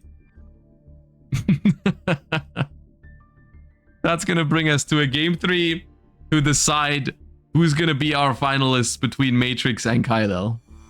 What's the score in the other match? Oh, the other match is over. Nikki Boy's just in the finals again. Okay. Well. We have 1 finalist already.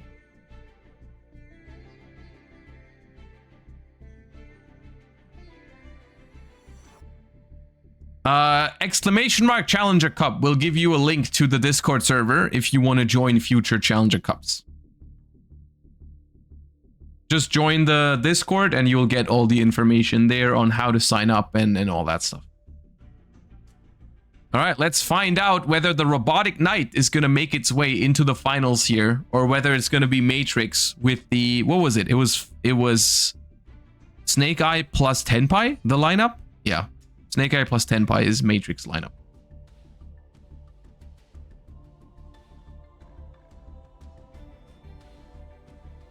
All right, both duelists are back at the table.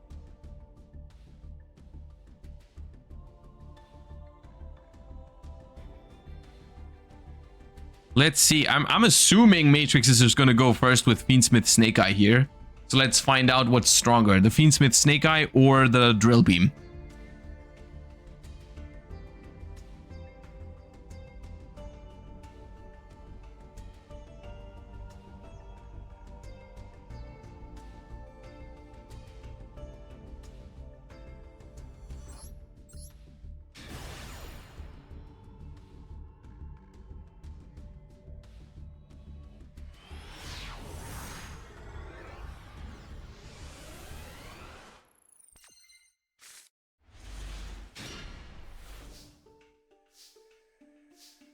All right, Matrix going first here.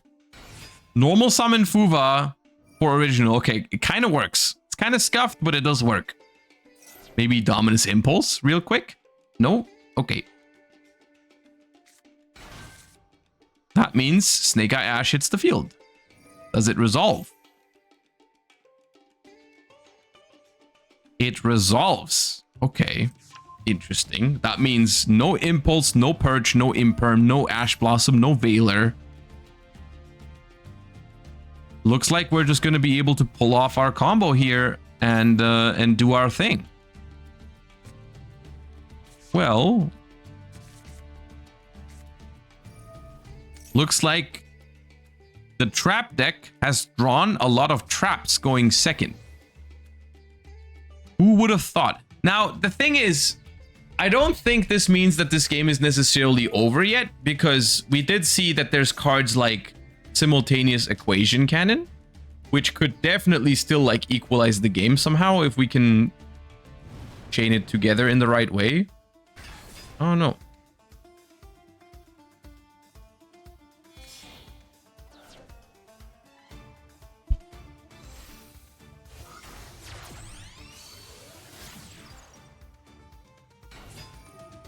I mean, evenly matched is not going to work if they end on Desiree.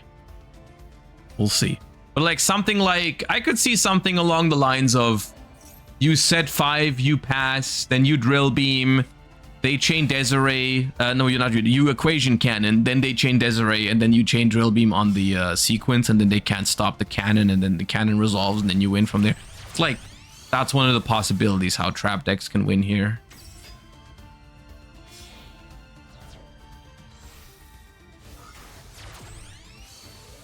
We'll see. It depends on the hand. It also depends on if they even end on Desiree. But I think the bigger problem for this trap deck and for Equation Cannon as a win condition as well is SP Little Knight. I think that's the biggest problem here for the Primite deck, is that IP into SP, banish one of your back row, and then have the SP on the field to try and dodge like the cannon stuff is really, really tough.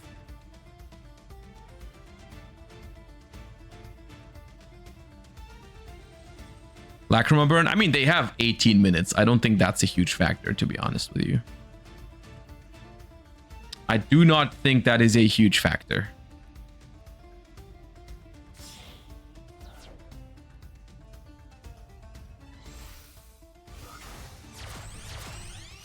All right, there's Fiendsmith sequence. So now we're going to find out whether they want to go for a Desiree right away or if they go for Lacrima.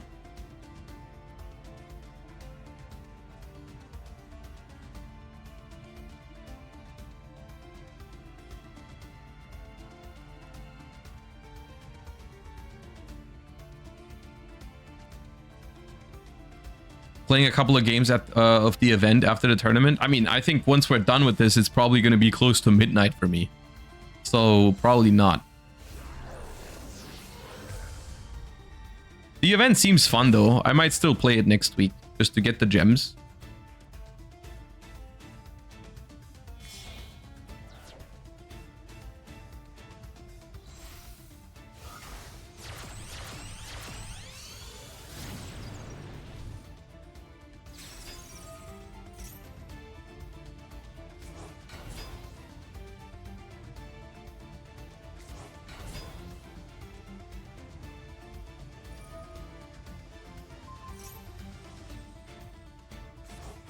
All right, we do opt for a Fiendsmith Desiree setup. Now we're going to bring back the Flamberge with Promethean Princess. Desiree then probably going to negate the Princess, so we're not locked into fire. Then we make IP, we make Appaloosa, that's indestructible, and then we put IP Masquerena into the spell trap zone off of the Flamberge, which is probably the ideal setup. I mean, considering we've invested... well, I mean, technically it was 2 cards, but really it's a 1-card combo if you have Snake Eye Ash.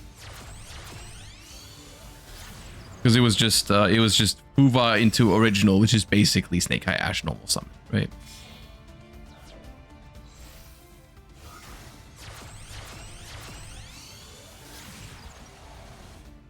The Beatrice still matters a lot because it means you have to draw your Snake Eye cards, actually. It still is not enough, if you ask me, to control Snake Eyes, but it's definitely still a good thing.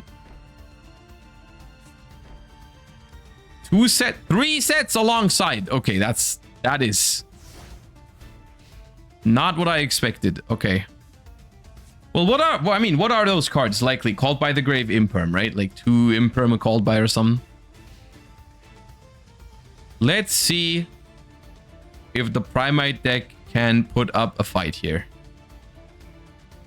Or if this is just too much. Battle phase. Okay, now double evenly maybe? Evenly drill beam? No, just a jump scare. No evenly. No evenly.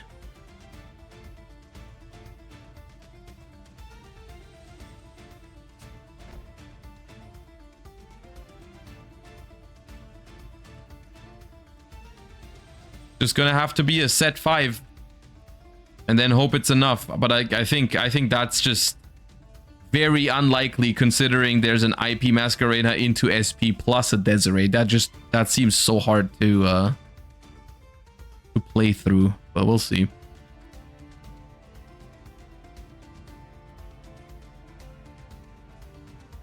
That's Jirai Gumo.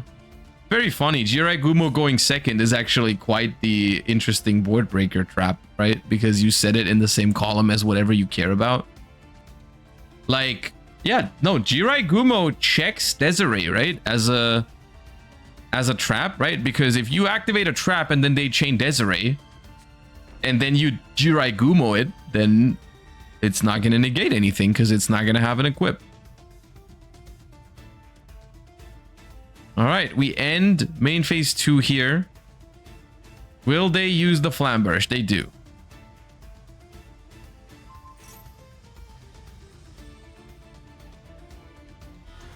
Of course they do.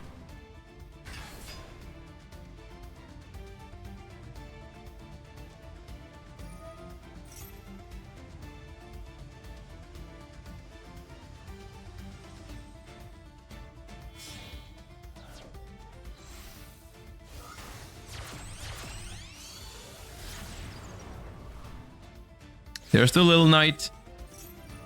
Dude, I would probably just hit the one that's opposed to the Desiree. Yeah, the Jirai Gumo experience from previous games is coming through here. The thing is, that will give them the opportunity to reset another card. Was it Jirai Gumo? No, it was the Swamp Deity. It was not actually Jirai Gumo. They've been baited. Jirai Gumo, guys, Jirai Gumo is what they now set from their hand. After this.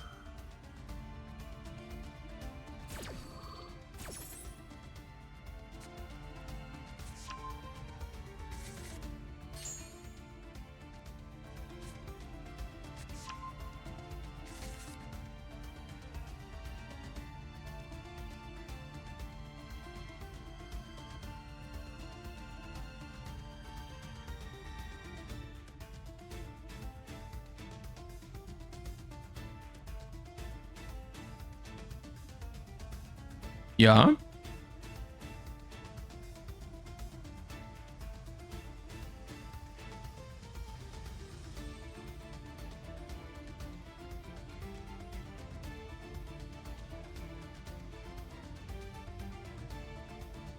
Why didn't they sphere mode? Because they probably because they don't have it. Probably because they don't have sphere mode. It would be my guess.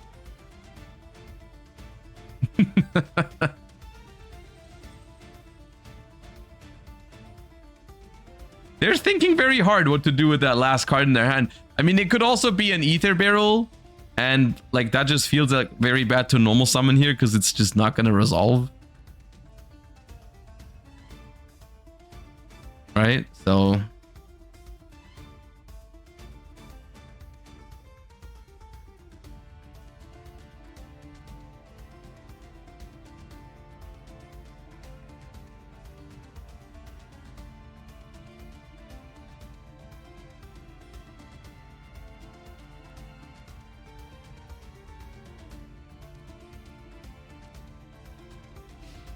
we go to end phase. We go to end phase.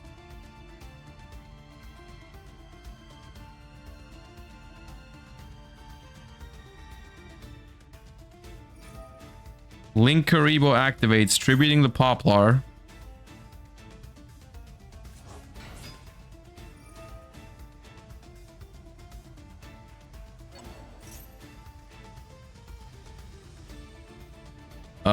This is what I mentioned earlier about simultaneous equation cannon. If you play a deck like Snake Eye, what you can do is you can just amass so many cards that it's really difficult to hit your cards with the cannon. Because right now, I think it's just too many cards to hit Desiree with cannon. Plus, there's an SP Little Knight, which makes it even harder. But like, there's like 19 cards total, which you just cannot hit Desiree with.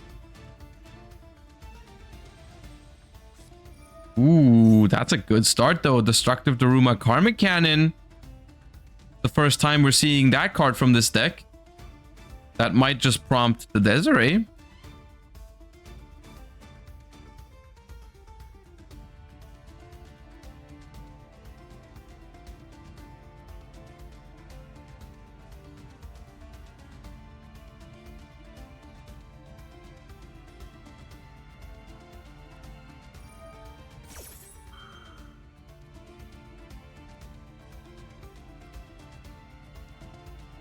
Do we have an answer to the Desiree here? A Drill Beam on the sequence would be really good.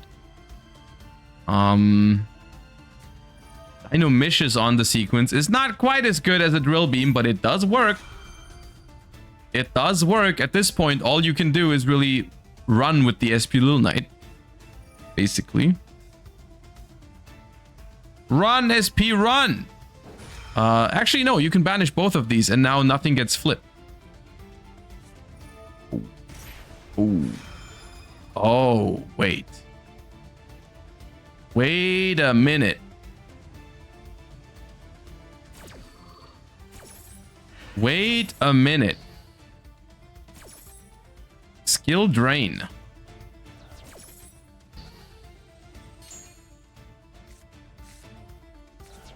Guys, I think this might look a lot stronger than it actually is.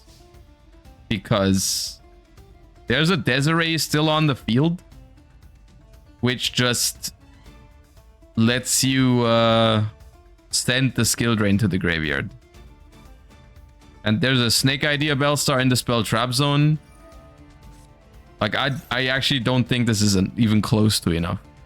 I can't think of a card here that would do it. Like, I don't know what the set card would have to be. Because even if it's, let's say it's another Macro Cosmos, which would probably be the best case to prevent the Desiree from sending the skill drain, then it still is just enough damage, right? Because there's a Desiree, there's a Snake Idea Bellstar, there's a Fiendsmith Engraver, they all attack. It's enough. It has to be, I guess, yeah, okay, it has to be Math Cannon. Yeah, sure. Sure. If it's that card, if it is specifically Simultaneous Equation Cannon, there's a world where we can potentially still win.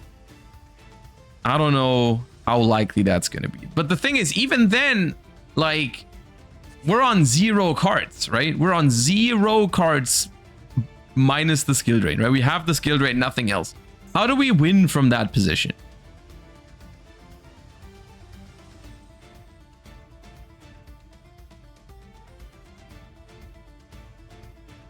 The Ruma too early?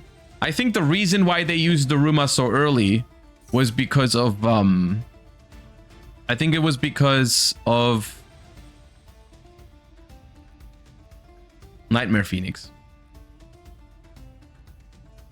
All right, trap trick or cannon. So there is 2, 5, 9, 12 cards. So 2 rank 3s and a level 6 will do it, which is probably, that's certainly something they play. They can, even if they want to, I think they can chain the Dynamishes in the graveyard to make it 13 cards, because 13 cards you can still do 4, 4, 5. So you can bring out, okay, they chain cross out Designator to reduce by 1 card, which is 11. But the thing is, 11 you can still hit with 2, 2, 7 if you play 7.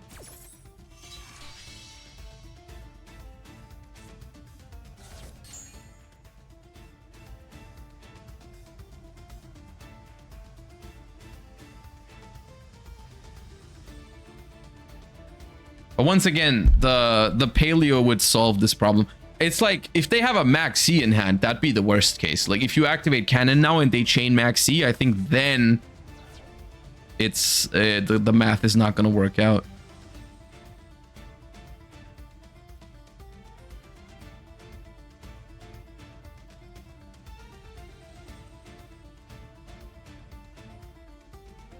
Okay, right now it's 11 cards.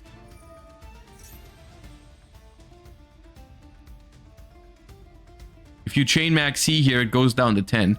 Chain Dynamishes is going to put it back up to 12. That means you can do the 3, 3, 6. That's going to banish the entire field. That is going to banish the entire field. Is there Light Fiends in the graveyard for Engraver? There is currently no Light Fiends in the graveyard, but there is a Tract in hand, I would assume. Yeah, there is a Tract in hand. I mean, the unfortunate thing here, guys, is the fact that we have 4 minutes left. So, like, I think just Fiendsmith Beatdown will beat this skill drain deck at this point, because they still have nothing, right? The Engraver is going to come back, be bigger than the Paleo, attack it. They're on 0 resources. They're under their own skill drain, so they can't even top deck like an Ether Barrel. And then, like, time is ticking, you know? I guess they have to, like, draw Lordly Load is the only thing I can think of. Like, Lordly Load, because that way you can just, like... But even then, I don't know. Maybe the Jirai Gumo trap? But, like, you gotta hurt. What are you thinking about? It's 6... 3, 3, 6, right? Yeah. 3, 3, 6. Huh?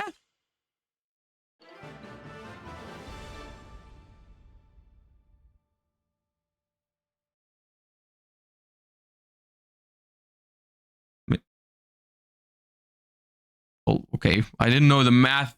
I didn't know the math on the cannon was that hard.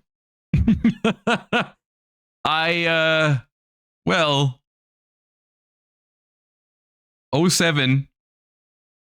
That is how we lose the Primite deck here in top 4. Still a very impressive run, I will say, on that deck. Very, very cool. Very nice showcase of some creativity with the Primite cards. And that'll mean our finals is going to be Nicky Boy versus Matrix. Congratulations on both of you guys for making it to the finals.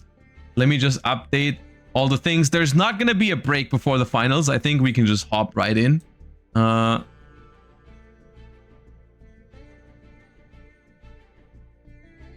Let me score back to 0-0, and let me also put it in the stream title. Finals. All right. Before we hop into the finals, I just want to say it's been a phenomenal Challenger Cup so far. Thank you all so much for playing. Thank you all for bringing those amazing decks to the tournament. Thank you all for watching. It's been a fun time. Really, really enjoy these new Challenger Cup rules. The best of 3 from the start. Really nice. People submitting their decks at the beginning. Also really cool because it makes it so you see more like normal decks. Like decks that you can feasibly play in like Master Duel, right? As opposed to like people picking their decks for specific matchups or just bringing in like specific cards at any point, right? So I really like the new rule set for the spring season. It's been a blast, and we're gonna see a final between two very well known players in the Challenger Cup scene. We have Nicky Boy versus Matrix, who's gonna join the table at any moment.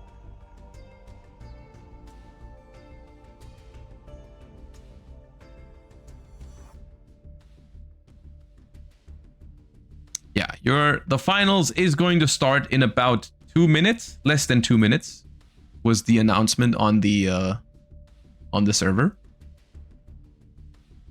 Was this copy pasta? I mean, I think it's just because Nicky Boy has been a very, very, very consistent player in Challenger Cups recently. I think people are noticing.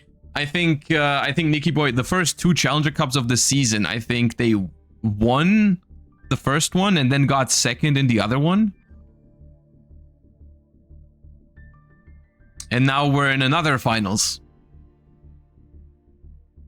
which is pretty crazy.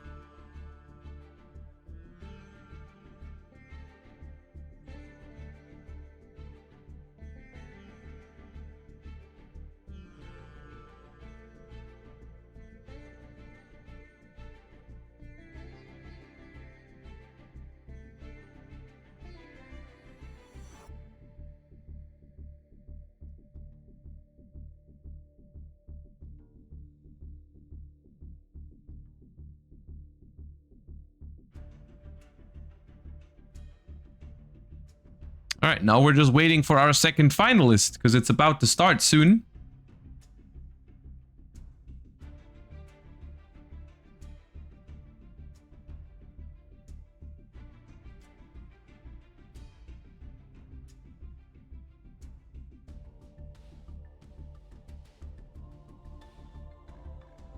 When will we see Primite Runic? I don't know what the synergy there is. Like, tell me what the synergy is for Primite Runic. You want me to discard Drill Beam for Hugin so that I can reset it for free? I suppose.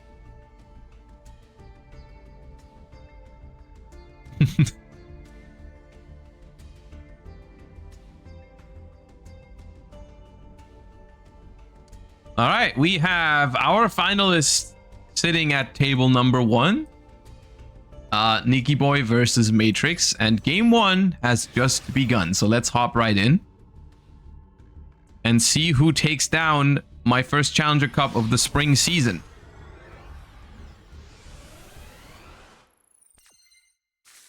So coin flip goes to Nicky Boy, going first here in game number 1.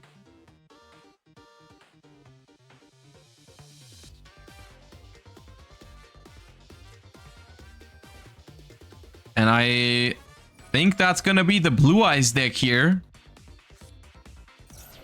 Wishes is going to discard Drill Beam for cost to try and add, and it does resolve. So we're going to see some Blue Eyes here for game 1. It's been a while since we've seen Blue Eyes. We saw a lot of Blue Eyes at the start, and then in the middle we just saw a whole bunch of other stuff. But here we go. Another Blue Eyes deck in the finals.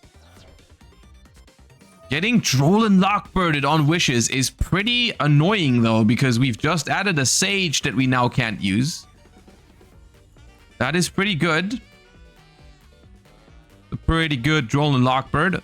Of course, Droll and Lockbird still a very popular card, specifically in decks like Snake Eyes, because it helps you play through opponents' Maxis as well, and Fuvalos.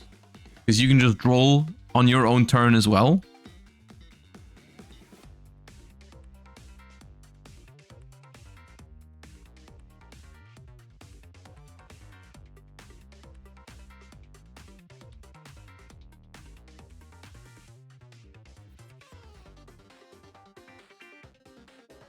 Hmm.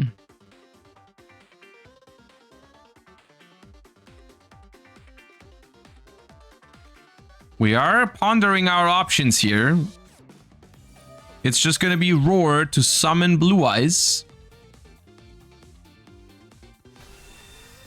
from the deck here. Nice Royal one.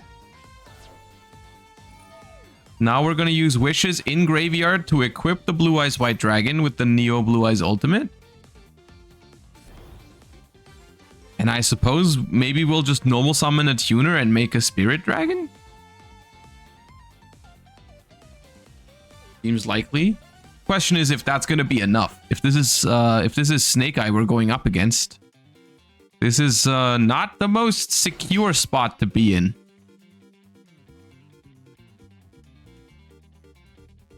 This is a rough one. Appreciate you, Jib. Hope you had a good stream yourself.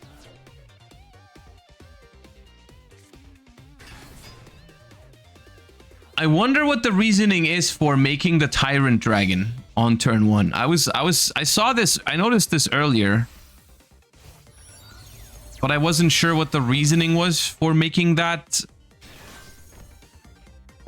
Tyrant if you're just gonna synchro it off anyways. Is there any benefit to have more Blue Eyes stuff in the graveyard? I don't know. The level 12 can revive it. Okay, sure. Yeah, maybe that's a good reason too. If you end up tagging out into it with the Spirit Dragon, then you can revive it in the end phase. Yeah, okay. That's fair.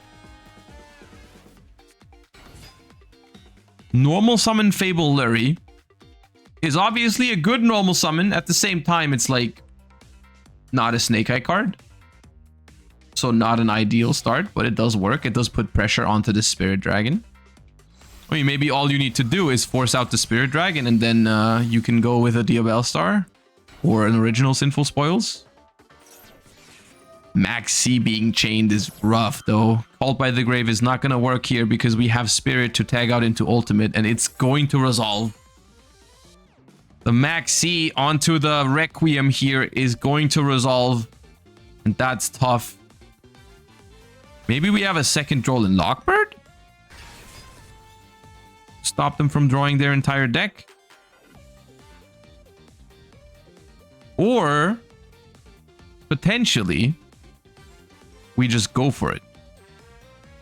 Maybe we just go for it. However, I don't know how safe that is against Blue Eyes. Blue Eyes tends to play a lot of stuff that they can throw in your way, right? There's like Effect Veilers, you know that for sure.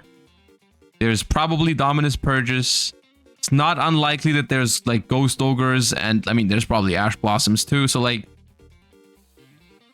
a lot of potential stuff they can draw into that's gonna make it very hard to actually win.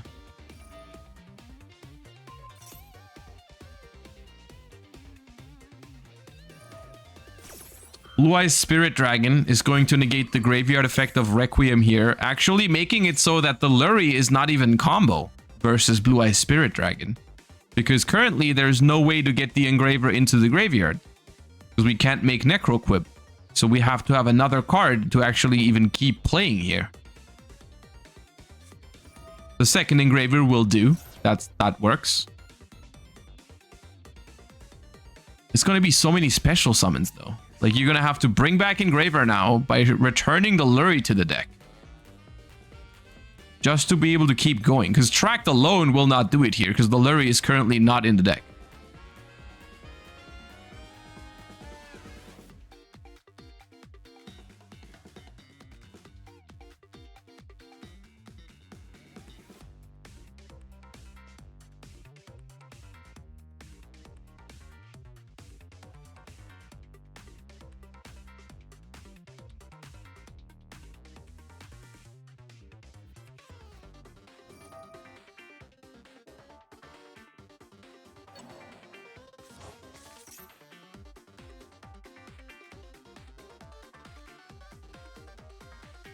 They're going to keep going.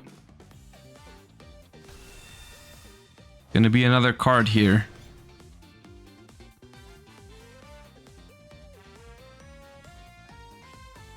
I think there was a world where you could have passed, right?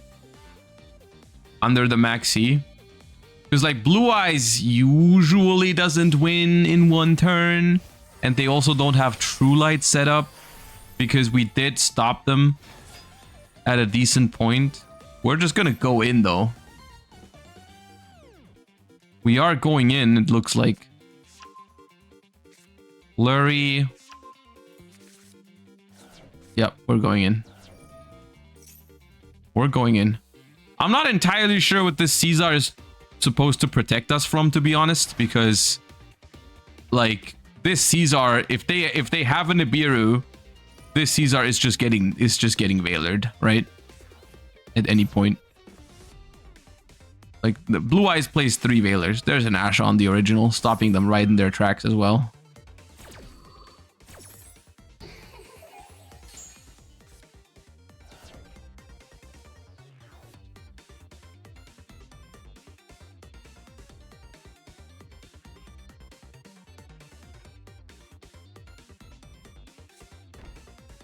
That one and pass. Oh well.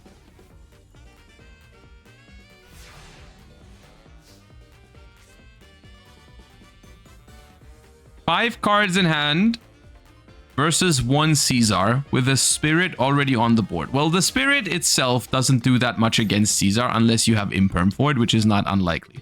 The set card is probably an Imperm here. So it's probably just tag out with Spirit, negate Caesar with Imperm, and then bring out the ultimate Spirit, which is going to check the face down card. Right? It's going to be in defense mode, but it can stop whatever face down there is. So all that matters here is that Blue Eyes has a starter in those 5 cards, which is extremely likely, right?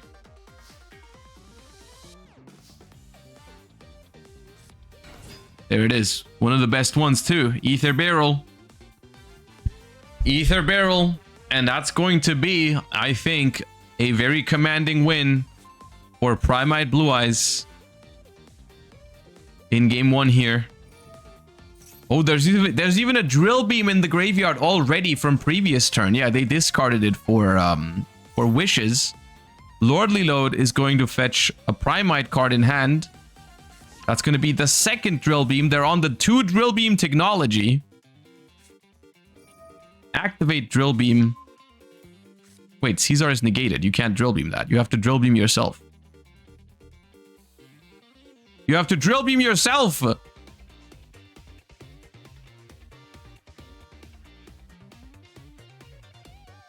That's embarrassing. That's a little embarrassing, huh?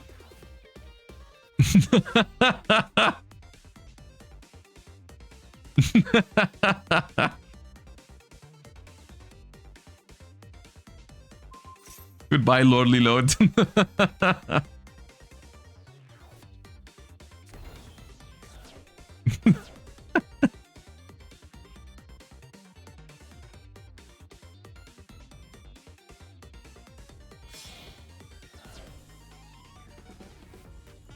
Well, I don't think that is a mistake that's gonna get punished. I don't think they will lose because of it.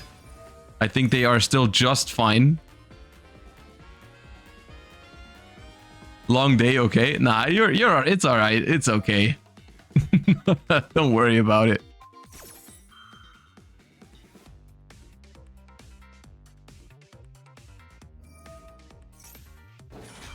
All right, there you go. The Ultimate Spirit Dragon checks this infinite impermanence so that the Spirit with Eyes of Blue can resolve. That's going to grab the Mausoleum. It's going to revive the Blue Eyes White Dragon and all that. And then we still have a set Drill Beam for the next turn. I don't think the game is going to end this turn, but I think they can definitely reach a position that is very, very winning. Yeah, good measure. Detach again from Caesar. It's actually correct to do this to get both of the Light Fiends into the graveyard, I think. Just in case the Caesar remains on the field somehow. It shouldn't. But I think it's important to get both of the Light Fiends back into the graveyard.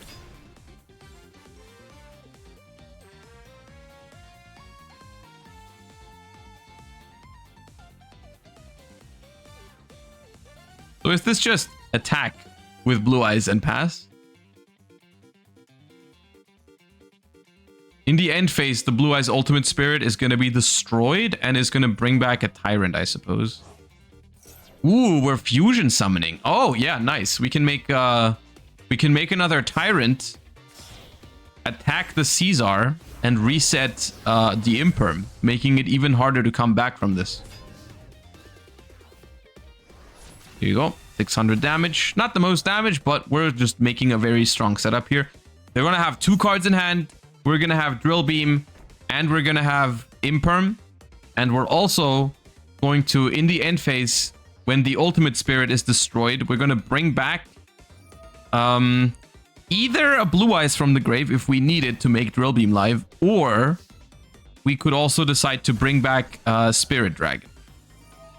Because Spirit Dragon negating a graveyard effect is actually quite good against Fiendsmith.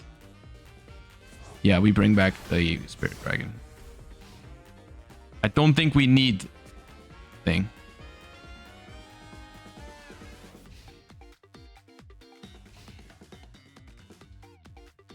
Okay. Now, this is an important thing to note if you're playing Blue Eyes or playing against Blue Eyes. If this returns from the graveyard from Ultimate Dragon, it does not have the ability to tribute itself, because it says you contribute this synchro summoned card, and if it's summoned from the graveyard, it is no longer synchro summoned. But it still has the other effects here to negate a card in the graveyard, which is still very valuable here, which is why they bring it back.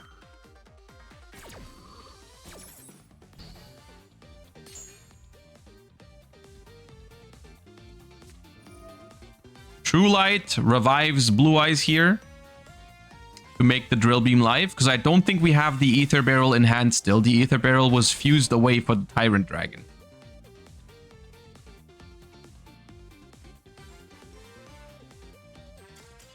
And that's gonna cause a concession here from Matrix. Game 1 goes to Nicky Boy, and they're very close to winning another Challenger Cup this season. Game 1 goes to Blue Eyes versus Snake Eyes. Meaning, they're just one game away from taking it. Matrix has to do some major work here. Win next 2 games to win the tournament. We've seen it happen before today. That happens sometimes. You know, you can turn things around.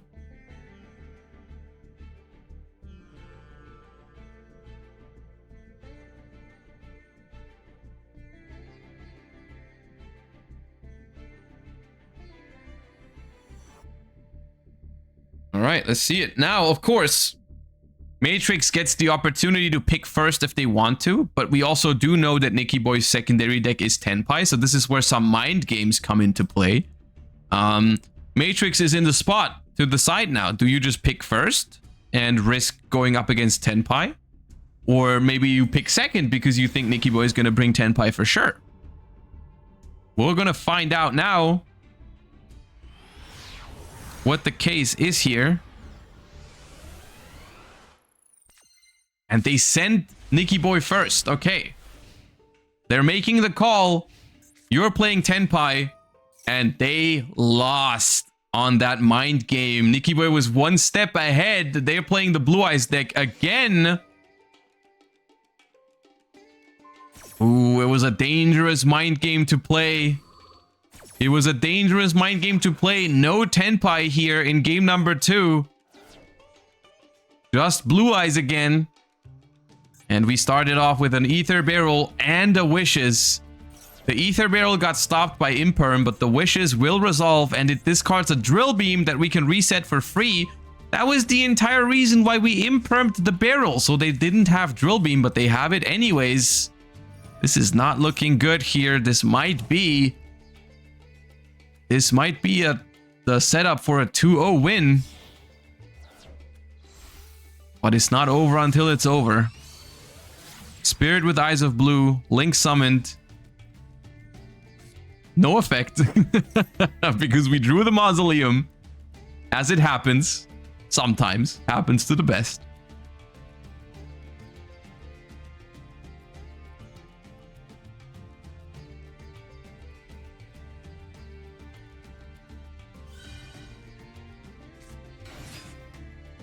extra normal summon Sage. This hand is quite something. I mean, we did add that with the wishes, to be fair.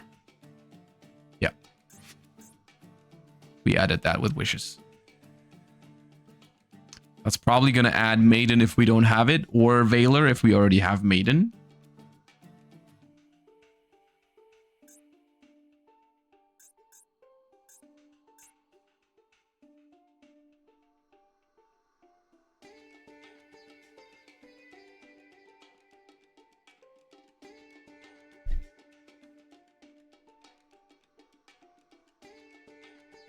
Actually, it's Matrix thinking right now. I was like, I was thinking Nicky Boy was deciding on what to add, but it looks like Matrix has a possible response here, and they're thinking about using it on this Sage. I mean, it can't be an Ash Blossom. You would have definitely ashed Wishes, right? But it could be another Impermanence. Could be their own Dominus Purge. Don't know.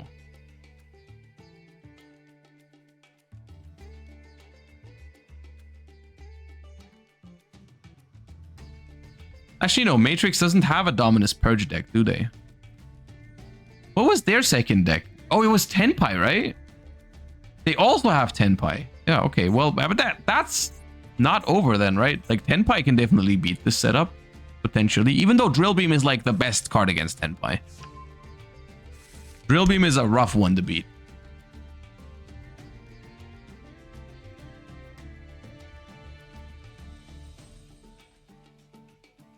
So it would not be, if it is Tenpai, it would not be a Dominus Purge, it would be Dominus Impulse, if anything.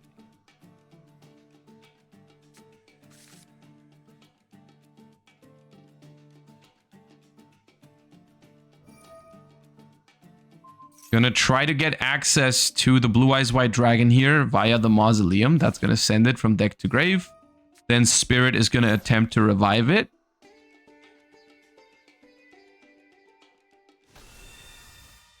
It does so successfully. Now Maiden is going to trigger.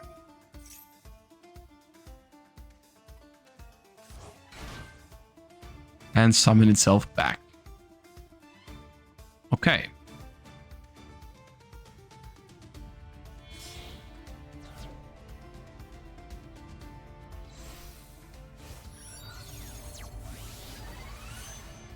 Here's the Spirit Dragon number 1. Can we do more than just that? We can bring back a Blue Eyes, but we do decide to set with the True Light here.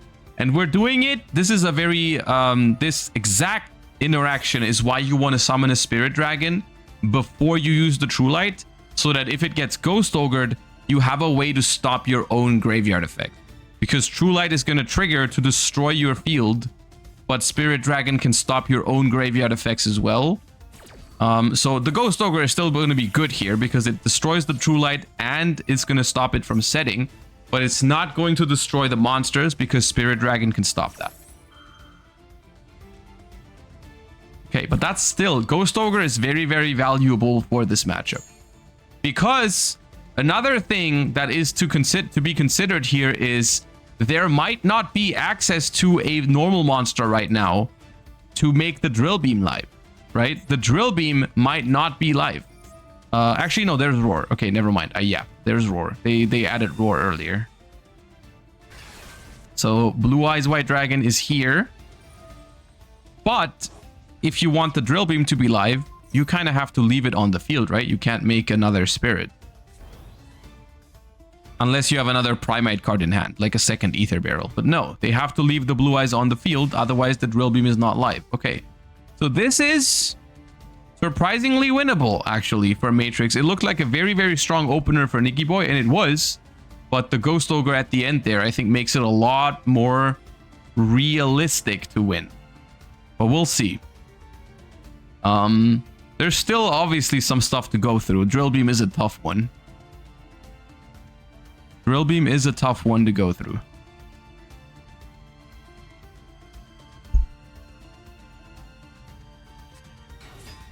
Normal Summon Dora Dora is a good card, but at the same time, it's a little worrying because it means we don't have access to any Lightning Storm, Feather Duster, Heavy Storm. A lot of cards that you would really like to have against Blue Eyes to force that Drill Beam early. But now we're thinking, are we going to stop this Dora with the Drill Beam? First, we're going to use the Spirit Dragon.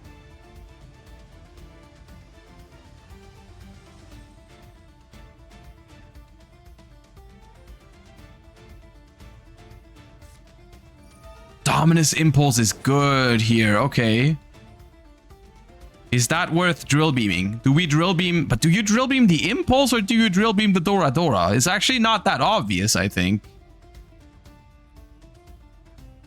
I think I agree with this. I think it's the Dora. Chain Droplet. Chain Droplet. Hold up. Hold up. This might be it. This might just be it. If there's no interruption in hand, this is it. Droplet sends the Dora, so the Drill Beam will no longer have a target. Impulse stops the Blue Eyes Spirit Dragon. Dora is going to grab Genroku, and if there's no interruption in the hand for Nikki Boy, we're gonna go to a game 3. Genroku comes out there. We need something. We need like a Ash Blossom for the effect. Battle phase.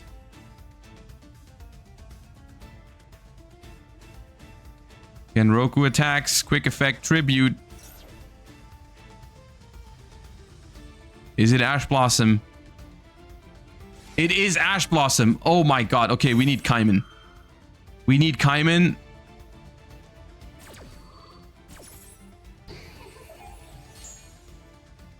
Massive Ash Blossom. Main phase 2. No Kaiman. No Kaiman. We pass turn. And I think Blue Eyes is going to win both games here for Nikki Boy. Let's see if they can even find enough damage on this turn. They might. They might just have enough damage on this turn.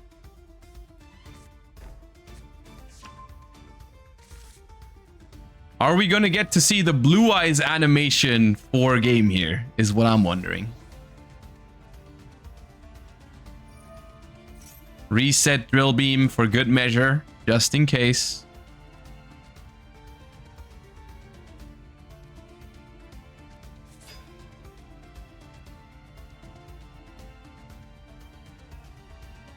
Can Maiden grab True Light from the graveyard?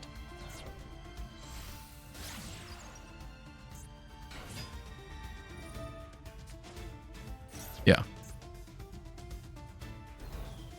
Okay, we don't go for that though. Playing around Ghost Ogre, I think. And this is exactly 8,000 damage on the field because of that 400 attack boost on the Blue Eyes ultimate equip. 8,000 damage going through the battle phase. And I think we're gonna see the Blue Eyes animation here gives Nikki Boy the win for another Challenger Cup in the spring season. Wonderful animation. That's going to be enough damage, and that's going to take out Matrix. 2-0 victory here in the grand finals. Won the mind game with the Tenpai there. Got sent first, didn't bring Tenpai. And I think that makes for a well-deserving winner of today's Challenger Cup. I hope you guys enjoyed the tournament. I certainly did. It was a lot of fun witnessing all these different decks in this new Master Duel format. A lot of new decks, a lot of cool showcases. Thank you all for playing. Thank you all for watching. Thank you to Konami for sponsoring and hosting the Challenger Cups. Hope you guys have a wonderful rest of your day. Hope you guys have a wonderful weekend. Thank you guys for tuning in. Hope you enjoyed, and I'll see you guys next time. Bye bye, everybody. Peace.